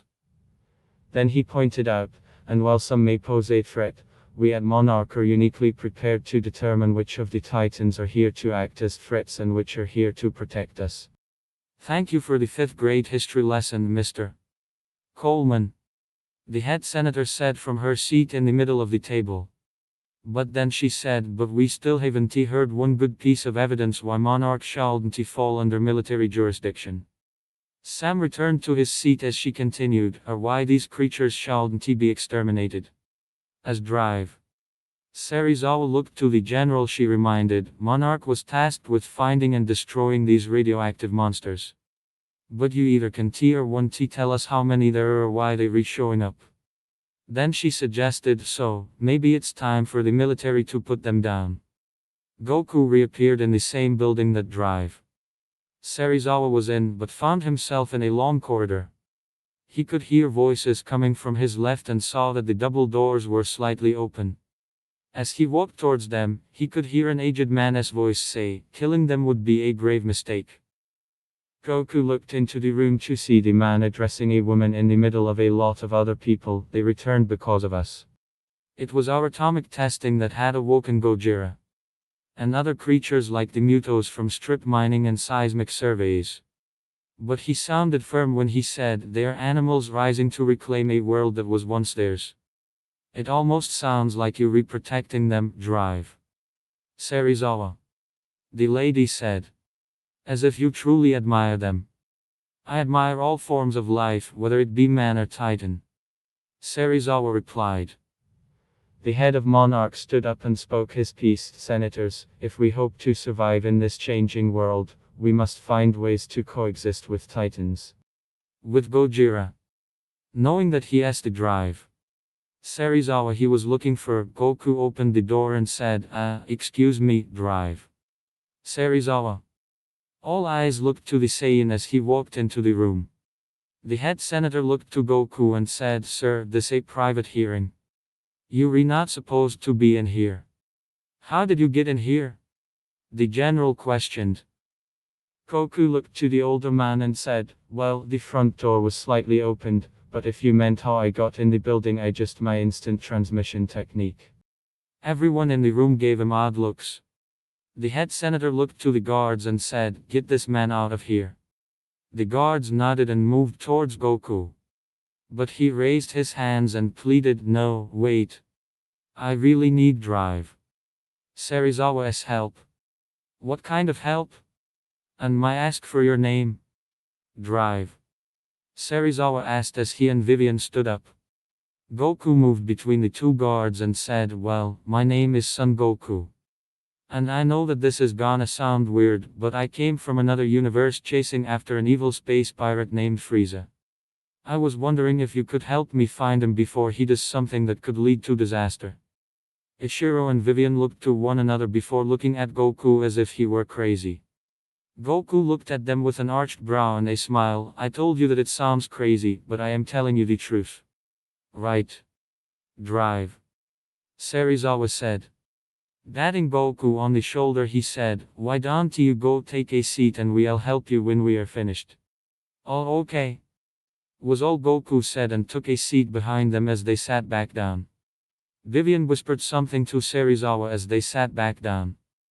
Goku then watched as they continued with their meeting. As we were saying, we need to form a somewhat symbiotic relationship. If you will. Then she put out an example, like the lion and the mouse. Or the scorpion and the frog. The senator counterpointed. Goku leaned forward and whispered, why do they keep talking about animals? Coleman looked to Goku with an arched brow and said, they're reusing them as examples. Oh. Goku said as he somewhat understood. The head senator asked, so you do want to make Godzilla our pet? No. Drive Serizawa said, we would be his. This caused all the senators to laugh as they thought it was ludicrous. The man next to the general placed his head in his hand.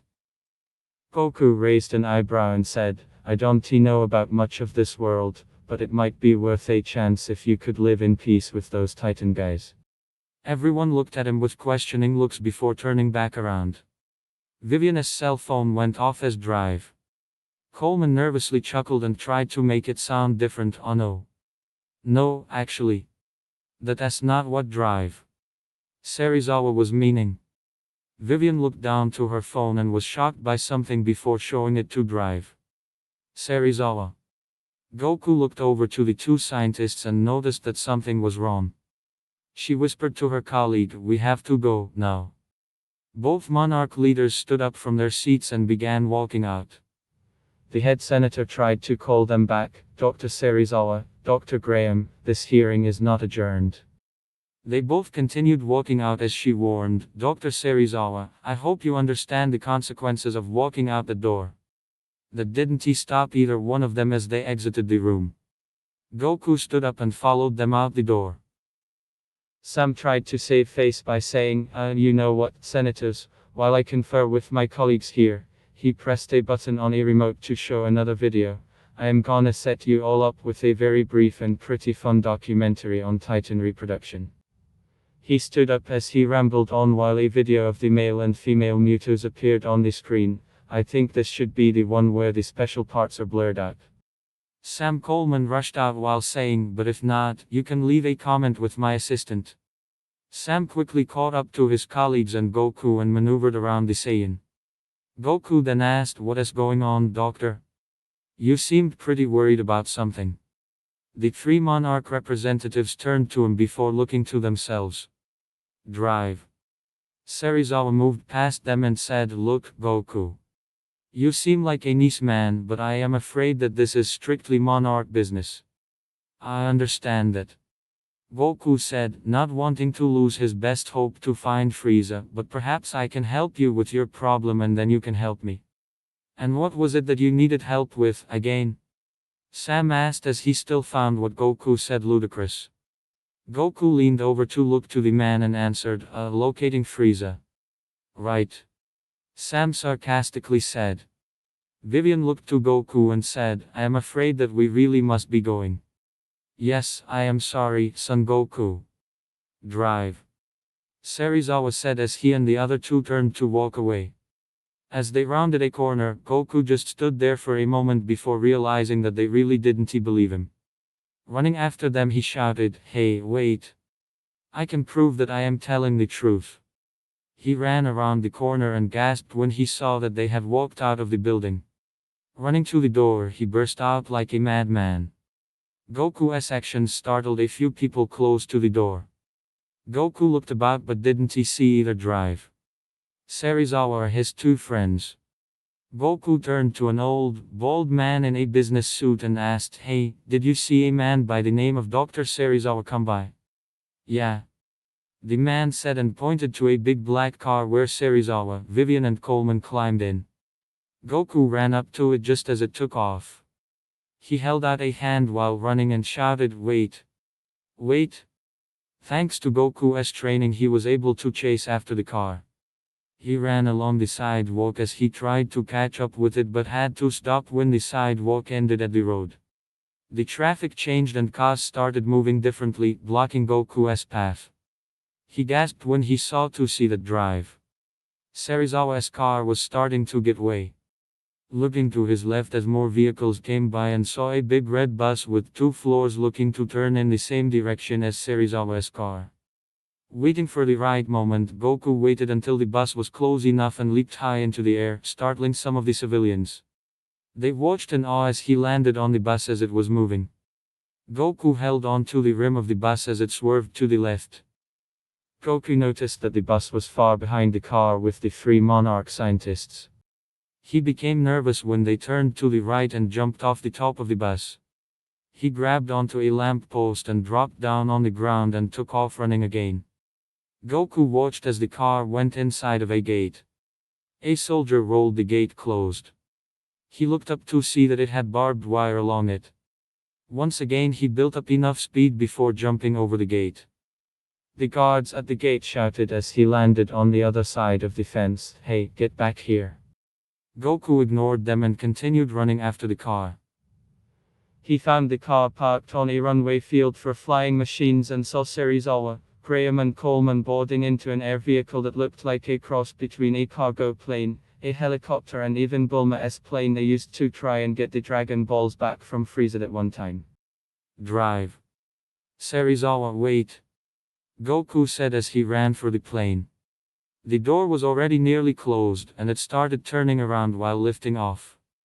Goku leaped high into the air and crashed against the windshield of the odd plane. It startled the passengers inside. Goku pulled his face off of the glass and said, Drive. Serizawa, I can show you that I am telling you the truth. But they couldn't hear him over the rotors plus the glass as Drive, Serizawa placed a hand up to his ear and mouthed the word what. Goku groaned and said, darn it. They really can't hear me. Guess I'll just have to show them. Then placing his 2 fingers against his forehead and vanished from the windshield. The next second he appeared a few feet behind Coleman and wobbled from the plane as it got higher in the air. He looked back to see Drive Serizawa and his colleagues looking at him with bewildered expressions. Serizawa walked closer to Goku and asked, how did you do that? I told you back at that hearing place. Goku answered with a smile, I used my instant transmission to appear in the building. And I learned the technique from another planet within my universe. You were telling the truth. Vivian deduced. Then she asked, so you've actually come from an alternate universe? Yep. The universe that I come from is Universe 7. Goku responded. This caused their eyes to grow wide and Coleman asked, exactly how many universes are there? Including these 2? Goku said as he thought about it. Then he answered, 11 others. 3 sets of jaws dropped when he said that. But then Goku looked up in confusion and scratched the side of his face as he said, although, me and my friends were told that there were originally 18 universes, and 6 were destroyed by the Omni King. He walked to the front of the aircraft and said, but I am thinking that for some reason your universe was left alone. Why do you suppose that? Drive Serizawa asked. Goku shrugged and said, I don't know. Not meaning to throw you off track from this fascinating story Sam started. Then he reminded, but I remember you saying something about a guy named Frieza, just how dangerous is he? Really dangerous. Goku said to him. Then he gave an example, he is able to annihilate worlds. The 3 and the pilot gasped from this. Drive Serizawa asked Goku, you said you followed him here. Do you know why he came here? I am afraid I don't. Goku shook his head. Then he explained, for some reason he needed me to help him break open a barrier for a brief time. And I followed him in and wound up here. But then with a clap of his hands he said to Serizawa and Graham, but if I recall, you guys looked a bit worried about something. Vivian and Ashiro looked to each other before the former nodded. Drive Serizawa then said, one of our sites had been attacked not too long ago. Oh no? Goku gasped. Then he said, though I doubt it was Frieza. It is not really his thing. Nonetheless, Vivian said to keep them on track, we're on our way to get someone's help find them before more harm comes. Then lead the way. Goku said with a smile. Then looking to Sam he asked, could you tell me what kind of aircraft this is? It kind of reminds me of something my friend Bulma has. It is called an Osprey. Sam told him. Then he arched a brow and asked, you do know what Bulma means, don't you? Goku nodded. The group didn't say anything as they continued flying. Somewhere in the mountains in Colorado, a sea of wolves had been tearing into a deer carcass. The searching party growled as they tore the deer's flesh from its body as a man watched from at the back of a fallen log a terrific distance away. The person's name changed into Mark Russell and he watched the wolves at the same time as being attentive to them along with his system. He clicked a digital camera while he were given a terrific shot of one of the wolves. He regarded up from the camera as he continued to look at them. He placed a hand to his headphones and listened while a device measured the growls they made. But then a new sound rose over the sounds of growling wolves. Mark knew this sound as rapid spinning helicopter blades whirring. The sound was enough to make the wolves run far from the kill. Mark quick stood upon his toes and looked as much as the clouds as it sounded love it turned into directly over them. He watched as an osprey descended from the clouds like an angel coming down from heaven. The wind created from the blades caused the nearby grass to fall away from the osprey as it landed. Mark watched because the shipment doorways opened and saw more than one acquainted faces step out and accompanied by way of unfamiliar ones.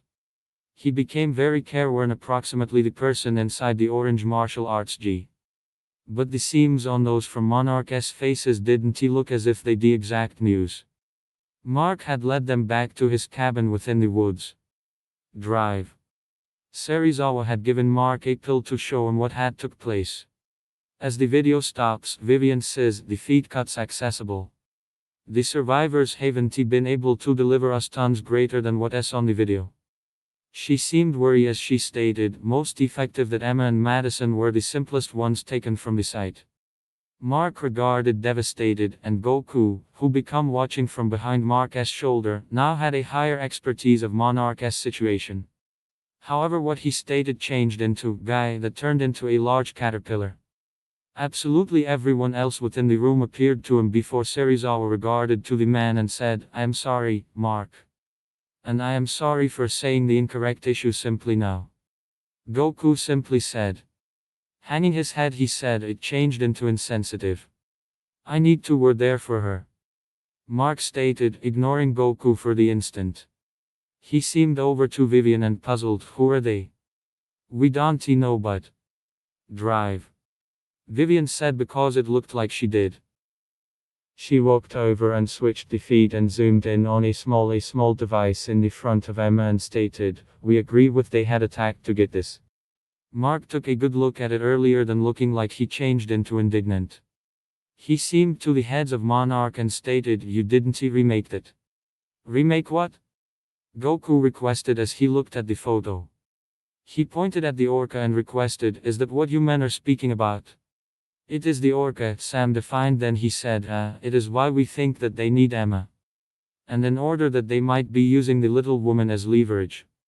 Goku deduced. Sam then stated, she believed that if should one way or the other mirror the biosonar of the Titans used to speak, I know what the heck it is. Mark reduced him off. He sounded surely upset as he said, I helped to construct the prototype. He regarded among him and Goku earlier than seeking to Serizawa and Vivian and puzzled, who are they? My call is Sam Coleman. I am the top of technology. Sam introduced himself. I joined Monarch rapidly once you left. And my call is Son Goku. Goku said with a friendly wave, I am a Saiyan from every other Earth. Mark looked to Serizawa and Vivian with a questioning appearance. Drive. Serizawa nodded and stated, I comprehend it sounds crazy, but we've got visible a little evidence. I simply wanted to say, Mark said as he progressed, that I am a huge fan of your wife. Then he caught himself and said, S work. And yours as nicely. He chuckled to himself as he stated, that simply got here out so bizarre. My horrific. So going lower back to the little doodad in this small doodad right here, Goku stated as he held the tablet and pointed at the device, what is precisely the cope with it right here? Is he extreme? Mark puzzled as a vein started to appear on his forehead. Drive. Serizawa simply nodded and Mark got back on target and said, Emma and I had destroyed the prototype. And then Emma decided to rebuild it. Drive. Graham said with her eyes closed. She opened them and explained, after San Francisco, she went domestic to Boston and had spent years growing it. She idea it is able to help what? Play God. Mark angrily questioned. Vivian then defined, no. To assist save you any other assault. The orca turned into a grad scholar technology challenge. Mark instructed them. He then stated it changed into intended to preserve whales away from the shoreline. Now not so that you should speak in your little creatures accessible. Does that imply that you can certainly communicate to whales and those massive creatures with it? Goku whispered to Sam. The top of tech positioned a finger up to his mouth and said, Shh. Concentrate to me, Mark warned, they will suppose it is certainly one of them. You operate the incorrect frequency on considered one of them and you will be answerable for 1000 San Franciscos. That's why we want to get them back. Ishiro advised him. Leaning towards the desk he stated, Emma constantly stated no person knew the orca better than you. It should not even exist. Mark argued. Goku folded his arms and said, well, it does, Mark. And now it has fallen into the wrong palms. Sam added. Then he mentioned, and right now, the orca is the only element that is retaining Emma and Madison alive. Mark, we recognize what you're hurting. Vivian said. Then she reasoned, but if we discover the orca, then we going to locate your circle of relatives. And hi, Goku said, standing in the back of Mark. Mark regarded at the back of him as Goku stated, I do understand how essential family is. IV were given a wife, sons and a granddaughter again domestic. But I cannot move again until I find Frieza, and that I don't assume I will find him without Monarch's assist. So I promise that I will help you discover your circle of relatives. All of us promise. Vivian delivered. Mark continued searching out the window meanwhile, returned in Universe 7, things were still nerve-wracking as Beerus, Whis, Kaioshin, Kompa and Vados waited for the relaxation of the destroyers and Kai to show up. Beerus and Whis had been presently sitting at a table looking to calm themselves with a few tea, but it wasn't exactly working. They didn't must wait plenty longer till all of the different destroyers, Angels and Kai seemed at the celebration grounds. Lord Gowasu from Universe 10 became the first to talk. We obtained the Omni King's message and had been informed of a darkish and grim situation. Lord Rumsey, the elephant-headed destroyer of Universe 10, marched up to Beerus and angrily puzzled, Beerus, what did you do that time? Cue Vegeta's inflammation song from DD's Broly, I failed to do something, you moron. Lord Beerus shouted lower back. Crossing his palms and turning the alternative way he said, for as soon as this has not anything to do absolutely with me. Yes, right. Lord Kompa stated from the facet. Lord Rumsey then subsidized off from his angry crusade. Girl Heels, the Lady Destroyer of Universe, advanced and requested, so what precisely did manifest here? Beerus sighed and said, to sincerely position it, Frieza, whom you all noticed at the match of electricity, became in a position to break the time and area barrier to the Forbidden Universe. This induced all of the gods from the opposite universes to gasp in shock and horror. Angel Manuel Margarita of Universe 11 then requested, do suppose he plans to launch that monstrosity again into the 12 of our universes? I am not sure, pricey sister. Whis stated. With a shrug he said, we are not precisely positive what Frieza's intentions are, but I will often say that it is extra than likely as much as no precise. That is for sure. Lord Belmont, the clown-faced destroyer of Universe 11 commented. Lord Quitella, the rat destroyer of Universe 4, crossed his hands and said, so, Immortal from Universe 7 is behind this. Huge sir, he failed to get to finish as Beerus slapped him upside the top. The rat regarded returned to the cat with a glare as Beerus shouted, do not cross blaming me for this. I nor Kompa had no idea that Frieza became gonna pull off a stunt as silly like this. In no way thoughts, Quitella. Belmont said. With a wave of his hand he stated, keep along with your tail, Beerus. After the jerk Frieza went viaduct the barrier, the Saiyan referred to as Goku went in after him. After which the gate closed again once more. Beerus completed. Lord Sidra, the destroyer of universe, threw his head back and commented, why did that infernal universe have to be the only to live on? Why could not it have been one of the universes that had other special oddities rather? How special oddities? Krillin asked. Sidra iced over and slowly turned to his fellow deities.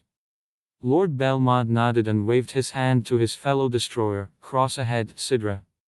You acquire commenced so that you may as properly finish. Heh. Sidra chuckled and stated to the Universe 7 Earthlings, the opposite 5 universes were special sufficient as one had 6 objects that might manage the very cloth of reality, another had a universe full of folks that had exquisite abilities, specifically on their Earth. There was one universe had a international populated with speak McQuines and there has been additionally one that became separated viaduct magic. I forgot what that very last universe turned into like. Okay then. Tien said as he clearly failed to count on universes like that. Kaoshin then said, we had been informed from the Grand Priest that we are to go to the Forbidden Universe and retrieve Goku and Frieza without inflicting a disturbance. Lord Jean, the aquatic destroyer of 12, seemed in surprise as he stated, Grand Zeno is fine with us going again after declaring that it became off limits. And we are risking our lives for a couple of mortals. And to ensure that he does not return. Vados brought. Lord Moscow, the mechanical destroyer of Universe Free, beeped something. His angel Manuel Campari then translated, Lord Moscow says that if it is miles permitted by way of Grand Zeno himself, then he is willing to go through with it. So, whilst can we depart? Belmont requested. Whis then said lamentably, seeing as how the gate here has already been opened and closed, we should wait precisely a few hours or so earlier than applying the ritual for the gate. Stop of song, this prompted Quitella to groan and a vein sprouted on his temple. He then commented, we do not have time to await this nonsense. I'd rather get this completed and over with. I must consider the rat right here. Heels stated. She flipped her hair as she stated, I have a lot more crucial activities. What? Like preserve that rat's nest of yours groomed? Lord Rumsey paradoxically questioned.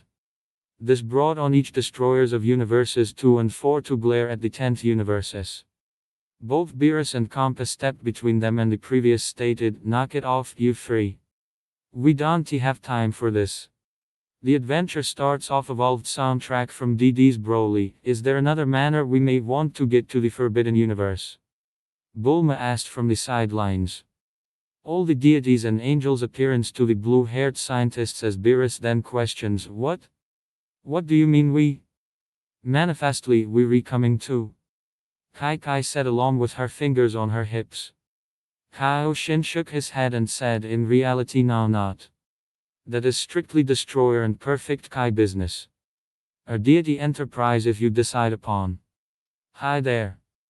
Kai shouted as she marched up to the Kai. Kaioshin appeared a bit apprehensive whilst she got in his face and said, my husband is caught in some change universe, in all likelihood harassed, and I am going to head and locate him. Do you apprehend? Kaioshin did not say anything as she walked off to the side and stood by Gohan and Goten.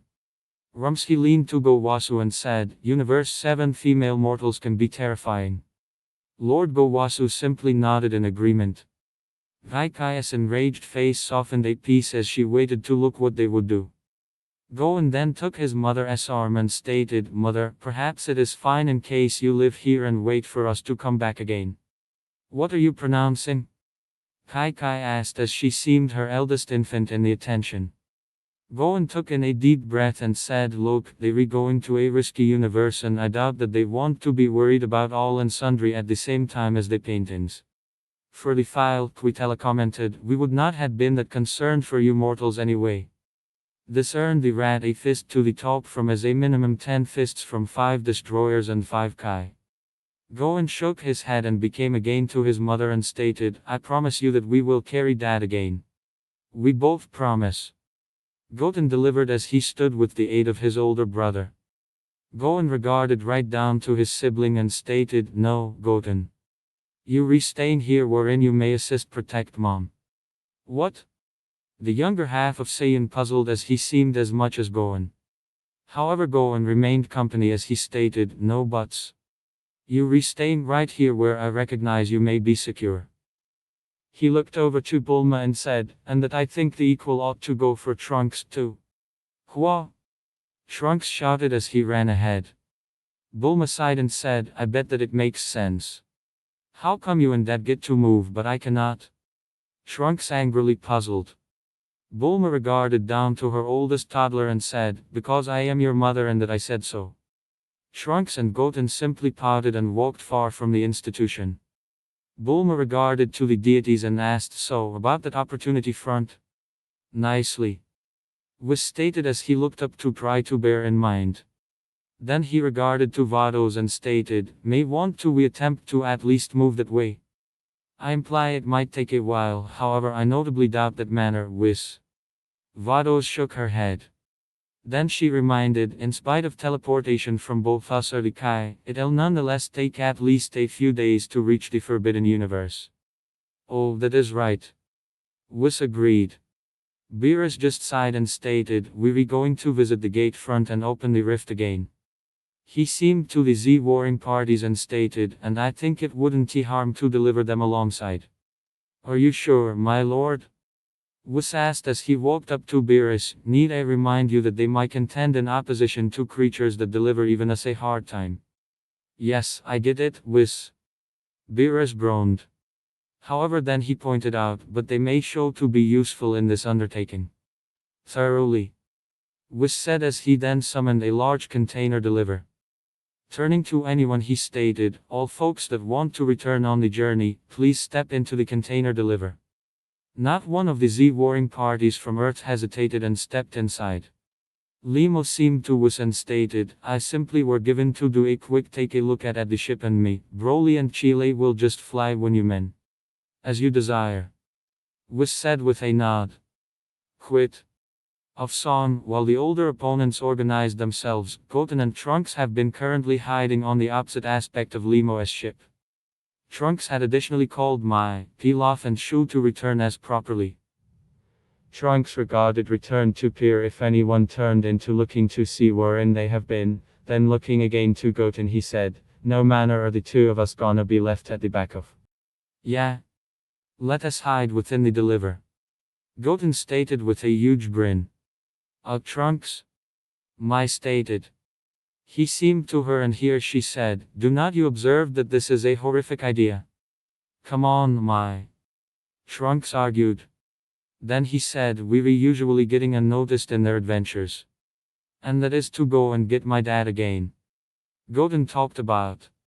Then he said, now allow us get on the ship and disguise in the closet. Trunks appeared returned to his pal and requested, and the way do you understand if there's a closet on the ship? Goten simply shrugged as if he didn't sincerely realize. Trunks then quietly opened the hatch into the trip and both boys snuck internal. Trunks opened a door and indeed it turned into a closet. He turned into impressed while he said, Goten, I think you have prediction powers that would rival fortune teller Baba. He. Thank you. Goten stated as all of them walked in. All 5 children concealed in the back of a massive container that concealed the all of them. Trunks quickly reached over and pulled the door to wherein it changed into nevertheless opened only a crack. All the Z-warring parties of Earth had piled into the big field ship, along with the opponents from Universe 6, the destroyers and the Kai. The angelic guides however, stood on pinnacle of the box ship. Whis and Vados appeared to their 10 siblings and the previous requested is all and sundry prepared. Just get on with it, Whis. Their brother Korin stated with a small smirk. Whis stated not anything more as the angels started out the box ship. It levitated off the ground and flew to the side of Goku and Frieza's conflict. The youngsters slightly gasped as Limo's ship took off as properly. Drive. Serizawa's Osprey continued to fly through the air as they made their manner to the bottom. Drive. Graham turned into sitting with Mark close to the lower back as they continued to fly. Goku sat on the alternative side of Osprey seats. Vivian asked him, when changed into the last time you spoke to Emma? About 3 years ago. Mark stated as he remembered. He advised a touch of his existence story. After what happened in San Francisco, we moved again to Boston. Vivian and Goku listened intently as he stated, we tried to put the portions of our existence back collectively. Emma treated it by doubling down on saving the sector and began ingesting and fell even more aside. He regarded to Vivian and said, I can tell you how a whole lot I hated myself for letting Maddie see me that manner. I had a length once I frolicked far away from my boys. Goku stated as he walked over. He sat subsequent to Mark past-legged and stated, you see some years ago, I had died and long passed to other world. Mark and Vivian regarded to him as though he have been loopy again. Goku raised his fingers and said, concentrate, I understand how it sounds, but I would not be telling you this if it wasn't the actual. Then he continued, I ignored out on 7 years of my youngsters' lives. And know that I reflect on consideration on, I am without a doubt wishing that I might have been there for them. The Saiyan regarded to Mark and said, however we cannot allow our beyond affect our destiny with our kids. Yes right Mark. Vivian said with a smile.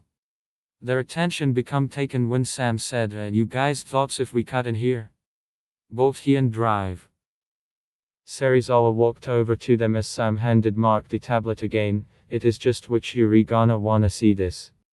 Mark took the tablet and checked out it as Sam said. Emma combined the bioacoustics of various titans to create the Orca S signal. Mark flipped through photos of various titans whilst Goku got an excellent examine the files, a form of baseline frequency that all the creatures reply to, attracting them, repelling them and even calming them down at instances. He chuckled whilst he said it as quite amazing sincerely. That is in reality pretty neat, Goku stated. Then he scratched his head as he stated with a big grin, even though I handiest caught directly to each different word in it. Sam sighed as his head and fingers went limp and hung there. Drive. Graham then stated, the hassle is we don't know which titans she combined. However, if you can become aware of those frequencies, we will be able to track the Orca and find Emma and Madison. Mark persevered scrolling through the diverse titans and observed that there were loads. Goku then commented, they're positive are numerous them. Yeah, no kidding. Mark stated as he seemed to them and requested, how a lot of these items are there. 17, Ishiro said. Then he introduced and counting after Gojira. 17. Goku asked as he changed into amazed. Then he commented, it really is almost the variety of universes that existed. All three of them regarded to him and he nervously chuckled before announcing it as kind of an extended tale. Significantly, 17. Mark puzzled. Vivian then stated, most of them had been found in deep hibernation. Even as others we have contained at Pinnacle secret websites around the arena. Why were they hibernating? Goku asked. Drive. Serizawa then stated, to basically position it, Son Goku, the Titans had gone into hibernation whilst a special meals deliver have become quick. Oh. Goku said as he really understood it. Then he requested Vivian, where are they all placed? He regarded down on the display as he noticed where they have been as she stated, they're in places like Cambodia, Mexico, Skull Island. We even found one in the nation of Wyoming. They are anywhere. Heh. Surprised there isn't one on the moon. Goku joked. They overlooked him as Mark puzzled, why do not you kill them? The government desires to drive. Serizawa said. Goku's head perked up and he said, I remember the fact that female became speaking about doing something like that. He looked to Serizawa and asked, why do they want to smash these things? They may be afraid. And they do have their reasons. Drive. Serizawa said. However, then he provided a counterpoint by way of pronouncing, but Emma and I consider that some are benevolent. Mark took in a deep breath and stated, do not kid yourself. How come you've got this kind of grudge in opposition to those? Goku paused as he notion of the phrase.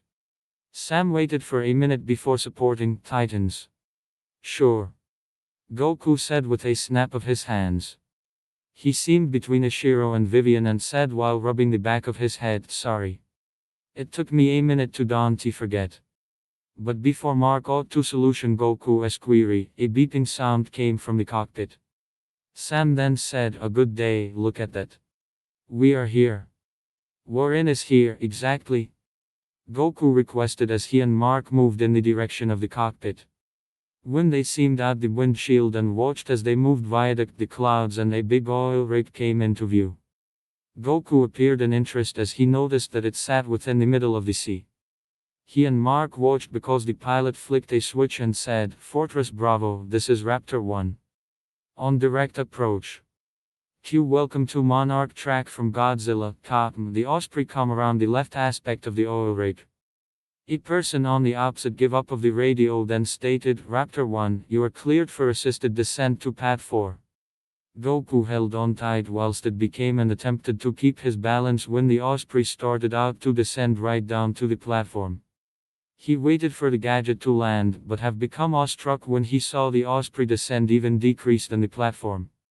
After they went low sufficient, the Saiyan seemed up to look the platform last up above them. Looking back to Sam he shouted, we don't have anything like this at Capsule Corporation. The three inside the lower back appeared to every other before Sam asks, Pill Corporation.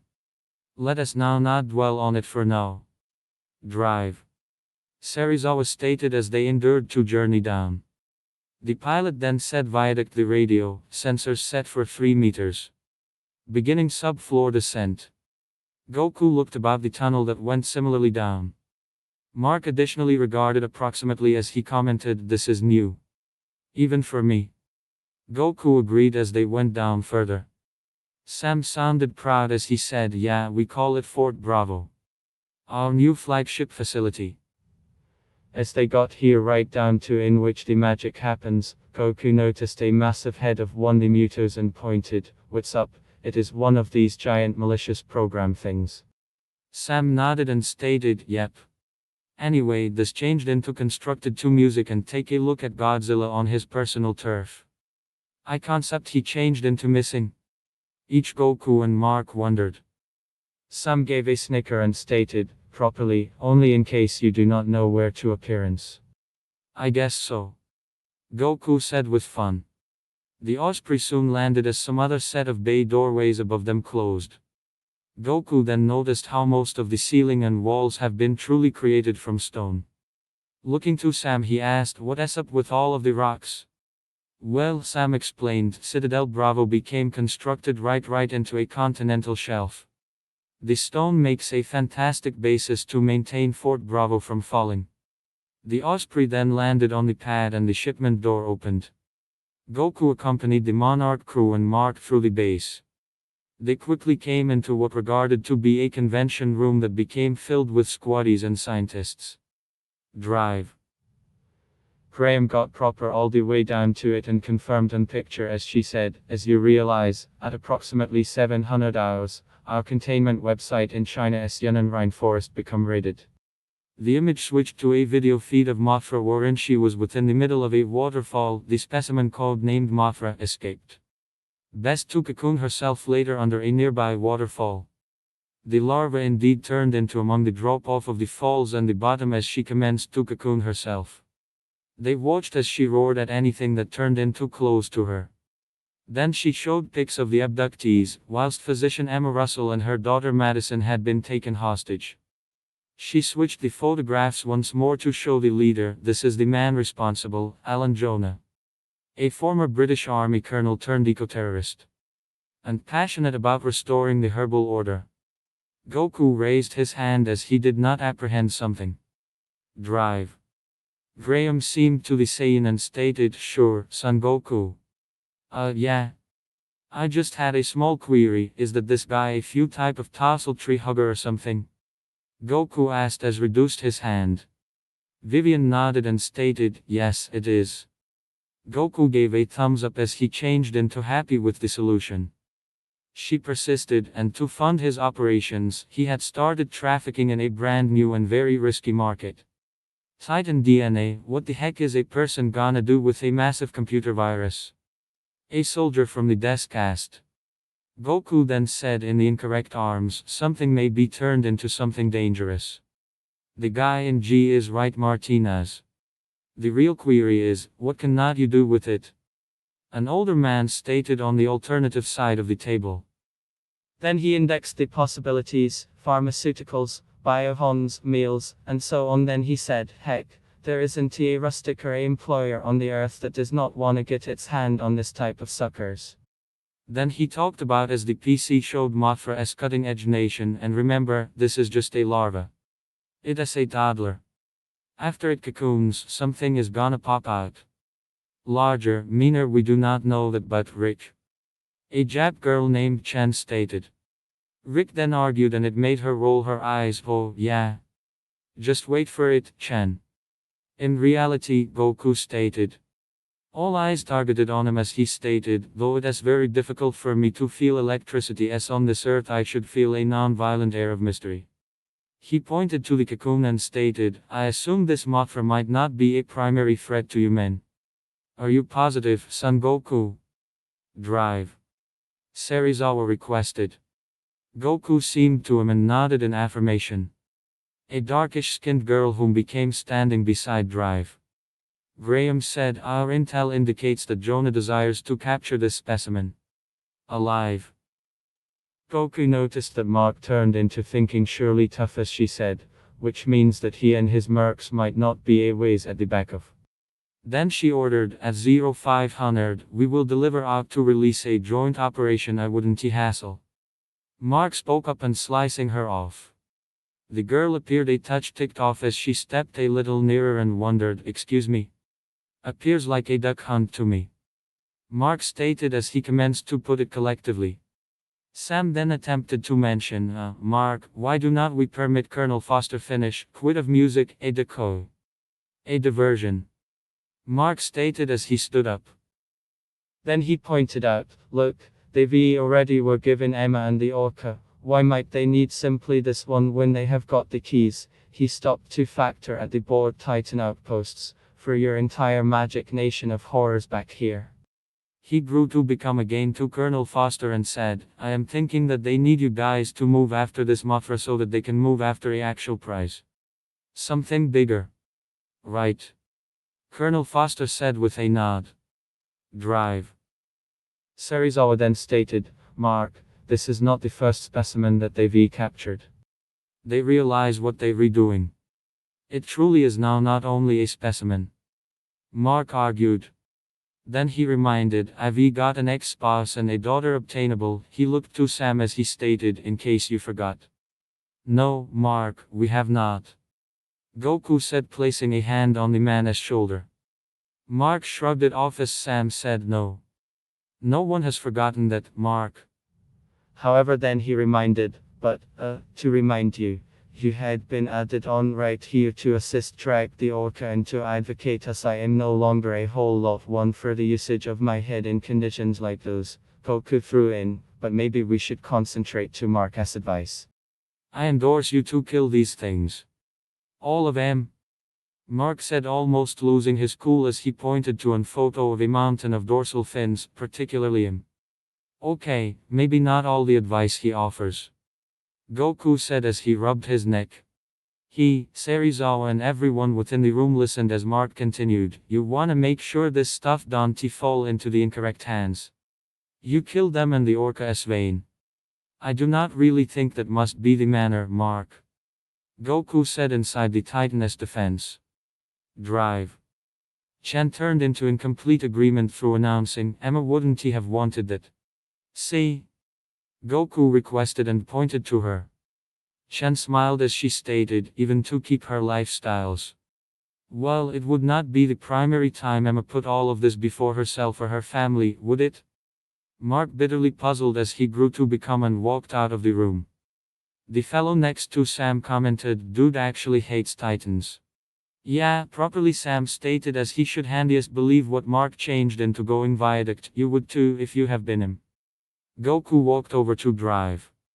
Rayaman asked, "Did anyone at Mothra's new location show up to peer? Anybody that turned into white-skinned, purple head and shoulder matters and had an extended tail?" "Not anything like that became reported," Vivian stated with a shake of her head. This burdened Colonel Foster as she walked over and stated, "Just what is the gentleman inquiring for?" "Seemingly Drive," Serizawa said as he stood from his seat. "Our friend right here, didn't he come alone from his universe?" "His universe?" Rick questioned as though it sounded preposterous. Chen became also careworn and requested, "What do you suggest?" "Son Goku, here," Vivian gestured, "says he comes from an change universe. And Serizawa, Sam and Martinez had witnessed certainly one of his talents firsthand." "What sort of abilities?" A man sitting subsequent to Rick requested. Goku smiled and seemed before deciding on Shen. Then putting his index and middle finger as much as his brow, he channeled his power before disappearing with immediately transmission.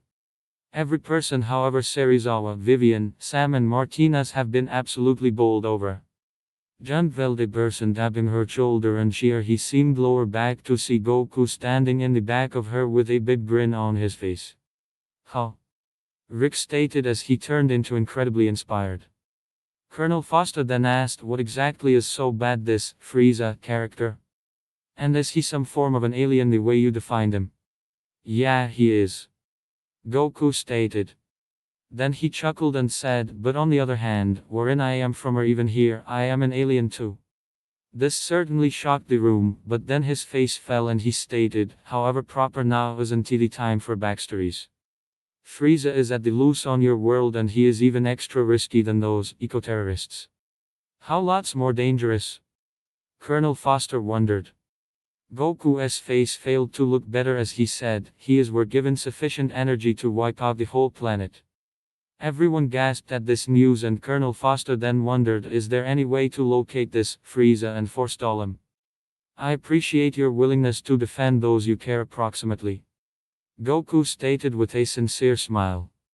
But he changed into serious whilst he said, "However, I've tangled with Frieza earlier than and he is a lot harder than one could think. I suppose that if we do locate him, I have to be the only to forestall him, no matter what his plan is." "If you say so," Colonel Foster said as the assembly adjourned. Goku appeared to where Mark walked off and commenced to move that manner too. Elena's stolen Osprey flew viaduct a cold night as it traveled to its destination. He, Emma and Madison listened as the pilot talked into the radio, Outpost 32, that is Raptor 5, on technique with reinforcements and elements. Soliciting for permission to land. Serizawa has all containment websites on high alert, so we're retransmitting the emergency codes now. Madison regarded approximately and watched as the eco-terrorists began to tools up. She and her mother heard the base comply, not knowing that they were not with Monarch, replica that Raptor 5. "Codes are top. First class to have you lower back." Emma regarded really involved as they landed simply outdoor the base. As quickly as their stolen Osprey landed, Jonah turned into the first to arise, after which directed his men. They all started out to arise and lifted their weapons as they readied themselves for a combat. As his guys filed out, Jonah accompanied them out. Madison and Emma watched as they walked out. Some of the Monarch guards walked over and greeted, "It is true to Piria. Want a hand with offload?" Every other Monarch shield requested. But certainly one of terrorists stated, "No, we retop." Because the undercover eco-terrorists endured submitting out, Jonah included himself up with his hood to keep away from detection. And then, bullets commenced flying everywhere. The sounds of loss of life precipitated each ladies to jump in fright. Emma and Madison should pay attention the screams of those being attacked. Because it commenced to die down, Madison stated, "I am scared. I realize." "Me too," Emma stated, feeling the equal feelings as her daughter. They grew to become to the whole to peer Jonah and one in every of his guys come back in. Standing on the other facet to observe their actions, Jonah took a deep breath before he ordered K. "Allow us move." Before they walked out of the stolen Osprey, Jonah seemed to the pilot who have been informed to live where he become in case of an emergency. He then ordered, "Use the name of the game frequency to inform the others that we've got taken the outpost." "Yes, sir," the pilot stated and started out tuning for the proper frequency. Jonah, Emma, Madison and the guard exited the Osprey as he determined it. Then placing a headset to his ear he stated, "Interest all devices. Monarch Outpost 32 has been taken. I repeat, Monarch Outpost 32 has been taken." Frieza heard at the scouter. He was presently flying out over the sea. With a grin he stated, "Most wonderful.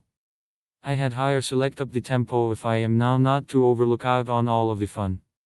With a depraved chuckle he placed himself into excessive tools and flew a great deal faster.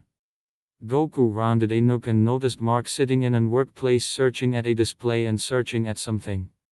He got here a touch closer and heard a woman speak, "We've a grisly state of affairs up right here inside the attic." He stepped closer to see Mark searching at a recording as he heard the person's voice say, "Come on, Andrew. Andrew, I've come to consume your horses." A younger boy said within the recording. Goku stepped within the doorway, after which stated, "So, the ones are your youngsters." Mark paused the video and appeared returned on the Saiyan. Son Goku waited for him to say something. However, while he failed to, he stated, "What have been you watching?" "Nothing," Mark stated and looked away. Goku stepped into the office and requested, "So, I've got to invite, why exactly do you hate the Titans so much?" "Due to the fact," Mark stated as if the query become making him irritated, "they are taking everything from me, Emma, Madison, my life and Andrew." "Who is Andrew?" Goku stated, now not knowing who that turned into. Mark failed to flip round as he bitterly said, "He became my son. Me and Emma lost him within the 2014 San Francisco attack." Goku ultimately understood what should be blamed for Mark so angry. Goku became about to mention something whilst unexpectedly, the PC commenced flickering out and the outpost began shaking. They seemed approximately and Goku requested, "What is going on?" "I don't know," Mark said as he stood from his seat. Suddenly, the Pennsylvania device alerted, "All personnel, record to struggle stations." Code purple. The alarm saved repeating, "All personnel, file to struggle stations." Code purple. All personnel record to struggle stations. Code purple. This isn't always a drill. All personnel file to warfare stations. Code purple. Goku and Mark ran down the hall and came up in the back of Chen. The latter then requested her what took place. "Something's incorrect." Chen told them, "He is by no means been this near earlier than." "Who?" Mark requested no longer information. Chen then rhetorically requested, "Who do you think?" She then looked to Goku as if he have been staring out into space. "Son Goku. Is that him I am sensing?" Goku asked and grew to become to her. Mark looked at him like Goku changed into crazy and wondered, "Is that who you resensing? How are you going to tell that he is there?" Chen asked and stepped toward the Saiyan. Goku regarded back to the wall and said, "It's like I am feeling a superb primal strength. It feels like it's disturbed but not geared up to assault but." He closed his eyes and took some steps to get a terrific feeling at the Titaness energy. Goku changed into amazed from what he changed into feeling. He opened his eyes as he stated, "Wow. So this is the power of Godzilla." The building continued rumble and the alarms kept blaring as Godzilla got closer. Goku and Chan moved over to Drive. Serizawa and Drive. Graham as the latter looked at a screen. Vivian looked worried as she turned and said, "He's taking out our surveillance drones." Another boom made the building shake again and Drive. Serizawa looked to Rick and asked, "Trajectory? Straight at us?" Rick said as he looked on a monitor, 1,200 meters and closing. "Has he ever done anything like this before?" Goku asked the two. Vivian shook her head before saying, "He may have known that we were here but he has never gotten close." G-Team. Colonel Foster shouted as she moved in position, "Barnes, Martinez, Hendricks, I want you on those crows now." "You heard boss lady. Let us move." Martinez shouted as he and the other two soldiers ran to take their positions. The three soldiers sat in their seats and began pressing a series of buttons. Goku could see on a video screen as several lights on the outside turned on. Then he watched as three giant cannons swerved into place. Martinez and the other soldiers looked ready for a fight as they looked to the screens. The base shields closed themselves as Goku and Mark watched. Goku then commented, "They really have a thing for caution, don't they?" Mark just looked at the Saiyan with an arched brow before focusing back on what they were dealing with. Drive. Serizawa then asked, "Drive. Stanton, do you have bioacoustics?" "Acoustics coming up?" Rick said as he pressed the right buttons. They listened as Godzilla's bioacoustics came up. Drive. Stanton sounded a little worried when he said, "Okay, he's closing. We're at 800 meters. His movements are erratic." Drive. Graham said as she looked at the readings. Mark looked back at her as she said, heart and breathing elevated. "Yeah, he's definitely not happy about something." Sam said as they waited to see what he would do. Goku then voiced in his 2 cents by saying, "By the way it sounds, it kind of seems like he's getting ready to fight." "You may be right, Son Goku." Drive. Serizawa muttered to himself. Mark walked over to Chen and asked, "How are they getting all of this?" "Emma isolated Godzilla's bioacoustics," she explained. "He looks at the equipment as she says it allows us to track him. Even to get his vitals." Another rumbling shook the building and made everyone sway. Even Goku was rocked a bit as he tried to keep his balance. He listened closely as Godzilla growled. Drive. Stanton then said, circling now, closing in at 200 meters. Colonel. Drive. Serizawa called out. Foster then ordered, all teams in position, weapons hot, ready to engage on my command. The soldiers readied their weapons and one of them was really hoping, come on, come on, come on. Are you sure that that's such a good idea?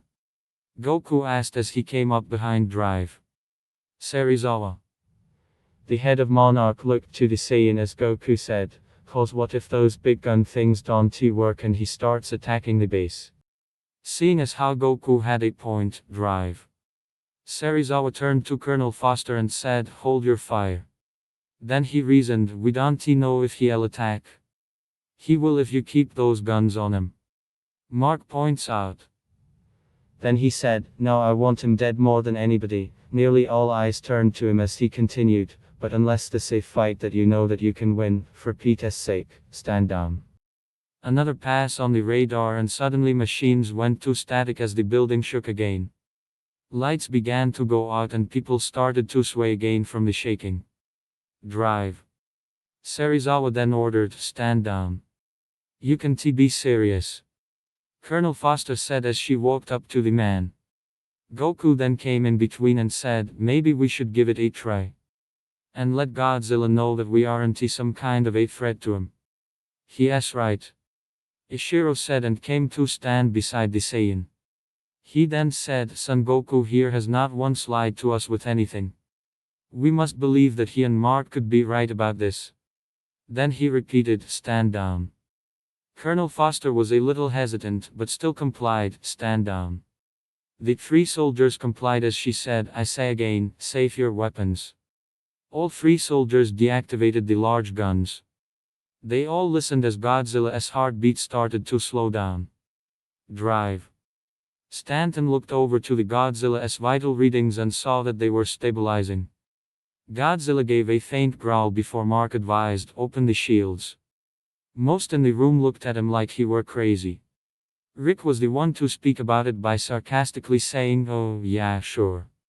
Let us bring him in for a drink. You out of your freaking mind? Come on. I've only seen him on those TV things.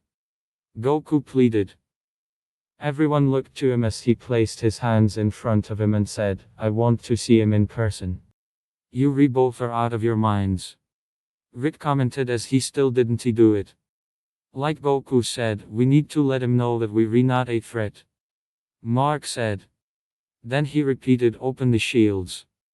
Trusting in Mark's judgment, drive.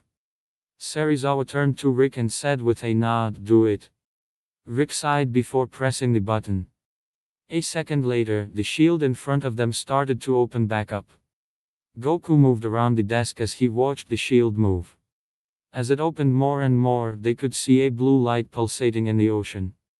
All eyes were amazed and frightened while the shields completely retracted to show Godzilla a good yet close distance from them. The pulsating blue light came from his dorsal plates. When it flickered on and off, the Titan had moved a few feet closer. There he is. Goku said and was amazed by the sight of him. And with him before the Saiyan's eyes, Goku could really get a feeling on Godzilla's power. He smiled and said, man, he's really strong. Not everyone shared his sentiments as they watched with fear as Godzilla came closer. The Titan slightly growled as he inched closer. A soldier then asked, hey, what's with the light show? He's trying to scare us. Goku said with a smirk, not feeling at all afraid. Vivian had her hands up to her mouth as she was frightened while explaining, Goku's right. It's an intimidation display. Like a gorilla pounding its chest. Consider us very intimidated. Sam commented as he called to look away.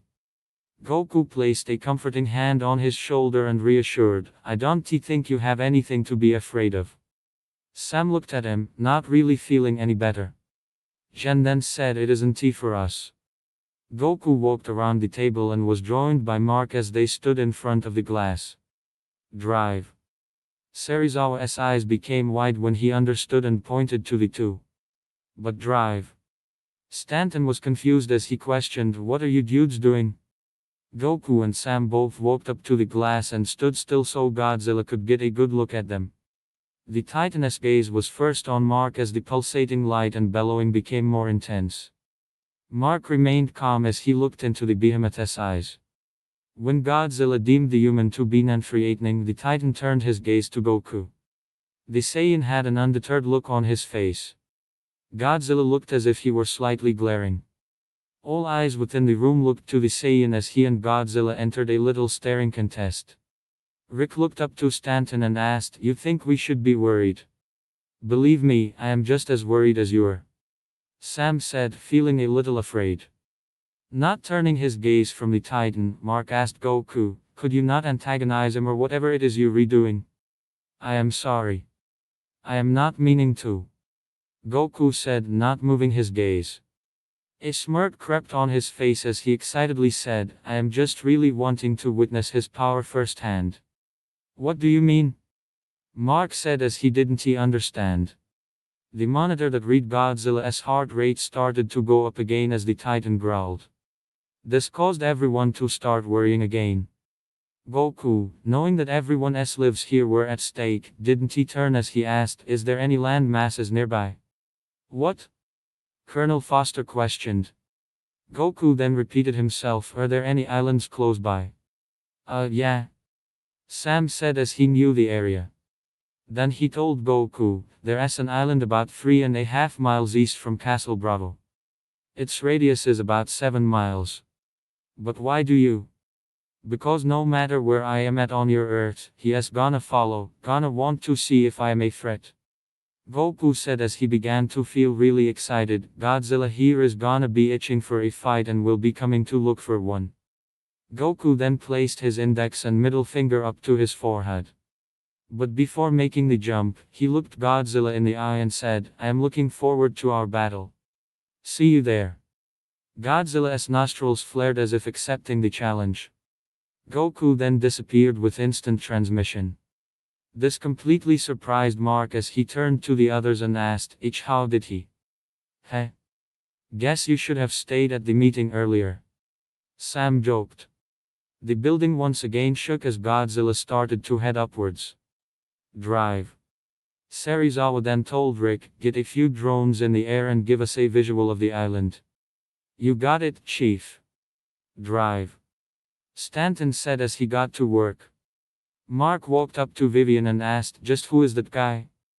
Goku reappeared on the surface of Castle Bravo and looked down at the ocean. He could see that the water was starting to churn. Goku gathered his kai and levitated off the ground. He quickly moved away from the outpost and headed east like Sam had said. Looking back, he could see Godzilla's dorsal plates emerge from the depths and turn in his direction. The Saiyan smirked as he flew a little faster. As he and Godzilla made their way to the battlefield, about 3 drones followed behind from the air. Those still within the room turned to the big monitor and watched in surprise as the drones followed Godzilla and the now flying Goku. Rick then said with a slight smirk, moving around from one spot to another, "Flying. Man, is there anything that this Goku guy can do? We have yet to see," Chen said as she and everyone watched in interest. Colonel Foster looked to her leader and asked, "Drive. Serizawa, should we send him aid?" "No," Ichiro said with a shake of his head, "I believe he will be just fine. We have yet to see what Son Goku is truly capable of." It wasn't too long until Goku saw the island. He flew over it until he felt he had gone in far enough. He landed on a rock, turned around and did some stretches and looked out to the sea while he waited. Goku didn't have to wait for very long as the towering dorsal plates of Godzilla came into view. When the Titan was close to the beach, Godzilla rose to his full height. Despite seeing him underwater or on the TV, Goku was awestruck from seeing the Titan in real life.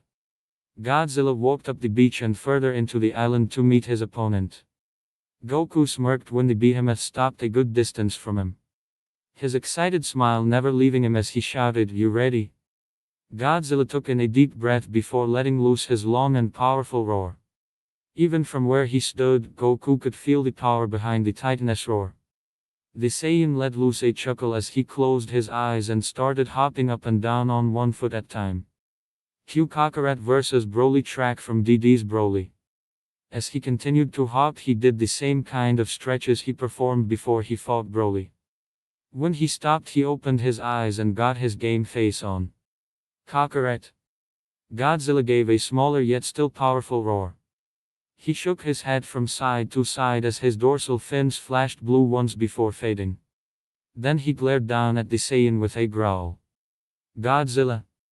Goku assumed his trademark stance as he slightly bent his knees, clenched a fist close to his side and held his other hand before him in a fist with his index finger and middle finger slightly curled. The two stared at each other intensely. Godzilla let loose another growl before charging forward. Goku was completely surprised at how quick something so big could be. But it made it all the more exciting as he launched off his Rakan towards the Titan. Goku reared a fist back before throwing it forward at Godzilla. The blow landed on the Titan's shoulder as Godzilla moved it to block it. Godzilla then made a swipe at Goku, but the Saiyan was able to fly upwards to dodge it. Godzilla turned his head to follow Goku as he flew outward before flying back. Goku did a front flip and spun as he came at the Titan. But his attack missed when Godzilla ducked down. Goku was able to straighten himself out before he collided with a tree and landed on the ground.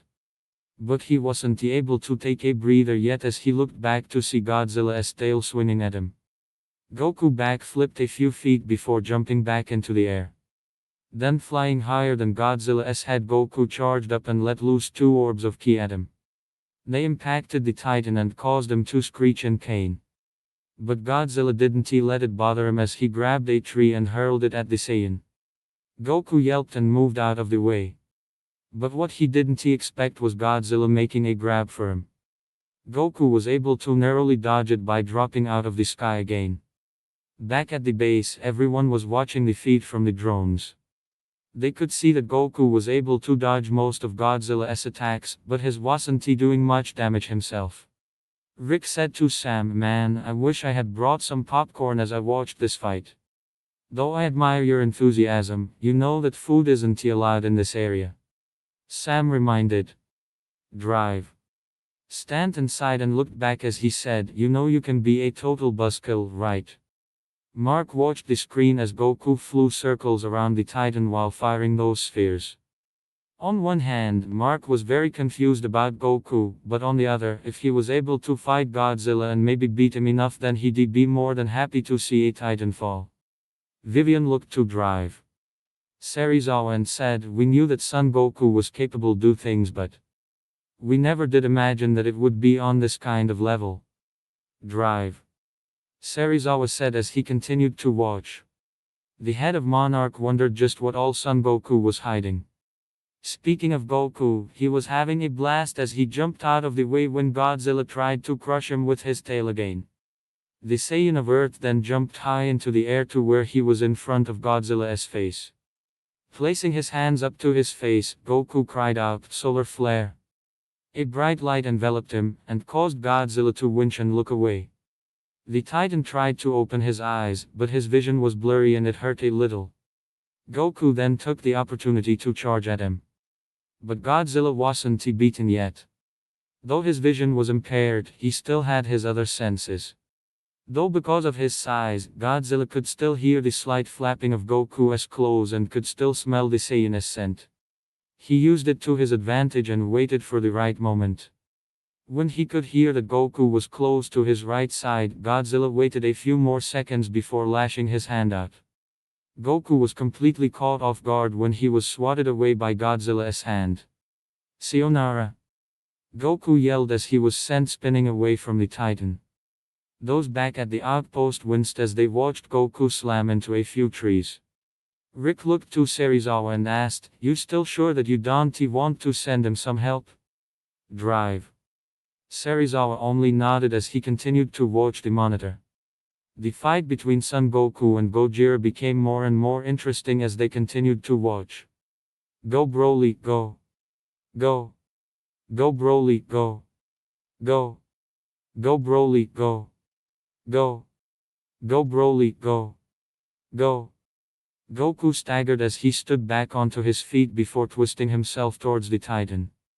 Godzilla, who had his side back, only looked at him with the same gaze as before. Kakarot. A smirk formed on Goku's face as he stood still and gathered his energy. With a yell, his energy started to build and his hair started to flicker from black to gold. Then with a final grunt and burst of power, a golden light enveloped his person. Godzilla winced and turned away from the bright light.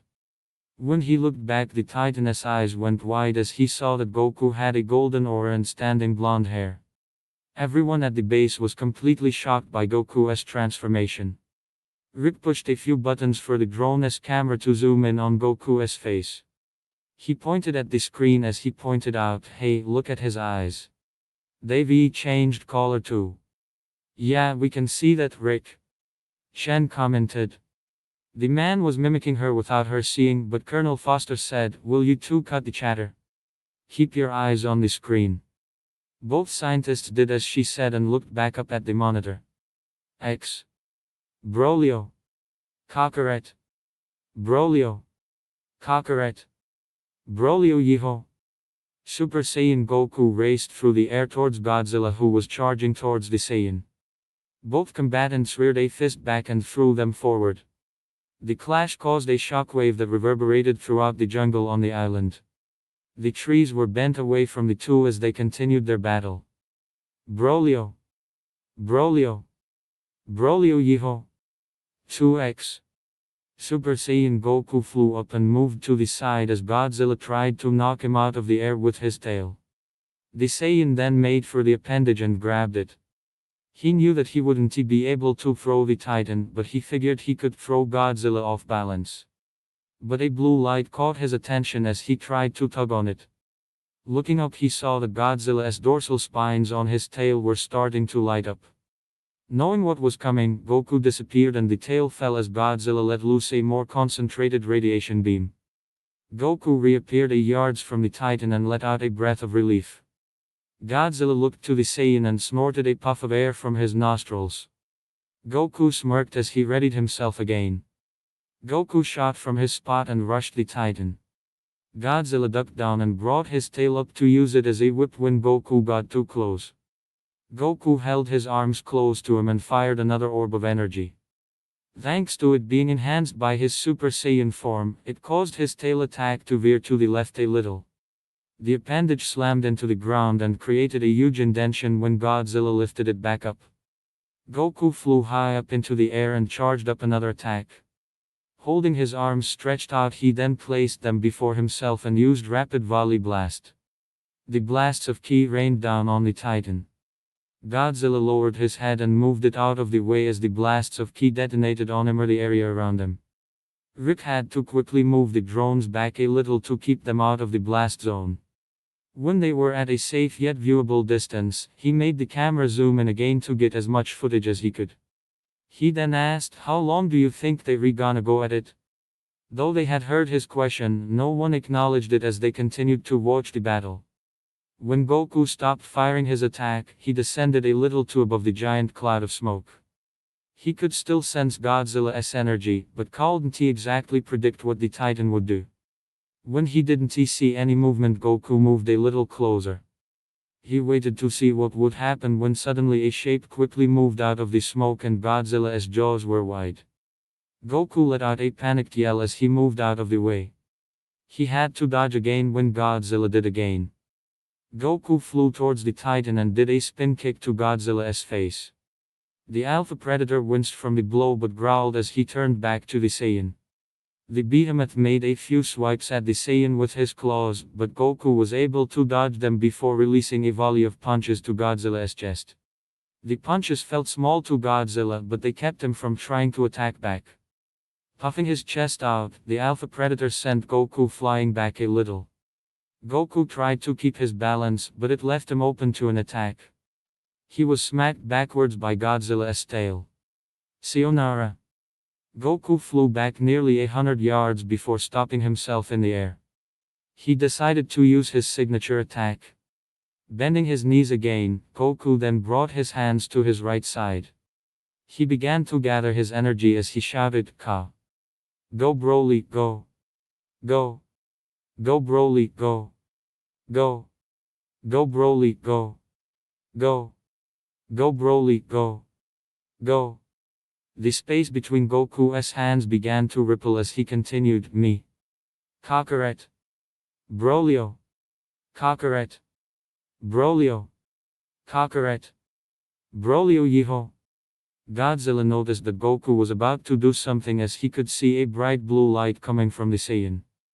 Godzilla began to power up his atomic breath attack. The bright light got bigger as Goku shouted, ha. Everyone at the base watched in amazement as Goku's attack kept powering up, me. Why isn't he firing his attack yet? Mark asked. Vivian shook her head and guessed, maybe he needs to give it time to charge. Like how Godzilla needs a moment to charge his. Mark groaned in anticipation as he turned back to the screen. He really wanted this Son Goku to defeat Godzilla. Brolio. Brolio. Brolio Yeho. 2x. Goku was just about to finish charging his attack. Godzilla's glowing spines had reached up to the back of his head and the blue was visible in his mouth. But just as Godzilla was about to let loose his attack, he felt something in his attack subsided, surprising and confusing Goku. The Titan turned his head to the source of the disturbance as the glow of his attack faded. End of track. Goku held his attack as he didn't understand what was happening. Godzilla turned to the south and made his way back to the ocean. Goku let his attack subside as Godzilla quickly walked into the water. When the alpha predator was far enough into the water, he dived and swam horizontal through the sea. Goku's hair and eyes changed back to normal as he landed on the beach. As Godzilla's spines went deeper and deeper into the water, Goku placed his fingers to his head and vanished off the island. He reappeared back on the level with the others to find some working and the others looking at him with bewildered looks. Goku arched a brow and asked, what? If no one else is gonna say it, I will. Drive. Stanton said as he sat in his seat. He stood up and threw up his hands as he excitedly shouted, that was epic. Hey, really? Goku asked as he rubbed the back of his head. But then he became confused and asked, but I don't understand, why did he break off the fight like that? I am not sure, Son Goku. Ishiro said as he came up to the Saiyan. Vivian came up to him and asked what was with the yellow hair and the large power boost. Oh, that? Goku said as he smirked. The monitor showed an image of him as such and he explained that as my Super Saiyan form. It gives me a large power boost. It was a legend amongst my race. Your race? Sam asked from the console. Goku turned to him and said, I told you that I am an alien to my Earth. I am known as a Saiyan. Saiyan? Rick asked. Goku nodded and said, yeah. From what I heard, we're a warrior race that could get stronger with near-death experiences in battle. Huh? Drive. Stanton nodded as Mark came up and asked, I've got a question for you, why did you let him get away? Huh? Goku asked the man. Mark shook his head and shouted, why did you let Godzilla go? You could have destroyed him with whatever you were about to do. The Kamehameha wave attack? Goku asked if that were he referring to. Mark nodded and Goku said, I was only wanting to see what it was like fighting him. And man, was he strong. A thought crossed his mind and he asked, wait, were you wanting me to? It wouldn't have been the worst thing. Mark commented. Goku sighed and said, Mark, killing Godzilla wouldn't bring anything back for you. From what I've learned about your world, and this odd enough for me to say cause I don't usually talk like this, but Godzilla is part of something important. And his death wouldn't be the answer. But then the Saiyan crossed his arms and he whined, I just wish he hadn't stopped like he did. Why did he leave? Drive. Serizawa asked. Mark began to think and moved back to the monitor. He told Drive. Stanton, show me his territorial routes. What? Why? Rick asked as Mark stood before the monitor. Goku looked to Rick as he typed and said, he is trying to find out where Godzilla is going. What the Saiyan said. Mark said as the screen showed Godzilla's route. Colonel Foster then asked, care to tell us what you're looking for? Mark looked at it and said, when an animal leaves its hunting ground, it is usually because it is being threatened by something. Run a course projection. Drive. Graham ordered. Rick went to typing as Mark looked back and said, we gotta go after him. He is looking for something out there. He sounded a little hopeful as he said it could be the orca. Drive. Serizawa looked to Graham and they knew he might be right. Serizawa then turned to Rick and asked, drive. Stanton, what is your projection? All paths have him landing the same place. Rick said as he got his results. Goku placed his hands behind his head and commented, I hope it is someplace warm. You and me both. Sam agreed. But it was the exact opposite when Rick said Antarctica. Most of Monarch fell silent to this. The only ones who didn't completely understand the situation were Mark and Goku. Mark, thinking that they heading, looked back and said, good then. I mean, let us go. Let us go find him. Let us. Both he and Goku looked at them and noticed that something was incredibly wrong. Goku then said, I get the feeling that there is something down there that isn't good. Yeah. Mark agreed. He looked to each of them and asked, what is in Antarctica? Barnes, Colonel Foster ordered, contact the Argo. I am getting a bad feeling from this. Goku said as everybody started moving about again. Barnes nodded and said, yes, Asakuzits AM. Goku and Mark looked back to the map and looked to the location of the outpost in Antarctica. Frieza could feel the temperature drop as he came closer to his destination. He wouldn't allow a slight chill from the air deter him in his quest to exact his revenge. He said to himself, I hope I am not too late for the party. I'd hate to miss out on who I hope is the destroyer of destroyers. His body shook with anticipation as he continued to think about it. He glared and promised to himself, I won't allow myself to be thwarted by that monkey or any of his friends. I am Frieza and I will conquer the universe. But before that, I will exact my revenge. Frieza gathered his energy and transformed into his golden form. With his transformation, the Tyrant of Space was able to put in an extra burst of speed. Frieza let out a chuckle as he could see a land Massachusetts with bright lights appearing on the horizon. He felt that his destiny would soon be at hand. Alan, Emma, Madison and the relaxation of the eco-terrorists have been walking throughout the frozen tundra to get in the base. They walked viaduct our bodies that have been littered throughout the ground. Emma observed how distraught Madison turned into appeared as she gazed upon the fallen monarch. She then stated to her daughter, eyes in advance. And deep breaths. Just like we talked about. Madison did as her mom informed, however couldn't help steal a glance. As they neared the doorway, Alan's radio began to head off. The top of the organization removed it and pressed the button earlier than speaking. Who are you and what is it? Boss, this beta squad inside the monitoring room, we got an incoming bogey. A man on the alternative quit said. This burdened the group as Jonah responded, it is not possible. Monarch wouldn't had been alerted so quickly. There is no way they might get an Osprey out right here so soon.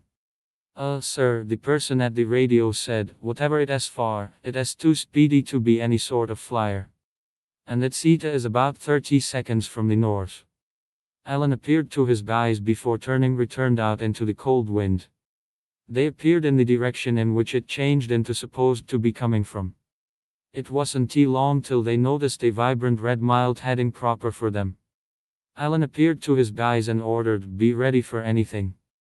Q Frieza's scheme, premonition of loss of life track from DD's Broly, yes sir. They stated as they prepared their rifles. The object inched nearer and hurtled instantly for them like a meteorite. All and sundry backed away when the object crashed within the middle of them. Every person threw their arms in the front of their faces when the effect brought about snow and ice to fly up. Madison and Jonah were the primary to lower their fingers to look what it become. The dust from the impact clouded the form, however Madison could see an outline. When the dirt cleared, a being was kneeled inside the excellent hero pose. She ought to see that he turned into white-skinned with red matters on his head and shoulders. A tail swished alongside the snow. Whilst he raised his head and his gaze fell on her, a shiver rushed down Madison's spine as she stared into his pink eyes. The being wore a device attached to his head and smirked earlier than status tall and looked about at the squaddies status round him. He caught one soldier whispering to some other, "Is that a few type of Titan offspring?" "Nicely, that is certainly a shocking welcome," he commented. Then with a slight bow and a small smile he delivered himself, "I am Lord Frieza, commander of the Frieza force." He appeared past the eco-terrorists and observed all of the bodies. Frieza then stated with a smirk, My. Someone certain is thorough of their operations." "Greetings," Alan said as he advanced. Then he asked, "What is your call and what manner of creature are you? And why have you come here?" "I am a being of high quality strength in which I am from," Frieza lightly defined. Then he closed his eyes as he became on his heels whilst saying, "And I have come right here to find something so that it will assist me in my quest for vengeance." "Why come to us?" some other soldier questioned. Then he added, "And the way did you already know that we'd be here at this base?" "Oh, it is pretty easy virtually," Frieza advised him. Pointing to the tool attached to his head he defined, "This here as a scouter, it could discover sincerely excessive war powers to infer how sturdy a particular being can be." Then pressing the buttons he confirmed them the specific makes use of, "It may be used as a holo picture display." Then he pressed it once more, "And it can be used as a communicator that could tap into different verbal exchange frequencies." "I repeat, Monarch Outpost 32 has been taken," the scouter replied. This prompted the squaddies to demanding up and lift their rifles. Frieza then grew to become it often regarded about. Then with a chortle he said, "I might recommend in opposition to that. You wouldn't like me to get irritated." He became his gaze to Emma and Madison and tilted his head while saying, "I would hate so that you can chance their lives. Sir, this creature should ruin the whole thing." The soldier subsequent to Jonah said. This prompted Frieza's smile to waver and he said, "I've come right here to invite to your help, albeit that it is infrequently something I'd ever do. But if my plan is to succeed, I have to in brief step out of my consolation area. I can offer any protection." The soldier stepped closer to Frieza and said, "We don't need any safety from you, you freak." The soldier removed a knife from his pocket and rushed Frieza. The tyrant of Universe 7 stood nevertheless as the soldier made a slashing movement. But it failed to connect as he slashed skinny air. Anyone appeared approximately for Frieza, however none of them noticed a trace. The soldier turned when abruptly a white blur wrapped around his neck. He gagged as Frieza lifted him up with his tail. Frieza then uncoiled his tail from the soldier's neck and the man fell onto the frosty ground. He rubbed his throat as Frieza said, "I am hoping which you know whom you're coping with now. Perhaps every other instance," Jonah stated. Frieza then said, "To make sure that there will be no tries for betrayal from both of us. Take a look at of knowledge is it?" "I could not have said it any higher," Alan stated with a smirk. Frieza had a grin himself earlier than lifting a finger.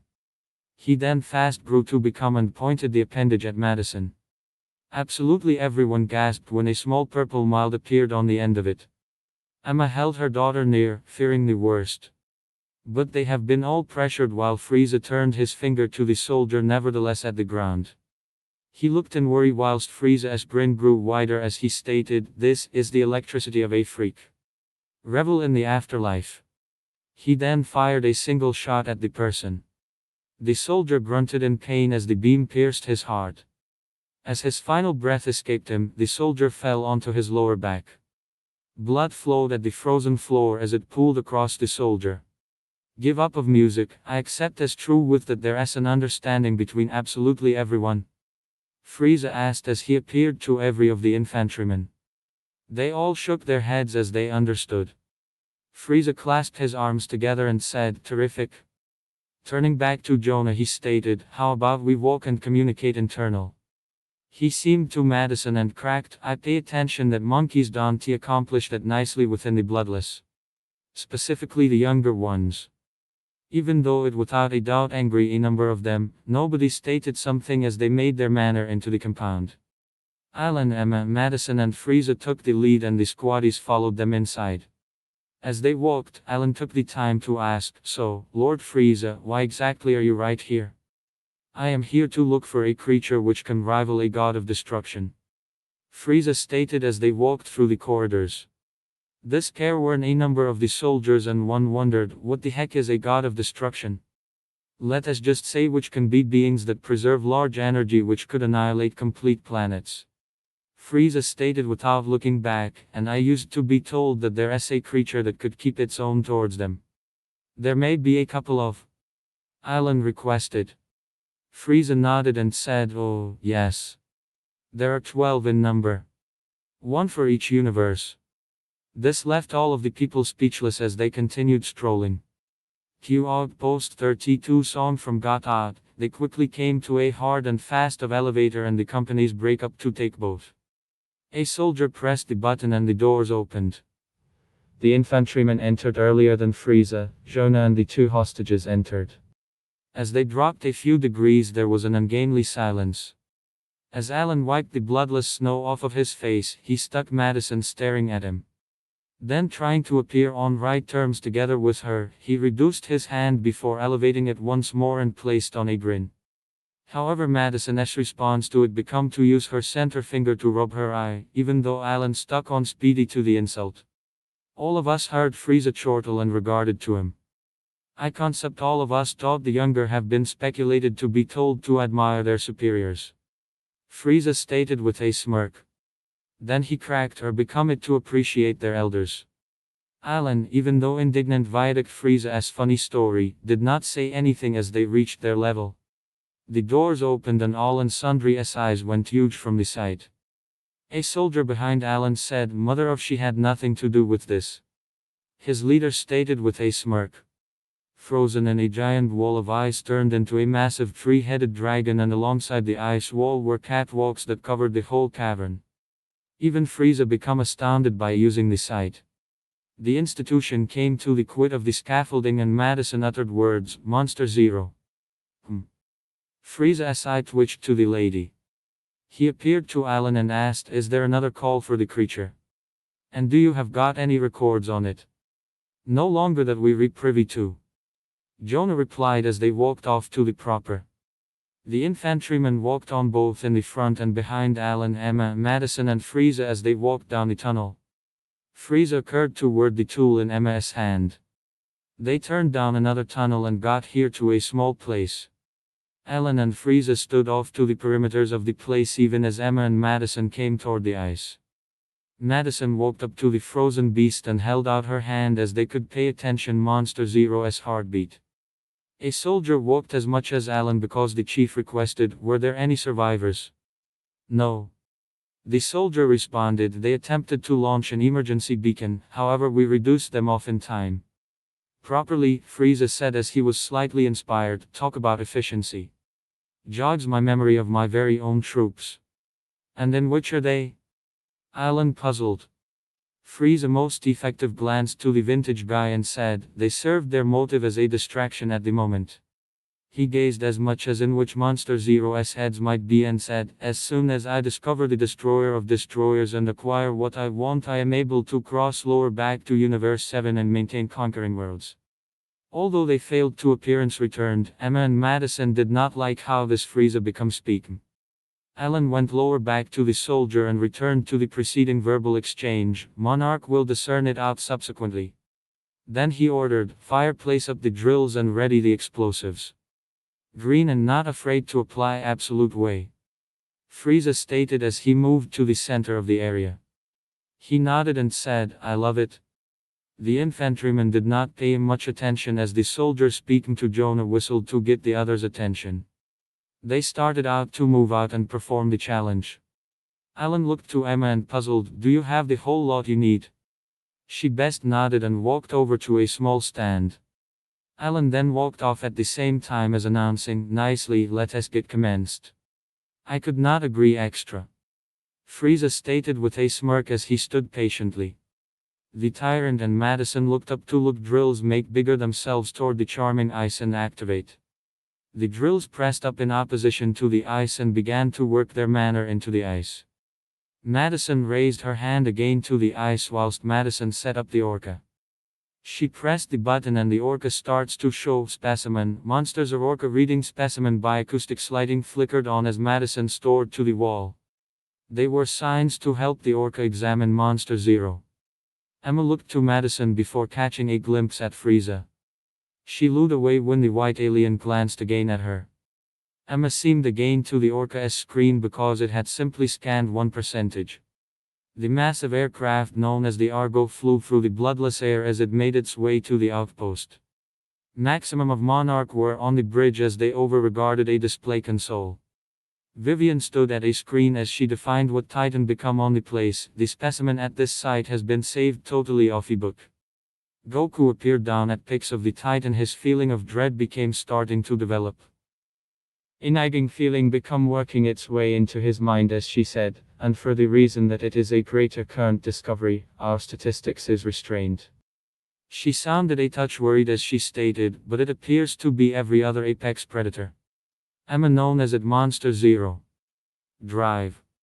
Serizawa stated. Drive. Graham took over again. It may have been a rival alpha to Godzilla, fighting for dominance over the alternative titans. Drive. Chen. What have you ever Professor Akira and Professor Honda found out? Ishiro asked to see what she had located. Two men of Jap origins watch as Drive. Chen then pulled up photos on whatever about the creature as she said, I have been scouring through heaps of years of myths and legends. Goku checked out what photographs he may want to see and observed that whatever this Monster Zero changed into, that it had stimulated lots of this Earth's history. He and everybody listened as Drive. Chen said, but it is nearly as if humans have been too scared to even write about it. As though it was intended to be forgotten. Drive. Serizawa finished. Goku then muttered, a titan without a recognized name. Everybody appeared to him as he pointed down on the display console. This is probably the purpose why Frieza came for your universe. He gasped as he remembered. He even stated he turned into coming here to look for something known as the Destroyer of Destroyers. He may want to have even followed the eco-terrorists, Emma and Madison, to the outpost. You is probably proper approximately that. Colonel Foster said as she came up to the desk. Seeking to Goku, she stated, Viaduct Monarch's surveillance network, a number of the equipment changed into capable of record a quick incoming item heading in the direction of the outpost. May want to be simply been a chook, or a aircraft or something. Rick said as if it have been no massive deal. The colonel looked to him and stated, Sensor S examine it to be too rapid to be something like that. Then shifting to in which she should take over, she pressed a sequence of keys, and before they knocked out what protection footage they could, we were given a photograph of this. Goku seemed down at the display and his eyes widened. The picture confirmed Frieza walking with the eco-terrorists and their hostages into the bottom. But what Goku located truly unnerving was that Frieza became looking as much as the digital camera with a smirk, as if knowing that Goku could see it. Sam glanced to Goku and requested, so I take it that this is Frieza. Goku best nodded as he stared down on the photograph. A soldier next to Goku then said, I might say what could a small guy like him do, but after seeing what you are capable of, he became to Goku and said, and seeing your face manner that this Frieza is extra than what he seems. Yeah. Goku said as he took a step again from the display console. Rick walked as much as them and said, sorry to crash a party, but I got some horrific news. You may just say information. Martinez stated as if putting bad wasn't important. He regarded down on the console as he said, it is continually horrific. We misplaced Godzilla. He dropped off the test close to Venezuela. Drive. Stanton instructed them. Goku looked to him as Mark requested, dropped off? What do you suggest? How ought to he drop off? Goku asked as he was harassed. Most of the people silently groaned as this god Rick started out. Rick looked to him and Mark and stated, I bet because you re new to this earth or haven't been reading sufficient, I'll have to teach you on something. There may be a idea by way of a man named Drive Brooks. It is called the Hollow Earth Principle. It allows Godzilla to transport around virtually fast. It is type of like a wormhole that simplest they understand approximately. That sounds quite neat. Goku admitted. He chuckled and stated it's certain store time to use that then having to pressure everywhere. Yeah, he gets it. Rick said. But they regarded to everyone as they didn't appear to consider in it. Colonel Foster then said anybody appearance sharp. We redrawing close the base. Goku walked up to her and stated, while you rescue Emma and Madison, I'll be sure to hold Frieza off of you. Sounds like a plan, Son Goku. She stated with a nod. Each human and Saiyan seemed out the windshield to the bottom. Returned at Outpost 32, the eco-terrorists had finished drilling into the ice and were now unloading a few sort of cylinders from a big crate. Although they have been primitive looking to him, Frieza then guessed are the ones explosives. A soldier regarded to him and said, Sure, Lord Frieza. Frieza stated with a smirk. Then he said, at the least some of you notice proper strength when you see it. The soldier said nothing greater as he helped any other carry some detonators.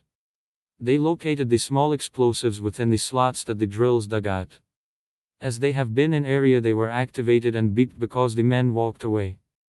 A soldier seemed right down to a tablet that showed that they have been about to have agency. He picked it up and informed Alan they may be here. Maintain them busy. Jonah ordered whilst Frieza regarded over to them. The soldier then relayed the order into his radio, release response pressure. Flow out. Frieza then activated his scouter and waited a moment before it picked a substantially high energy stage coming near. He turned to the path of the source and noticed that it became very high. Then the Gap Tyrant narrowed his eyes as he said, Goku. Alan, Emma and Madison seemed to him when he had said that. The chief of the eco-terrorists came nearer and asked what became that? Just someone you shouldn't mess with. Frieza informed. He turned to the vintage man and stated, I might inform your troops to avoid the Saiyan in any respect charges. They would not final a minute in opposition to that monkey. Walking alongside the catwalk he stated, just ensure to do your job and I will hold Goku occupied. Emma and Madison just stood there even as the eco-terrorists moved out. Alan then glanced up the ice as the plan turned into close to tug off. Stop of song, the Argo become near sufficient to the outpost in which it opened its bay doors and dropped 2 ospreys. The ospreys spread out and flew in the direction of the outpost while the Argo moved lower back. Goku, now in a snow match, stood on the aspect with a Lieutenant Brody because the others deduced on the way to deal with the operation. Vivian then stated if Jonah is looking to extract genetic samples, she pointed to a specific spot on a map, they'll be here inside the biolabs. Alright Mins. Barnes yells to get the man prepared, take a look at your system, stand viaduct the door. Goku watched because the infantrymen readied themselves for warfare. Then he and every person standing had to clutch hold of something as the osprey started out to land. When they landed at the ground and the door opened, the infantrymen started out to report out of the osprey. Goku waited till they had all gotten out before stepping out himself. He immediately wished that they have been somewhere hotter as he shouted, Guy, it is cold. The ones staying in the back of within the osprey appeared to the Saiyan as he ran to catch up to the others. As Goku and the infantrymen ran closer to the bottom, Serizawa, Graham, Mark, Rick and Sam all watched on a display to music their progress. The Monarch crew and Goku ran viaduct the bodies as they made their manner internal. However, while Goku stepped foot inside the compound, a wave of power made him stumble to his knees a chunk. The crew looked to him and Lieutenant Brody regarded to him and requested, Are you okay, Son Goku? Yeah. Goku said as he took deep breaths. He stood returned up and stated, I will sense no longer best Frieza's power, but a good greater electricity in right here. The Saiyan appeared beforehand and stated, It need to be Monster Zero I am sensing. Is the Titan loose? Colonel Foster requested, fearing the worst. Goku should feel the Titaness energy and shook his head. No, not yet. I will feel that he is still beneath. But we might better hurry. 10-4. The colonel said. Then she appeared to her squad and stated, double time human beings. Permit us move. The group continued inner with their guns prepared. Down within the bowels of the outpost, the eco-terrorists were still preparing. But Alan turned into beginning to develop impatient as he stated, come on, Ash. Make it snappy. Even I am beginning to develop bored. Frieza said along with his hands crossed. Knowing not to make the white alien disillusioned, Ash moved quicker but kept his sense to do it right as he prepared the detonator. Ash finished and stated, detonator prepared. Sooner or later. Frieza stated earlier than pressing the button on the scouter again. The tool became able to pick out up a few signatures. Then he appeared to Jonah and stated, a couple of electricity stages incoming from the upper levels. Along with one Son Goku. Let us pass. Alan ordered. As the eco-terrorists commenced to percent up, Emma then stated to her daughter, come on, Maddie. Circulate. Flow. Asher stated to get them going. Frieza became the last to go out as they walked at the catwalk.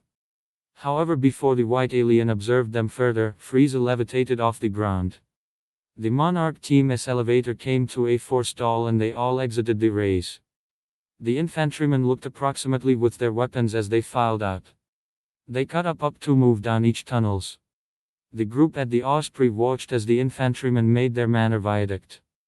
Each scientist looking in anticipation.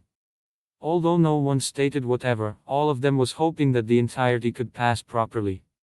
As the opposite soldiers went further into the compound, Goku waited between each catwalk entries and started out to sense for Frieza.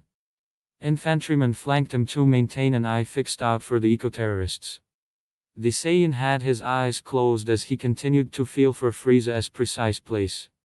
Abruptly his eyes snapped open and they all appeared up as a beam of strength came flying at them. Goku was quick to react and moved to swat it out of their manner. The death beam pierced the catwalk and saved hurtling downwards. Goku and the squaddies looked again up and two of the three's eyes widened on the sight. Goku scowled as his arch-foe's voice stated, howdy once more, Son Goku. Frieza stared the Saiyan down even as he floated inside the air. He smirked before announcing, welcome, to the upward thrust of the Destroyer of Destroyers. The Gap Tyrant chuckled darkly before scowling and narrowed his eyes as he shouts, and the final fall of you Saiyans. Without taking his eyes off of Frieza, Goku stated to the squaddies, pass and help the others. IV were given Frieza. The two soldiers' eyes did not hesitate and took off down the catwalks. Frieza did not make a pass to prevent them. Goku levitated off the floor and stated, I don't know what precisely you want with Monster Zero, however I am no longer gonna assist you to do something with this world. Ha? Ha? Ha? It nearly sounds like you intend to defeat me. The tyrant laughed. Frieza then said with a smirk. I would like to see you attempt. Each Goku and Frieza then rushed forward with power over their fingers and threw a punch. Goku and Frieza's clash caused the entire cavern to shake from the force. The two entered a small power struggle where Goku held on of Frieza's fists back and Frieza did the same. The two enemies part and Goku flew up when Frieza used an energy blast. The blast followed Goku and he then threw one of his own. Both blasts collided with each other before detonating and creating a huge smoke screen. Goku waited for Frieza to try and blast at him, but was caught off guard when he felt something wrap around his throat. He kicked back and it caused Frieza to release him. The tyrant gagged from the blow, but he then smirked and said, don't you think this will go how it did during our first battle on Old Namek? I couldn't track you then, but with this. Pointing to his scouter he said, while this isn't sufficient enough to track battle powers, it still makes a good way to see where you are. Goku scowled to this and knew that it wasn't going to be easy. He unzipped his coat and let it fall to the ground. Meanwhile on Universe 7's Earth, the team had just reached the gateway site. The box ships and Limo's ship touched down on the grass as it was blown down for a moment. The angels opened the box ship's doors and everyone stepped out. The fighters all stretched from the flight and Bulma looked to Whis and asked, "So, how long exactly do we have to wait for the rift to be ready again?" "Just about 10 or so minutes. Could be up to half an hour."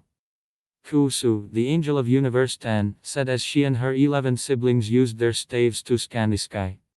Whis then said, "When a rift between universes has been opened, especially in situations like these, the tunnel needs time to stabilize itself."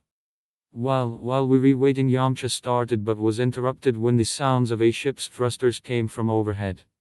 Everyone looked up to see that Frieza's main ship was coming back down, and surrounding all sides of it were 9 ships from the Galactic Patrol. The group watched as all the ships landed in a spot right next to them.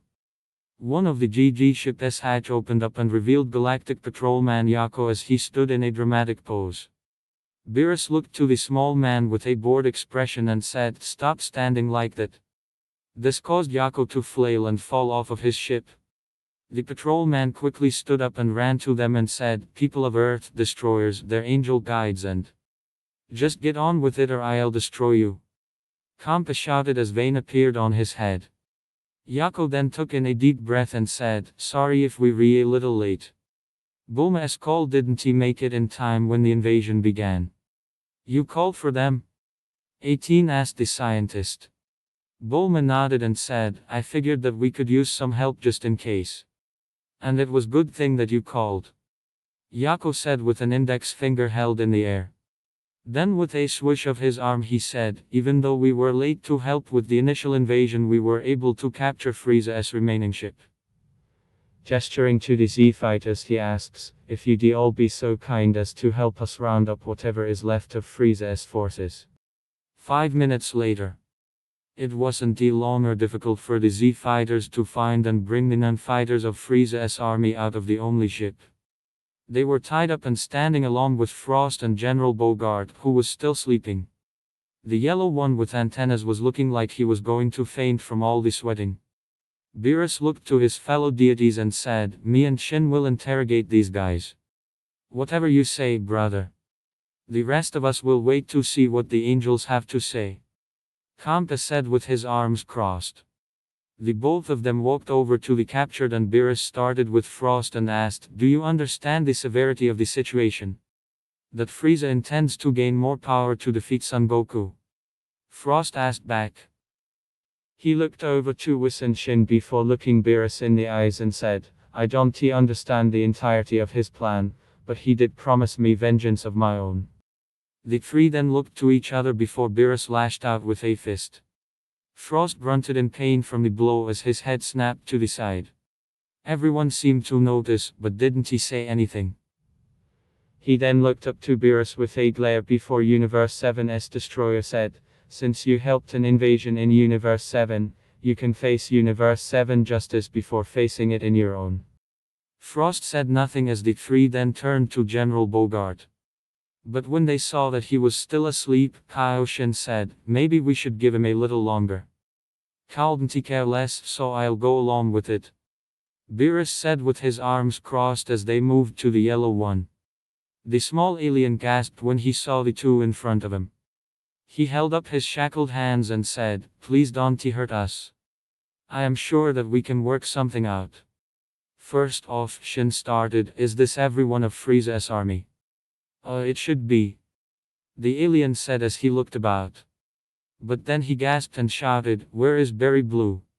He looked to the others and asked, "Wasn't she still on the ship when we departed?"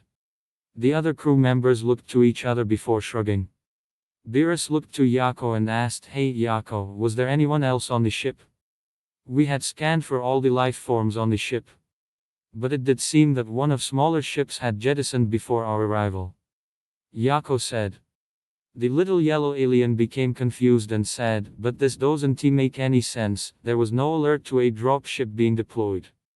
"I am not sure either, sir." Another crew member shrugged. The yellow alien sighed before saying, "You all can be useless." "So if there is a member Frieza's army on the loose," Shin asked as he and Beerus looked up to the sky, "then where would they go?" A small black, white and yellow lensed ship flew throughout the cosmos. Berry Blue had her smile as she was able to pilot the ship throughout the stairs. Keeping one hand on the wheel, she held up the other with a strange device in it. The device had an image with a planet with 3 winged creatures flying from it. She pressed the planet before pressing the creature on the left before moving to the one on the right and finally the one on top. The device glowed blue for a moment and then its glow flickered when a distorted deep male voice spoke. "What news have you, Berry Blue?" Master Berry Blue's smirk never faltered as she reported, "I am pleased to inform you that Lord Frieza has opened the barrier and has most likely located your destroyer of destroyers." Excellent. The voice on the other end said, "Report to the Earth in Universe 13 and use your talisman to watch the events. Once you have seen all that you need, return and report." "As you wish, my master," Berry Blue said before the transmission cut off. Then placing the talisman on the dash. The double agent then began to hum and it made the talisman glow red this time. It lifted off of the dashboard and its face turned towards the windshield before pulsing. The entire ship began to glow as a small rift opened up. The ship warped as it went through. Meanwhile, back on the Earth, the group was still waiting for the rift to be ready. Beerus and Shen were still in the middle of interrogating Frieza's men. Beerus then asked, "One last question, and we want a real, honest answer, Kikono." The yellow alien gulped as he knew what that question would be. He looked the destroyer in the eye as the feline said, "What exactly is Frieza's plan?" "It is to go to the Forbidden Universe and seek a great power," Kikono said as sweat poured down his face. Both Beerus and Shen looked to each other as they knew there was more to it than that. Shen then asked, "He is seeking the destroyer of destroyers, isn't he?" Though he didn't say anything, Kikono still nodded to confirm this. Knowing what they needed, Beerus turned to the Galactic Patrol and said, "All right, you can have them." Yako and the rest of the Galactic Patrol moved around the captured. But before they could even grab hold of them, General Bogart woke up yelling, "Lord Frieza has gone to seek the destroyer of destroyers to gain enough power to conquer the universes without having to worry about some deities getting in his way." Kikono, Frost and every one of the remaining ship looked to him with a shocked expression. This even shocked all the destroyers, K's and Angels and the Z-fighters. Tien looked to the other Z-fighters and said, "I knew that Frieza was power hungry, but to go that far. We'll find a way to stop him." Piccolo reassured him. He shrugged as he said, "I don't know how we will, but we'll figure something out." As Frieza's forces were rounded up, the Z-fighters and the deities watched the angels as they worked. Back at the Forbidden Earth's Monarch Outpost 32. Colonel Foster's group had come to a certain point in the tube walkways. Everyone readied the sights on their weapons and she said, "Remember, eyes wide. We got friendlies in here." A boom echoed throughout the cave and they looked about. The colonel then said, "Must be Goku taking on that Frieza punk." The soldiers nodded and returned their focus to the mission. They continued down the catwalk with caution. The group on the Osprey heard Barnes say on the radio, "Move to Tunnel 2. Stay on Overwatch." "Roger that, Chief," another soldier said as Mark watched with worry. One soldier pointed his weapon down a tunnel before they moved on. But before they went too far, Barnes held up the signal for them to stop. The soldiers noticed a shadow on the other side of the tarp with a weapon raising. Barnes and the other soldiers lifted their weapons towards the shadows and counted down with his fingers. But they didn't get the chance when an explosive went off. Q icebreaker track from Godzilla, King of the Monsters. The explosion rocked the cavern as Goku and Frieza felt it.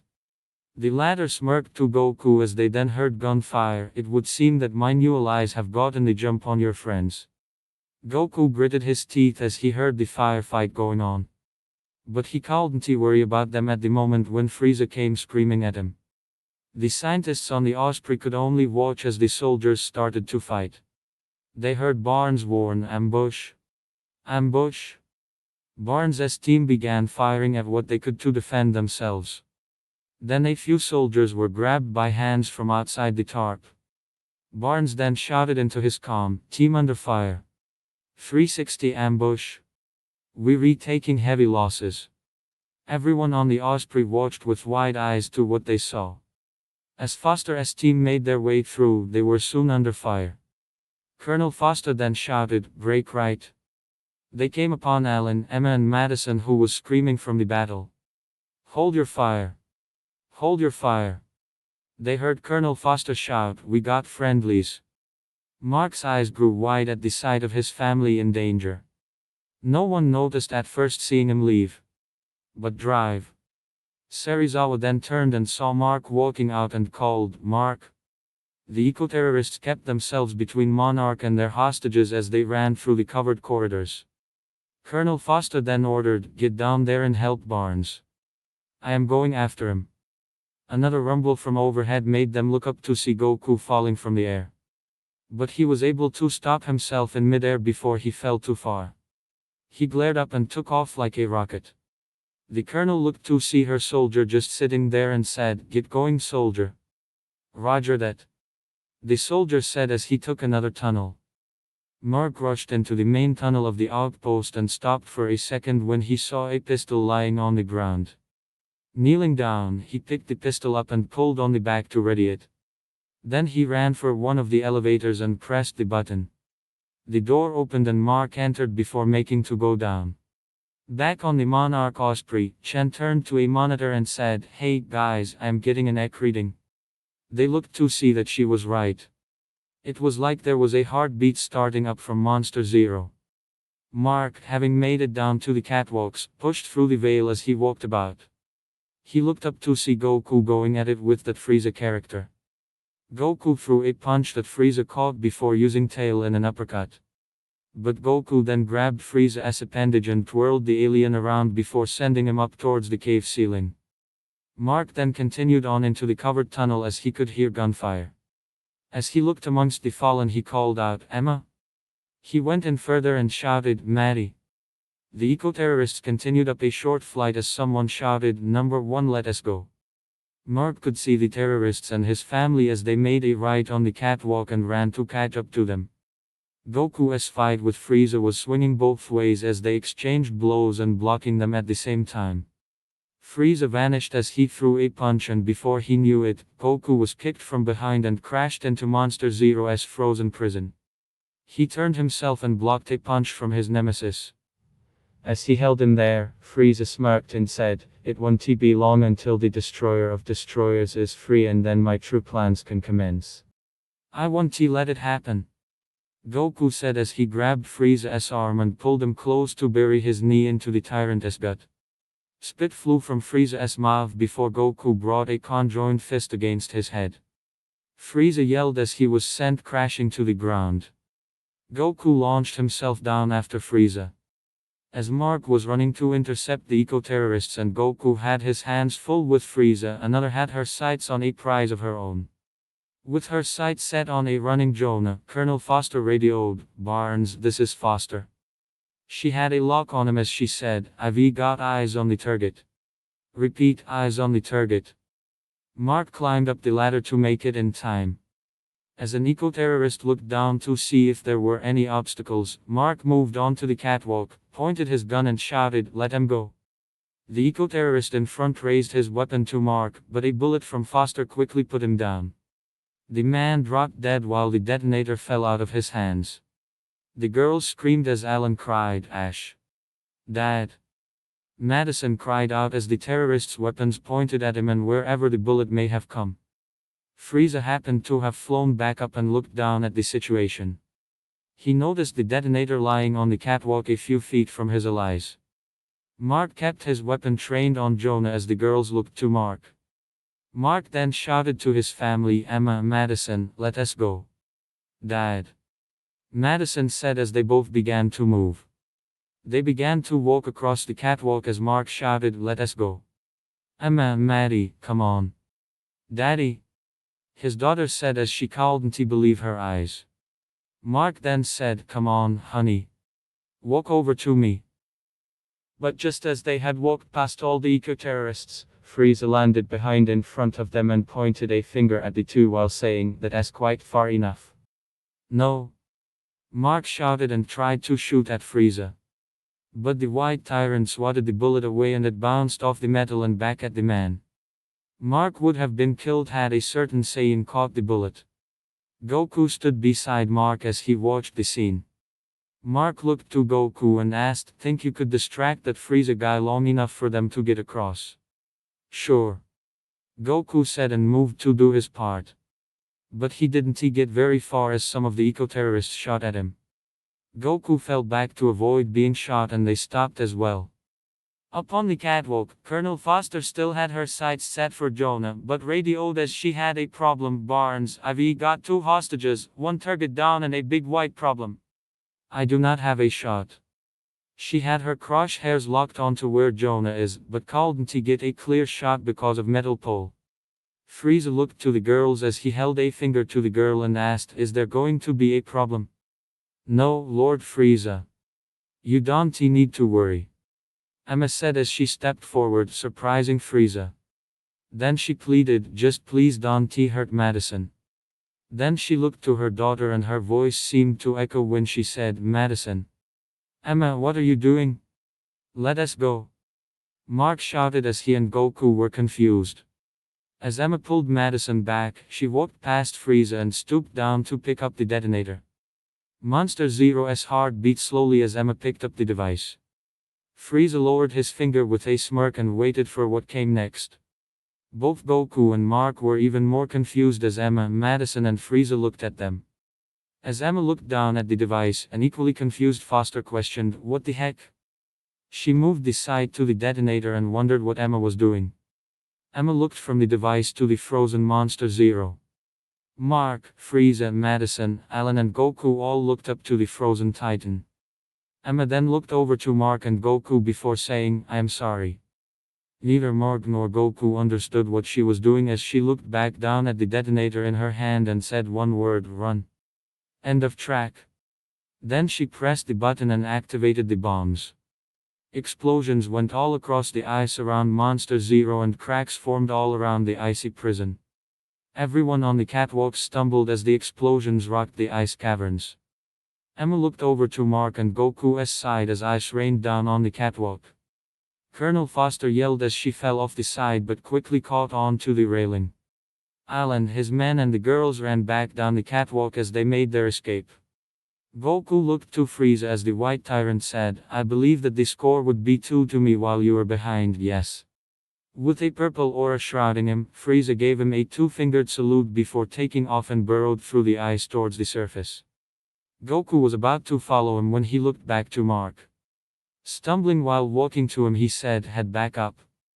Mark didn't hesitate and started to stumble and run back down the catwalk. Goku was about to follow when he heard Foster shout. Looking back, he saw her dangling from the higher catwalk. Leaping up into the air, Goku quickly flew to her just as she lost her grip. Colonel Foster screamed as she started plummeting but stopped when she felt something catch her. She looked to see that she was being carried bridal style while Goku floated back up to the catwalk. They landed as the rest of the soldiers met up with them. Colonel Foster then motioned while shouting, "Move! Move!" They all started to run back to the elevator. As he ran back to the elevator, Mark had to duck when some bullets were sent his way. Madison noticed this and shouted, "Dad!" But she didn't have to worry long since her father ran behind cover. Mark fell into the elevator just as the eco-terrorists and girls reached theirs. As most kept their eyes on the door, Madison looked over to the other elevator and watched for her father. Mark stood up and pressed the button to his elevator. Ice continued to fall from Monster Zero as the 2 elevators lifted off the ground. The creature roared a little as it became more free. But as he watched the other and rode his, Mark's attention was drawn back down to the Monarch soldiers and Goku as they ran to the elevator. Taking one last look at the other elevator, Mark groaned and made his go back down while muttering, "Darn it! Look!" Goku shouted as the elevator came back down. When it reached them, the doors opened and Mark shouted, "Come on, you guys, let us go. Move, move. Now." Foster shouted as they ran for the lift. Goku stayed back to make sure there weren't any stragglers.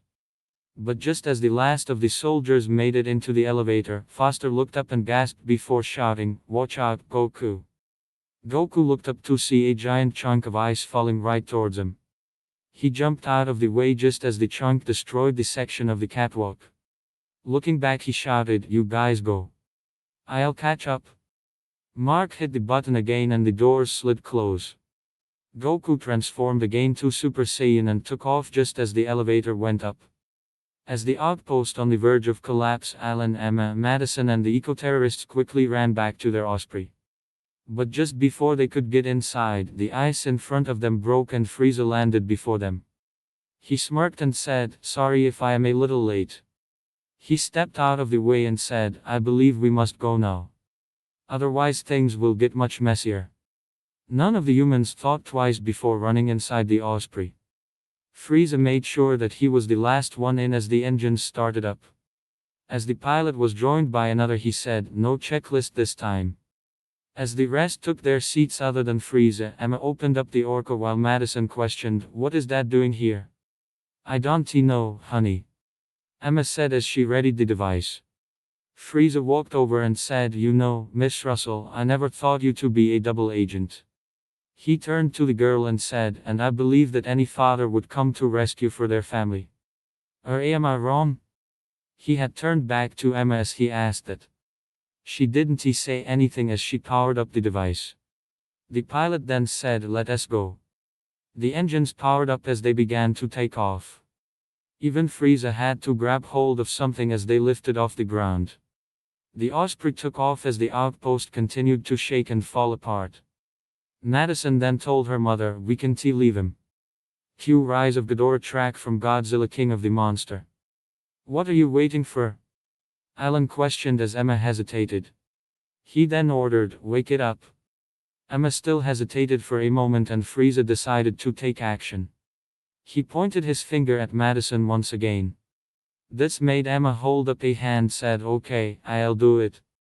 She picked the Orca up and walked over to the door. Kneeling down at the ramp, she set the device down. The Monarch team had finally made it up to the surface and were running for their lives. As they ran out of the tunnel, Martinez then shouted, "Launch is up ahead. Let us go." "Move it," another soldier shouted. Foster looked around and shouted, "Where is Son Goku?" "I don't know," Mark shouted back. As they kept running, a golden aura appeared under the ice. The soldiers looked back while running just as Goku broke through the ice. His transformation dropped as he landed on the ice and started to run with the soldiers.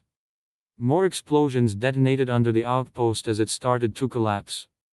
The building and the ice dropped down into a raging inferno as the ice cracked away from the center. As they ran, the ice started to catch up to the soldiers. Some were unlucky as 2 or 3 fell behind and fell into the abyss. As Lieutenant Ford was about to join them, Goku grabbed his hand and threw him ahead of them. Barnes shouted, "Go, go, go. Run, run, run." Goku shouted as they continued running. As the last of the outpost fell into the hole, they all jumped as the breaking ice finally stopped. Mark and Goku looked back and shielded their eyes as a final explosion went off. They then looked up to the retreating Osprey. Emma looked down at them with a pained face, but knew that she had to do this. She swiped the screen and 3 orange lines as the machine whirred to life. Then with a tap of her finger, a high-pitched pulsing sound. The Orca's signal could be heard for a great distance. Goku, Mark and the soldiers looked down to the ground and watched as particles of ice were sucked down into the hull. They looked down into the crater as they knew that Monster Zero was starting to stir. Down in the crater, lying under all the ice, Monster Zero, the destroyer of destroyers, heard the sounds above him. With a growl from all 3 heads, the one that truly awakened was the middle head. As his eye opened wide, it sent a sensitive vibration in all directions. On his way towards the shores of Antarctica, Godzilla could sense the awakening and made himself go faster double time. He wouldn't just sit back and let this rival try to take everything again. Back on Universe 7's Earth, as the angels had turned to them and Vados said, "Good news, the rift is Suddenly, all the destroyers, angels and Kai felt a shiver go down their spine. The Z fighters became confused and Vegeta questioned, What? What is it? We re too late. Shin said as sweat ran down the side of his head. Even the destroyers and angels looked on edge as Heels said, The destroyer of destroyers has awakened. All deities and angels, get into position. Beerus shouted. Then he looked to the Z fighters and their friends before saying, Get ready on my signal. Vegeta and the others nodded as they waited. Shin looked to his predecessor and said, Ancestor, I want you to stay here. Don't you have to tell me twice? Old Kai said as he had his hands behind his back. Then with a smile he said, Go make me proud. I will. Shin said with a nod. Then he moved to the others as the angels, destroyers and Kai from their respective universes stood close together while forming a circle. Then through an inaudible chant, all 36 of them started to have a blue glow about them. Everyone standing back watched in amazement as a pillar of blue light sprung from each of them and conjoined on a single spot. Then the center started to expand overhead until a giant blue rift opened up. Glancing back, Beerus shouted, Now! Go through the rift! Vegeta grabbed Bulma's hand and held her close as they lifted off the ground. Limo started the ship back up while all 5 kids took a peek through the crack in the door. All the Z fighters and the other warriors lifted off. As the warriors disappeared into the void, the 36 levitated off the ground and slowly approached the void as they continued to chant. Only when they had disappeared did the circular rift close. Good luck.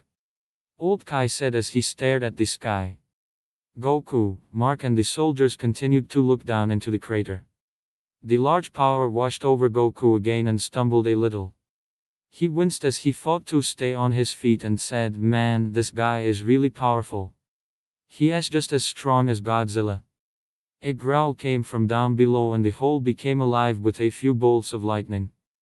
Drive. Serizawa, drive. Graham and the other scientists came out of the Osprey to see what was happening. Monster Zero gave a soft growl as he stood up in the crater. All watched as a giant golden tail lifted out of the crater. Ice fell from the appendage as the spikes opened up. Goku's eyes were wide as he watched one head raise itself followed by a second and then the middle head. From up on the stolen Osprey, Frieza pressed the button on the scouter to assess the creature's power level. Some turned to look at the tyrant while others had their eyes glued to Monster Zero. He watched as the numbers continued to rise higher and higher until... Bleep! His red scouter stopped when it couldn't go any higher. Frieza heavily cackled as he knew that he had found him, the destroyer of destroyers. Down on the ground, Goku and the others became concerned when Monster Zero looked down on him. Barnes then commented, You gotta be freaking kidding me. Monster Zero then let loose a high-pitched roar before bringing his tail down on the group's right. Everyone started running again towards the Osprey. Barnes then shouted, Fall back. Fall back. Get back to the chopper. Monster Zero roared again as he lifted a limb from the ice. It sent large chunks of ice and a few unfortunate humans raining down on the humans and the Saiyan. Goku looked up to see a chunk falling right towards them. Making 5 really small orbs of energy, the Saiyan threw them towards the ice chunk. The chunk exploded and the fragments of the chunk caused other pieces to fall away from them. The Saiyan looked back to the soldiers that fell but knew that he couldn't do anything for them right now. His actions didn't go unnoticed by Monster Zero as all 3 heads looked down with a screech. Some of the soldiers turned and raised their weapons as one shouted, Open fire. No wait. Goku shouted as he turned to them. The soldiers started shooting at Monster Zero's left head, but it was like a mosquito trying to bite it as the bullets had no effect on it. The head got close enough where it knocked one of the men down. Mark and the rest of the soldiers continued running to the Osprey while the other soldiers kept Monster Zero at bay. When they reached the Osprey, Mark and everyone started to strap themselves in. But Goku hadn't. He sat back down as he looked back to the other soldiers. With a grim look he rushed back out. Serizawa shouted, No, Goku. Goku didn't pay him any mind as he kept running. Griffin then said to Foster, We'll do an emergency vertical takeoff at max RPM, second engine still starting up. Monster Zero's middle head shoved the left one out of the way before roaring like it was berating at it. The left head groaned in irritation before the middle looked to the right as that head screeched. Then all three heads reared up as a golden light coursed through their throats. One of the soldiers said, "Oh, no." Goku jumped off the ground and was about to land amongst the soldiers when Monster Zero let loose his attack. The gravity beams vaporized the screaming soldiers and the detonation caused Goku to fly backwards. The attack's power caused sparks to fly in the Osprey and everyone grunted while putting their heads down. The Saiyan rolled across the ground before stopping on his side. End of track. My, that must smart. Frieza said as he watched with interest. Emma looked down at the chaos that was happening. Goku lifted his head up to see Monster Zero look to the downed Osprey with a small screech from the middle head while the other two looked at the carnage. The left head licked the ground and the right head growled as if scolding it. The two looked as if they were arguing before the middle head roared at them. All three heads looked to the Osprey and used its wings to walk closer. Goku grunted as he stood back up but stumbled back onto his knees. He knew that his friends were in trouble as Monster Zero made his way to them. Inside the Osprey, Colonel Foster was currently sending an emergency beacon. This is Raptor 1 to Argo. Requesting immediate urgent extract. Again I say urgent extract. Drive. Serizawa looks out the window as she said that while the pilot tried to get them up into the air. Sam shouted to her, "Griffin, get us the heck out of here." Monster Zero was getting really close as everyone on the stolen Osprey watched. Some watched with despair for those on the ground, others were neutral about it and one had a dark smirk on his face. Madison, not wanting anything to happen to her father, grabbed the orca out of her mother's hands. Emma cried out, "Madison." Even Frieza looked a bit surprised as both Emma and Jonah tried to get Madison. But the girl was acting fast as she disrupted the signal. Emma shouted, "Madison, no." The orca gave off a new pulsating sound, one that stopped Monster Zero from advancing any further. The three-headed dragon screeched from all three heads from the noise and reared back away from the grounded Osprey. Mark looked out the window and up to the retreating Osprey. Goku noticed this too and looked up to the stolen Osprey. Up on the retreating Osprey, Emma tried to wrestle Madison's grip from the orca while shouting, "You need to let go of it." "No." Madison shouted as she slapped her mother off of her. Jonah reached down and tried to grab a hold of Madison as well. But as she fended them both off, Monster Zero began to charge up his attack again and aimed at them. Frieza decided to take action and grabbed Madison by the coat and pulled her away from the orca. While he held Madison back, Emma reached down, picked the orca up and switched the frequency. Then pressing the screen she deactivated it. As the pulsing stopped, so did Monster Zero's attack. Frieza shoved Madison back into the Osprey while Alan and Emma followed in after. Monster Zero then shook his head before growling softly to the right head. The right head seemed just as confused. The central head turned to the left and grabbed one of its horns with its teeth. The left head snapped into attention as all three heads looked back down to the grounded Osprey. Goku got back up and jumped into the air before flying at Monster Zero. But just as Monster Zero got close to the Osprey, a blip appeared on the radar.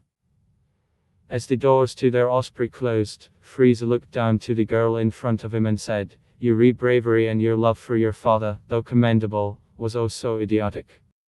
"Yes, right," Alan said as he came to stand next to Frieza. He pointed a finger at her and said, "Never do that again." "Back off," Emma said as she came in between them. Frieza then smirked and said, "I had no intentions of hurting her." He looked down at Madison again and added, "Yet." "Frieza," Alan said as a warning. Frieza chuckled before saying, "Oh, relax, Jonah. I was kidding." But the tyrant looked to the eco-terrorist and said, "I am afraid that this where our partnership must end." "And what will you do now?" Jonah questioned. "I trust you won't try to stop what we're redoing. I have no interest in doing that or the rest of your mission," Frieza said as he turned to the door. He then said, "But you have no need to worry about me. I will soon have what I came for." Hopefully for you, I shouldn't be bothering you again. Ta-ta. Frieza then walked to the closing door and dived through the two pieces of metal. The doors shut behind him as he ignited his aura and flew back to Monster Zero. The team on the Osprey soon found itself surrounded by Monster Zero's heads as one hit the right side of the aircraft. Everyone screamed at the danger that they were in. The nudge caused a window to crack as Monster Zero moved his heads to the front. Griffin then radioed, "Argo, this is Raptor 1. We've been hit. All systems are down. Look out." Barnes shouted as one of Monster Zero's heads nudged it again.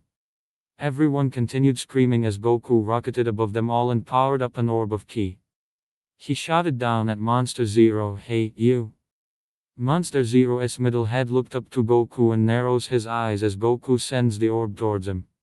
The orb was too fast for Monster Zero as it collided with his back.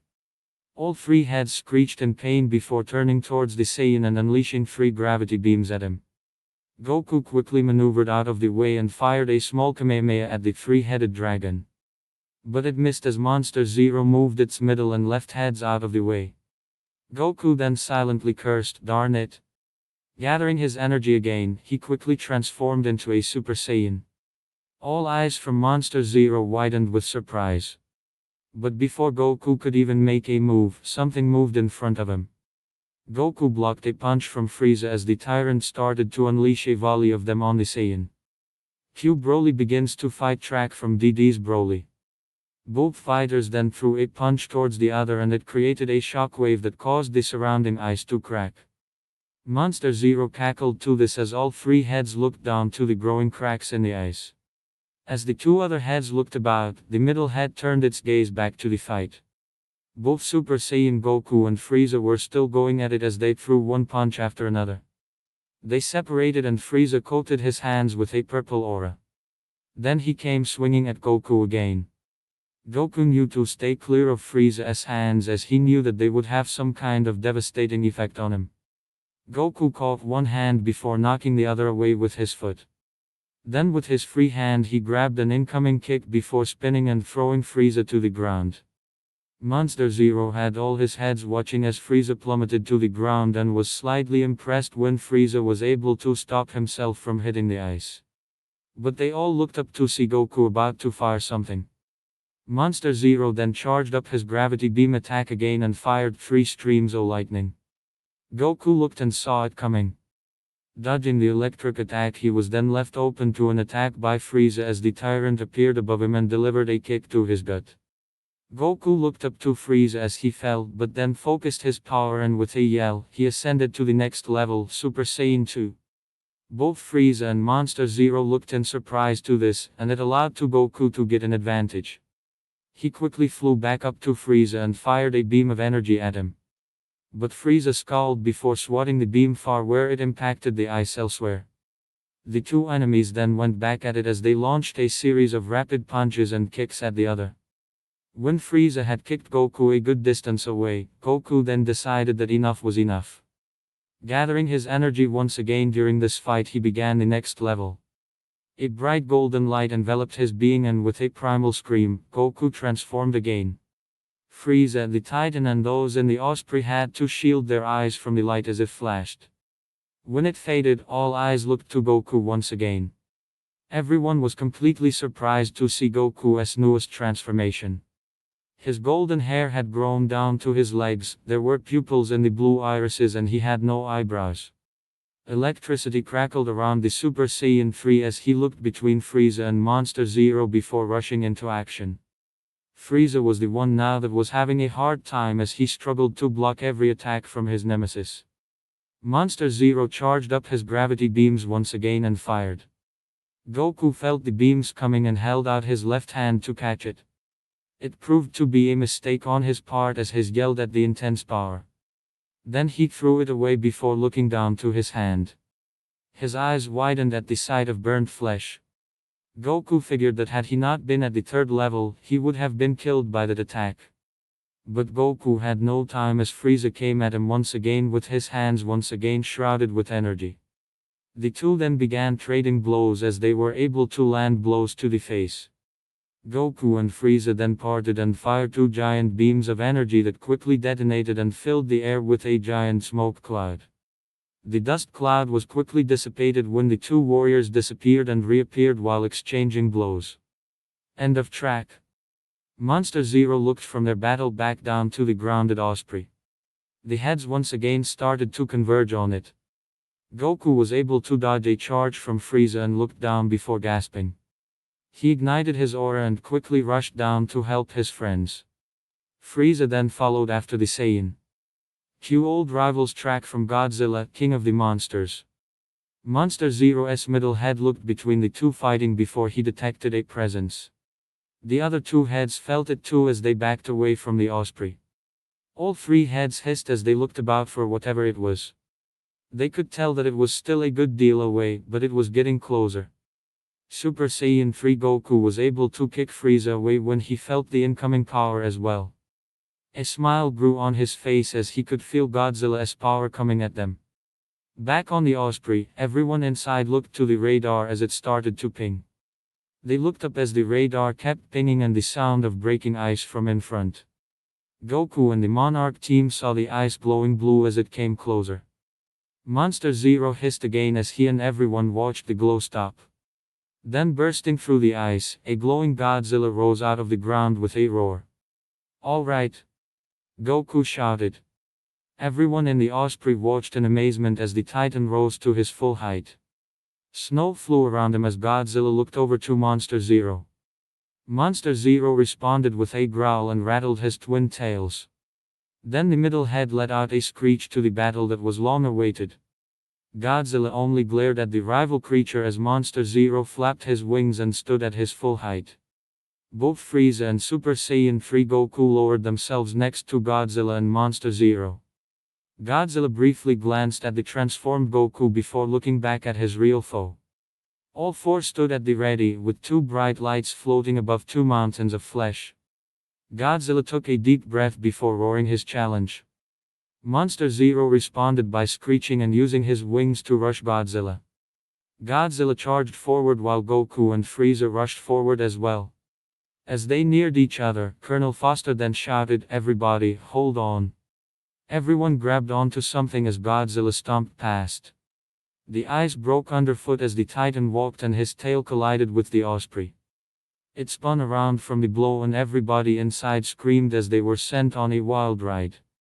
Godzilla roars again as he grabs one of Monster Zero's heads in his hands. Goku gives off a yell as he energizes a fist and lashes out at Frieza. Frieza ducked under the blow and followed up with a kick to the Saiyan's face. Godzilla bit down on the head he had while Monster Zero shrieks in pain. The middle head bit down on Godzilla's shoulder as the Titan shoved the dragon's head to the ground. Goku was able to catch Frieza's tail and spun before releasing him to where the white alien smacked into Monster Zero's left head. Set head screeched and looked at Frieza as the tyrant peeled himself off. He looked to Goku and gave a blood-curdling scream and dashed for the Saiyan again. The head looked back to its own fight. The battle sent the Osprey sliding across the icy ground and it bumped into a small wall of ice that ran with the cracks. Everyone inside grunted as they stopped. Sparks flew from damaged systems and a mess of wires fell on Mark. Vivian looked to her friend and shouted, "Mark!" Back outside, Monster Zero was able to push Godzilla back a little, but Godzilla was able to keep himself from falling over with a single step. However, said step caused the crack under the Osprey to widen a little. Everyone inside could feel it and Foster ordered, "Everybody, clear out now. Let us go." Everyone quickly unbuckled before making a run for the door. As everyone scrambled out, Vivian struggled to help Mark get out. "Mark, I am stuck," Mark shouted as he fought to get out. They were able to wrestle the wires off of him as everyone else had cleared the Osprey. Godzilla screeched as Serizawa helped some escape. He looked up to see Monster Zero using one of his electrical attacks to make Godzilla fall backwards and he fell next to their Osprey. A large bang sent both Goku and Frieza hurtling away from each other. The humans began to run from the battle as Vivian helped Mark out. Monster Zero took a few steps back and looked down to see Frieza hit the ground. While the middle and right heads kept an eye on Godzilla, the left one lowered itself to see if Frieza was still alive. Godzilla roared as he stood back up. When she finally freed him from the cables, she shouted, "Are you alright?" "I got it. I got it. Go, go," he shouted as they both ran out of the Osprey. As they ran from the wreckage, Monster Zero screeched as its battle with Godzilla engaged again. Mark looked back just as the Osprey fell into a cold abyss. He looked up to see Goku punched back while Monster Zero blasted some electricity at Godzilla. The Titan roared as he slammed his tail down. But then at the bottom few dorsal plates they started to glow. Mark watched as the energy traveled up Godzilla's back. Godzilla then took in a deep breath before letting loose his radiation breath at Monster Zero. But the attack missed as it sailed between Monster Zero's middle and second head while the three-headed dragon powered up his gravity beams. The Hydra screeched before he unleashed lightning at Godzilla just as Frieza uppercut Super Saiyan 3 Goku's chin. The Saiyan flew higher up into the air as Godzilla was knocked back and his beam attack swerved as he fell. The beam collided with the remaining Monarch buildings and created a fiery inferno that nearly knocked everyone off their feet. They screamed as they continued to run while explosions went over their heads. When Godzilla's attack stopped, Monster Zero's beams pushed him until he started falling into a giant crevice. Godzilla screeched as he went over the edge. Vivian and Mark continued to run across the ice in a desperate attempt to escape. Vivian Graham looked up and screamed just as Monster Zero's middle head slammed down on her. Mark gasps at what he witnessed. Drive. Serizawa drops to his knees in devastation from the loss of his friend. As Goku stood back up, he sensed Vivian's energy disappear as he looks up to see Monster Zero crunch down on the ice.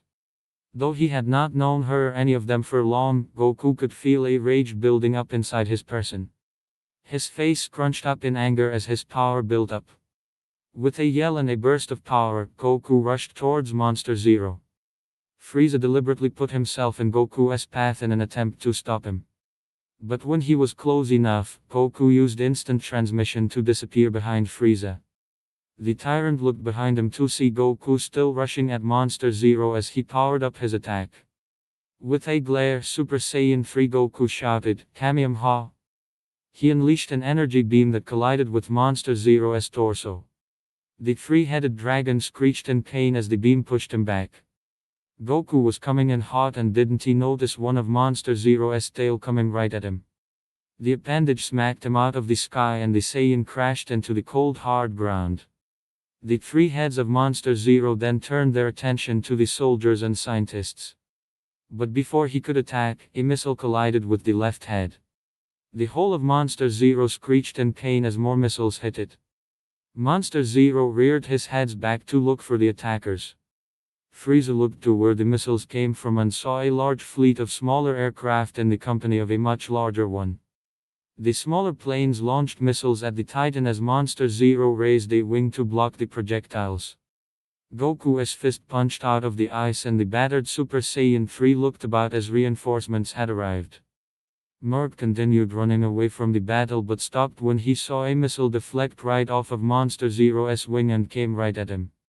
The missile spun out of control before impacting the ground in front of him. The blast sent Mark flying backwards. The man grunted when he collided against something and fell to the ground. Goku looked back and shouted, "Mark!" The Super Saiyan 3 flew over to Mark and knelt down beside him. He looked back to see that Monster Zero was still fending off the planes. Monster Zero then turned his head just when Godzilla climbed out of the hole. As Mark fell into unconsciousness, he watched as Monster Zero flare his wings wide before lifting off into the sky. Frieza decided that this would be the best time to leave. He flew away from the battlefield as Monster Zero disappeared into the clouds above. As he made his escape, Frieza's scouter beeped as it detected something. Looking in the direction, he saw Jonah's stolen Osprey and quickly flew to it. Landing on the roof, he banged on the metal to get their attention. The back hatch opened up and Frieza dropped inside. He smashed his fist against the button to close the doors back. He looked back to the battlefield with a slight glare before the doors sealed. Goku watched as Godzilla roared in irritation before turning back to the ocean. As he left, Goku turned back to Mark as the man lost consciousness. Slinging the man over his shoulder, Goku turned to Serizawa and the others as they came running up. Keeping a firm grip to make sure Mark didn't fall off, Goku looked to drive. Serizawa asked, "This isn't how I imagined this would go." "Oh yeah, and how is that?" Rick sarcastically asked. "Drive." Serizawa then said, "The situation has gotten worse." "Indeed it has," a disembodied voice said. Everyone looked about for the source. Goku recognized it and looked up before shouting, "Lord Beerus, is that you?" His question was answered as a blue rift opened above their heads. Goku and the Monarch team looked up just as all 12 angels, destroyers and Kai dropped down. A smile grew on his face when he saw his friends and family came out with them. All those from the 12 universes touched down on the cold ground just as the Argo landed a few yards away. Goku motioned with his head and said, "Come on, I'll fill you guys in on the way." None of the deities or the Z-fighters objected and followed their friend and Monarch to the giant ship. As the stolen Osprey flew above warmer waters, Frieza leaned against the wall closest to the door. He chuckled before looking over to Jonah and said, "I am a little surprised that you were still close by." Jonah smirked before saying, "And I am surprised that you found us so close. Though it makes me wonder why." Frieza said as he moved a little closer. Alan then said, "Mostly cause I have a business deal to propose." Cue Frieza's wish track from DD's Broly. "Let us pretend that I say that I am interested as I unravel what you want." The White Tyrant says as he started to walk around Alan. Then without looking to the old man he said, "You want to make me a personal bodyguard so that in case the next time you run into whoever it is that is after you, you'll have a form of protection, yes?" "That is the sum of it," Alan said with a smirk. Frieza then began to chuckle before it turned into a big laugh. Alan looked to the others as Frieza clutched his sides as he couldn't stop laughing.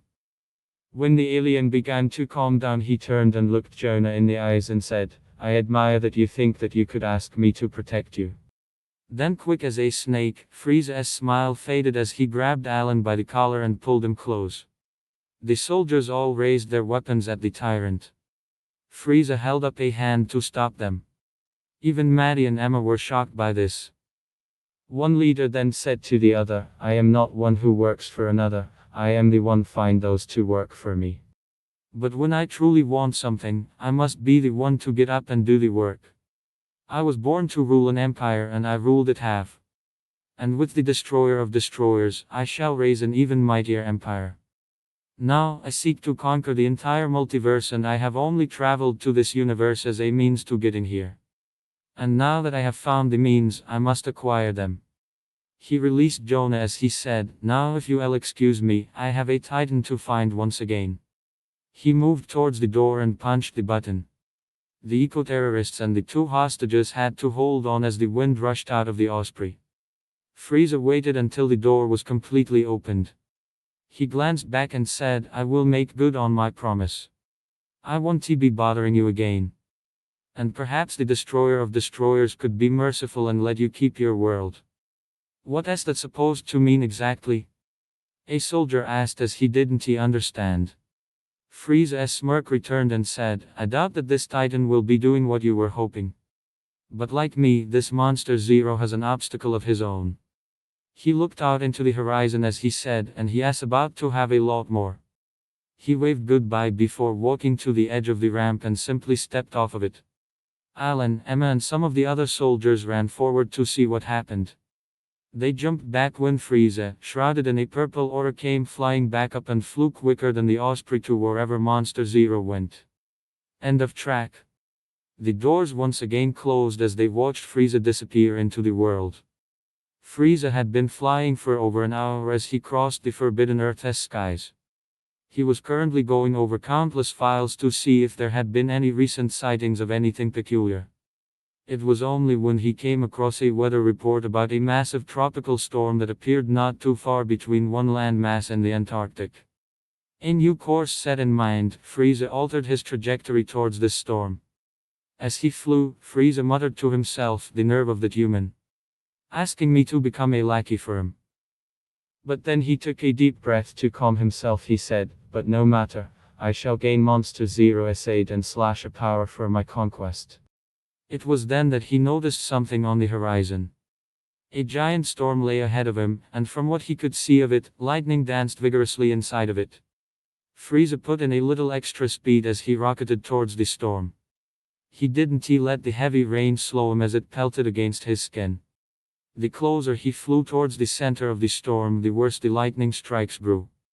Frieza activated his scouter to search for life signs. The scouter located something dead ahead, though he was a little surprised when the thing was coming straight at him.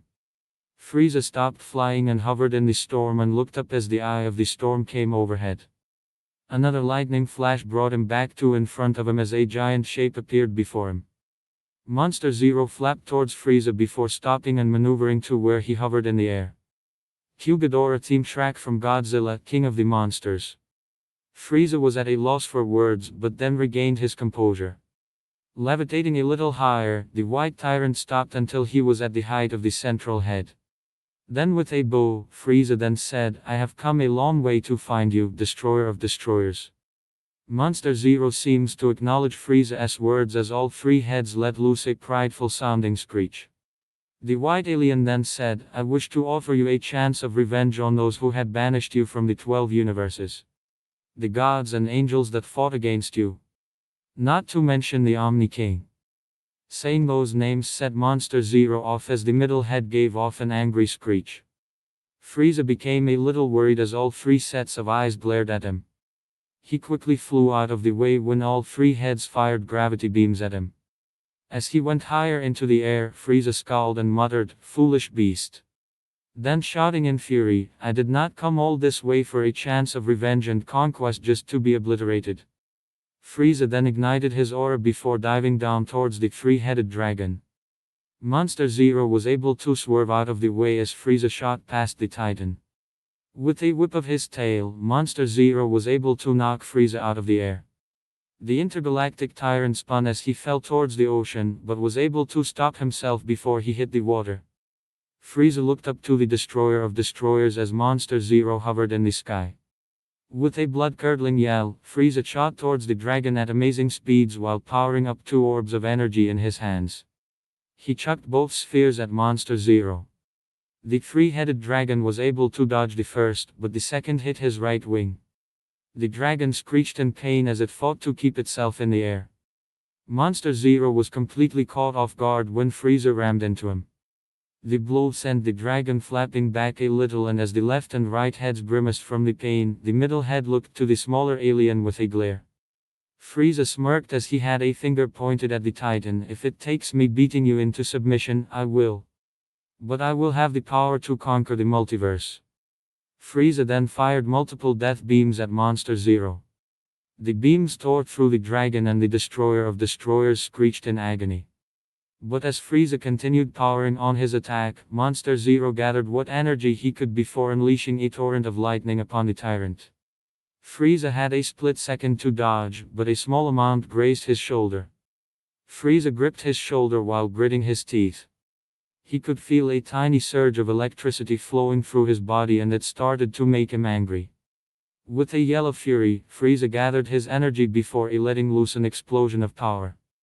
Monster Zero shut all his eyes as Frieza transformed. When he opened his eyes again, all three heads looked in surprise to what they saw. Frieza had taken on his golden form, and hovering in the air he stood with his arms outstretched and had one foot behind the other. Frieza opened his eyes and said, Behold, my most powerful form. This is Golden Frieza. Bringing his arms closer he said, and you will help me to gain more power. Then he shot towards Monster Zero again at a much greater speed. Monster Zero didn't have time to move or counter as Frieza threw a punch to the Titan's gut. The blow sent the three-headed dragon flying backwards before the Titan started to fall towards the ocean. But with a few good flaps of his wings, Monster Zero was able to stop him before falling any further. Golden energy coursed through all three of Monster Zero's throats before he unleashed another volley of gravity beams. Golden Frieza was able to dodge all three but had to drop out of the sky when the Titan came flying at him. But grunted when one of Monster Zero's tails wrapped around him. Monster Zero turned and flapped to hover in the air while bringing the bound Frieza to his face. Frieza struggled to get out of Monster Zero's grip and his eyes widened with shock when all three maws started to open wide again. Frieza gathered his energy as lightning could be seen in all of Monster Zero's throats. Frieza was able to create a barrier that not only protected him from the gravity beams but also caused the Titan's tail's coils to expand. Frieza was quick to escape as all three heads tried to bite down on him and flew high above the Titan. Then holding his index finger high above his head, Frieza prepared a supernova attack. It started off small but grew larger. He didn't use a lot of power in the attack, but just enough as he threw it. The medium-sized, destructive, orange sphere came so fast and collided with Monster Zero. The resulting explosion caused most of the storm clouds to dissipate. Golden Frieza shielded his eyes from the bright light and could hear Monster Zero screech in pain. When the light dimmed, Frieza lowered his arm and looked down to see the destroyer of destroyer's fate. End of track. Frieza activated his scouter to detect any life signs, and the device outlined Monster Zero's form on the ocean floor. Creating a small sphere of energy, Frieza dropped it into the smoke, and when it was deep enough he made it push away the obscuring obstacle. Indeed, he saw Monster Zero lying in a space empty of seawater. Lowering himself down, he floated just above the surface. He pressed the button again to see if Monster Zero had any battle power left in him. The scouter fluctuated between highs and lows until it stopped on 21. Frieza then went down further just as the sea water started to come back in. Monster Zero's entire body was soon covered by sea water and Frieza had to stop. He waited to see if the destroyer of destroyers would get back up. The water below him started to stir. Suddenly, one of Monster Zero's heads burst through the water and its mouth was wide open to swallow Frieza whole. Frieza dashed out of the way and flew upwards when the other two heads came out firing a gravity beam. Monster Zero rose out of the ocean with a flap of his wings after Frieza. The three-headed dragon kept trying to bring his jaws down on Frieza, and the Golden Tyrant fired a death beam when a head got too close. But he was so distracted by the heads he didn't seem to notice the storm clouds returning. Monster Zero gave off a sneer and that slightly confused Frieza. Cue awakened power track from DD's Broly. Monster Zero then flared his wings wide and electricity coursed throughout his entire being as he unleashed an electric flare. Streams of lightning flew from his wingtips and one caught Frieza. The Golden Tyrant screamed in agony from the pain of millions of volts of electricity coursing through his body. Monster Zero then took his disadvantage as an opportunity to grab Frieza's arms with both his tails. Frieza grunted as he could feel his arms being crushed by both of the Titan's tails. He looked up to Monster Zero's heads just as the Titan was about to fire a more powerful-looking gravity beam. Frieza panted before yelling, "All I want is to acquire your power. To be able to put myself in the same league as the destroyers. The Omni King perhaps." He looked in Monster Zero's eye with a defiant glare. "I just want to become powerful enough to conquer the universe. To crush all those that stand in my way." All three of Monster Zero's heads glanced to each other before taking in a deep breath. The electricity in all three throats seemed to glow much brighter before Monster Zero let loose another torrent of lightning. Frieza's eyes were wide as the lightning came right at him. And just before the lightning hit the tyrant, Frieza could feel Monster's tail slip from his arms. But it was too late as he yelled when he was struck by the attack. The lightning once again coursed through his body as he fell from the sky. All three heads of Monster Zero watched as the smaller alien crashed into the sea. The Golden Tyrant sunk further and further into the murky depths as electricity danced around his body. He felt like he was dying, but could still feel that he lived. Knowing that something was up, a few bubbles escaped a grunting Frieza as he tried to move. When he had turned upright in the water, he lifted his hand to his face and saw the electricity dancing over it. Clenching his fist and tensing up his entire body, Frieza allowed the electricity to enter. He gasped when he felt a new rush of power. The golden tyrant brought his hands together and a sphere of energy appeared before him. His eyes widened when he saw the same kind of electricity flowing over the orb. A sadistic smile of glee formed on his face while he let his attack subside. He built up his new power before allowing it to erupt into a pillar of light. Monster Zero squinted from the pillar's light and saw something rising up in it. Looking closely at it, the Titan immediately recognized it as Frieza. The waters of the ocean were pushed back from Frieza's powers before he let loose a primal scream. The scream was followed by a giant sphere of electricity. Elsewhere, Lord Beerus was waiting in the bridge of the Argo when he felt something in the distance. He walked over to a window to get a feel on what it was. The feline destroyer of Universe 7 called to get an actual fix on it, but the power felt almost divine in a way. The outburst of power was so strong that it made even Monster Zero fight to keep airborne. Frieza's new power caused the scouter on the side of his head to explode, though it didn't faze him much. He looked down to the water just as dying fish bobbed up to the surface while electricity danced on their bodies. Frieza then looked up to the three-headed dragon before making a rush at him with blinding speed. Though a little surprised, Monster Zero was ready and somersaulted backwards just as Frieza got close. It allowed him to whack Frieza away with his twin tails. The blow sent Frieza spinning a short distance before he stopped and looked back. Holding out his palm, he prepared a new attack. Electrical energy formed in his palm and he yelled with a smirk, "Gravitational destruction." He released a beam of pure electrical energy at Monster Zero. Knowing better than to meet it head-on, Monster Zero dived off to the left before unleashing another torrent of gravity beams. The beams collided with Frieza's palm before he threw it away into the ocean.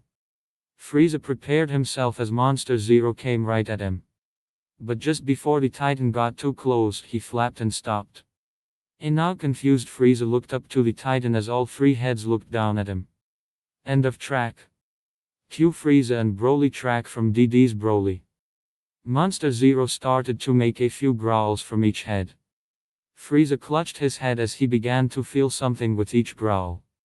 It was as if he started to understand the Titan. Frieza looked to each of the heads. Frieza felt as if he were listening and understanding the creature. The Golden Tyrant then said, "So, you do wish for revenge? Not just on those from the 12 known universes, but also on the ones who opposes your rule." All of Monster Zero's heads screeched in confirmation. Floating higher to where he was at eye level with Monster Zero, Frieza had a smirk as he said, "I think that we can help each other. I will help you dominate not only this world but the entire Forbidden Universe." He turned to the side as a plan began to form in his mind. "Yes. And after we're done here, we can conquer the entire multiverse. It's brilliant." Monster Zero then cackled at Frieza. This made Frieza stop for a moment before saying, "I am sure we can work something out." But then gesturing to the earth he said, "But how about we start out small?" His grin grew wider and he said, "Together we shall exact our revenge, conquer our enemies and rule on high." End of track. Monster Zero shrieked in agreement to this. Frieza manically laughed as he reverted back to his final form. They both then felt something on the horizon. Monster Zero turned and flapped his wings in the same direction of the disturbance. Frieza followed after him while saying, "Better watch yourselves, Goku and Godzilla. Because here we come." Thunder rolled around them as both Tyrant and Titan moved at a brisk pace to wherever the disturbance lay. Above the world so high, and not at all like a diamond in the sky, Berry Blue's ship sat in orbit with the ship's cloaking field on. There were a few screens that were recording everything that went on this Earth. She was currently watching over the footage that she had just collected. Her smirk didn't grow or falter as she said, well, Lord Frieza, it would seem that you will impress the Master. But let us see how long your new powers will last." As she filed the current data away, she also kept an eye on 3 of the main screens. One was of Frieza and Monster Zero making their way across the world, another showed Godzilla as he swam through the oceans, and the final screen had the fighters of Universes 6 and 7 speaking with Monarch. She would keep a watchful eye for her master, Dudim, who was a threat and who could be an ally. So that as for today, thanks for watching, subscribe our channel for more.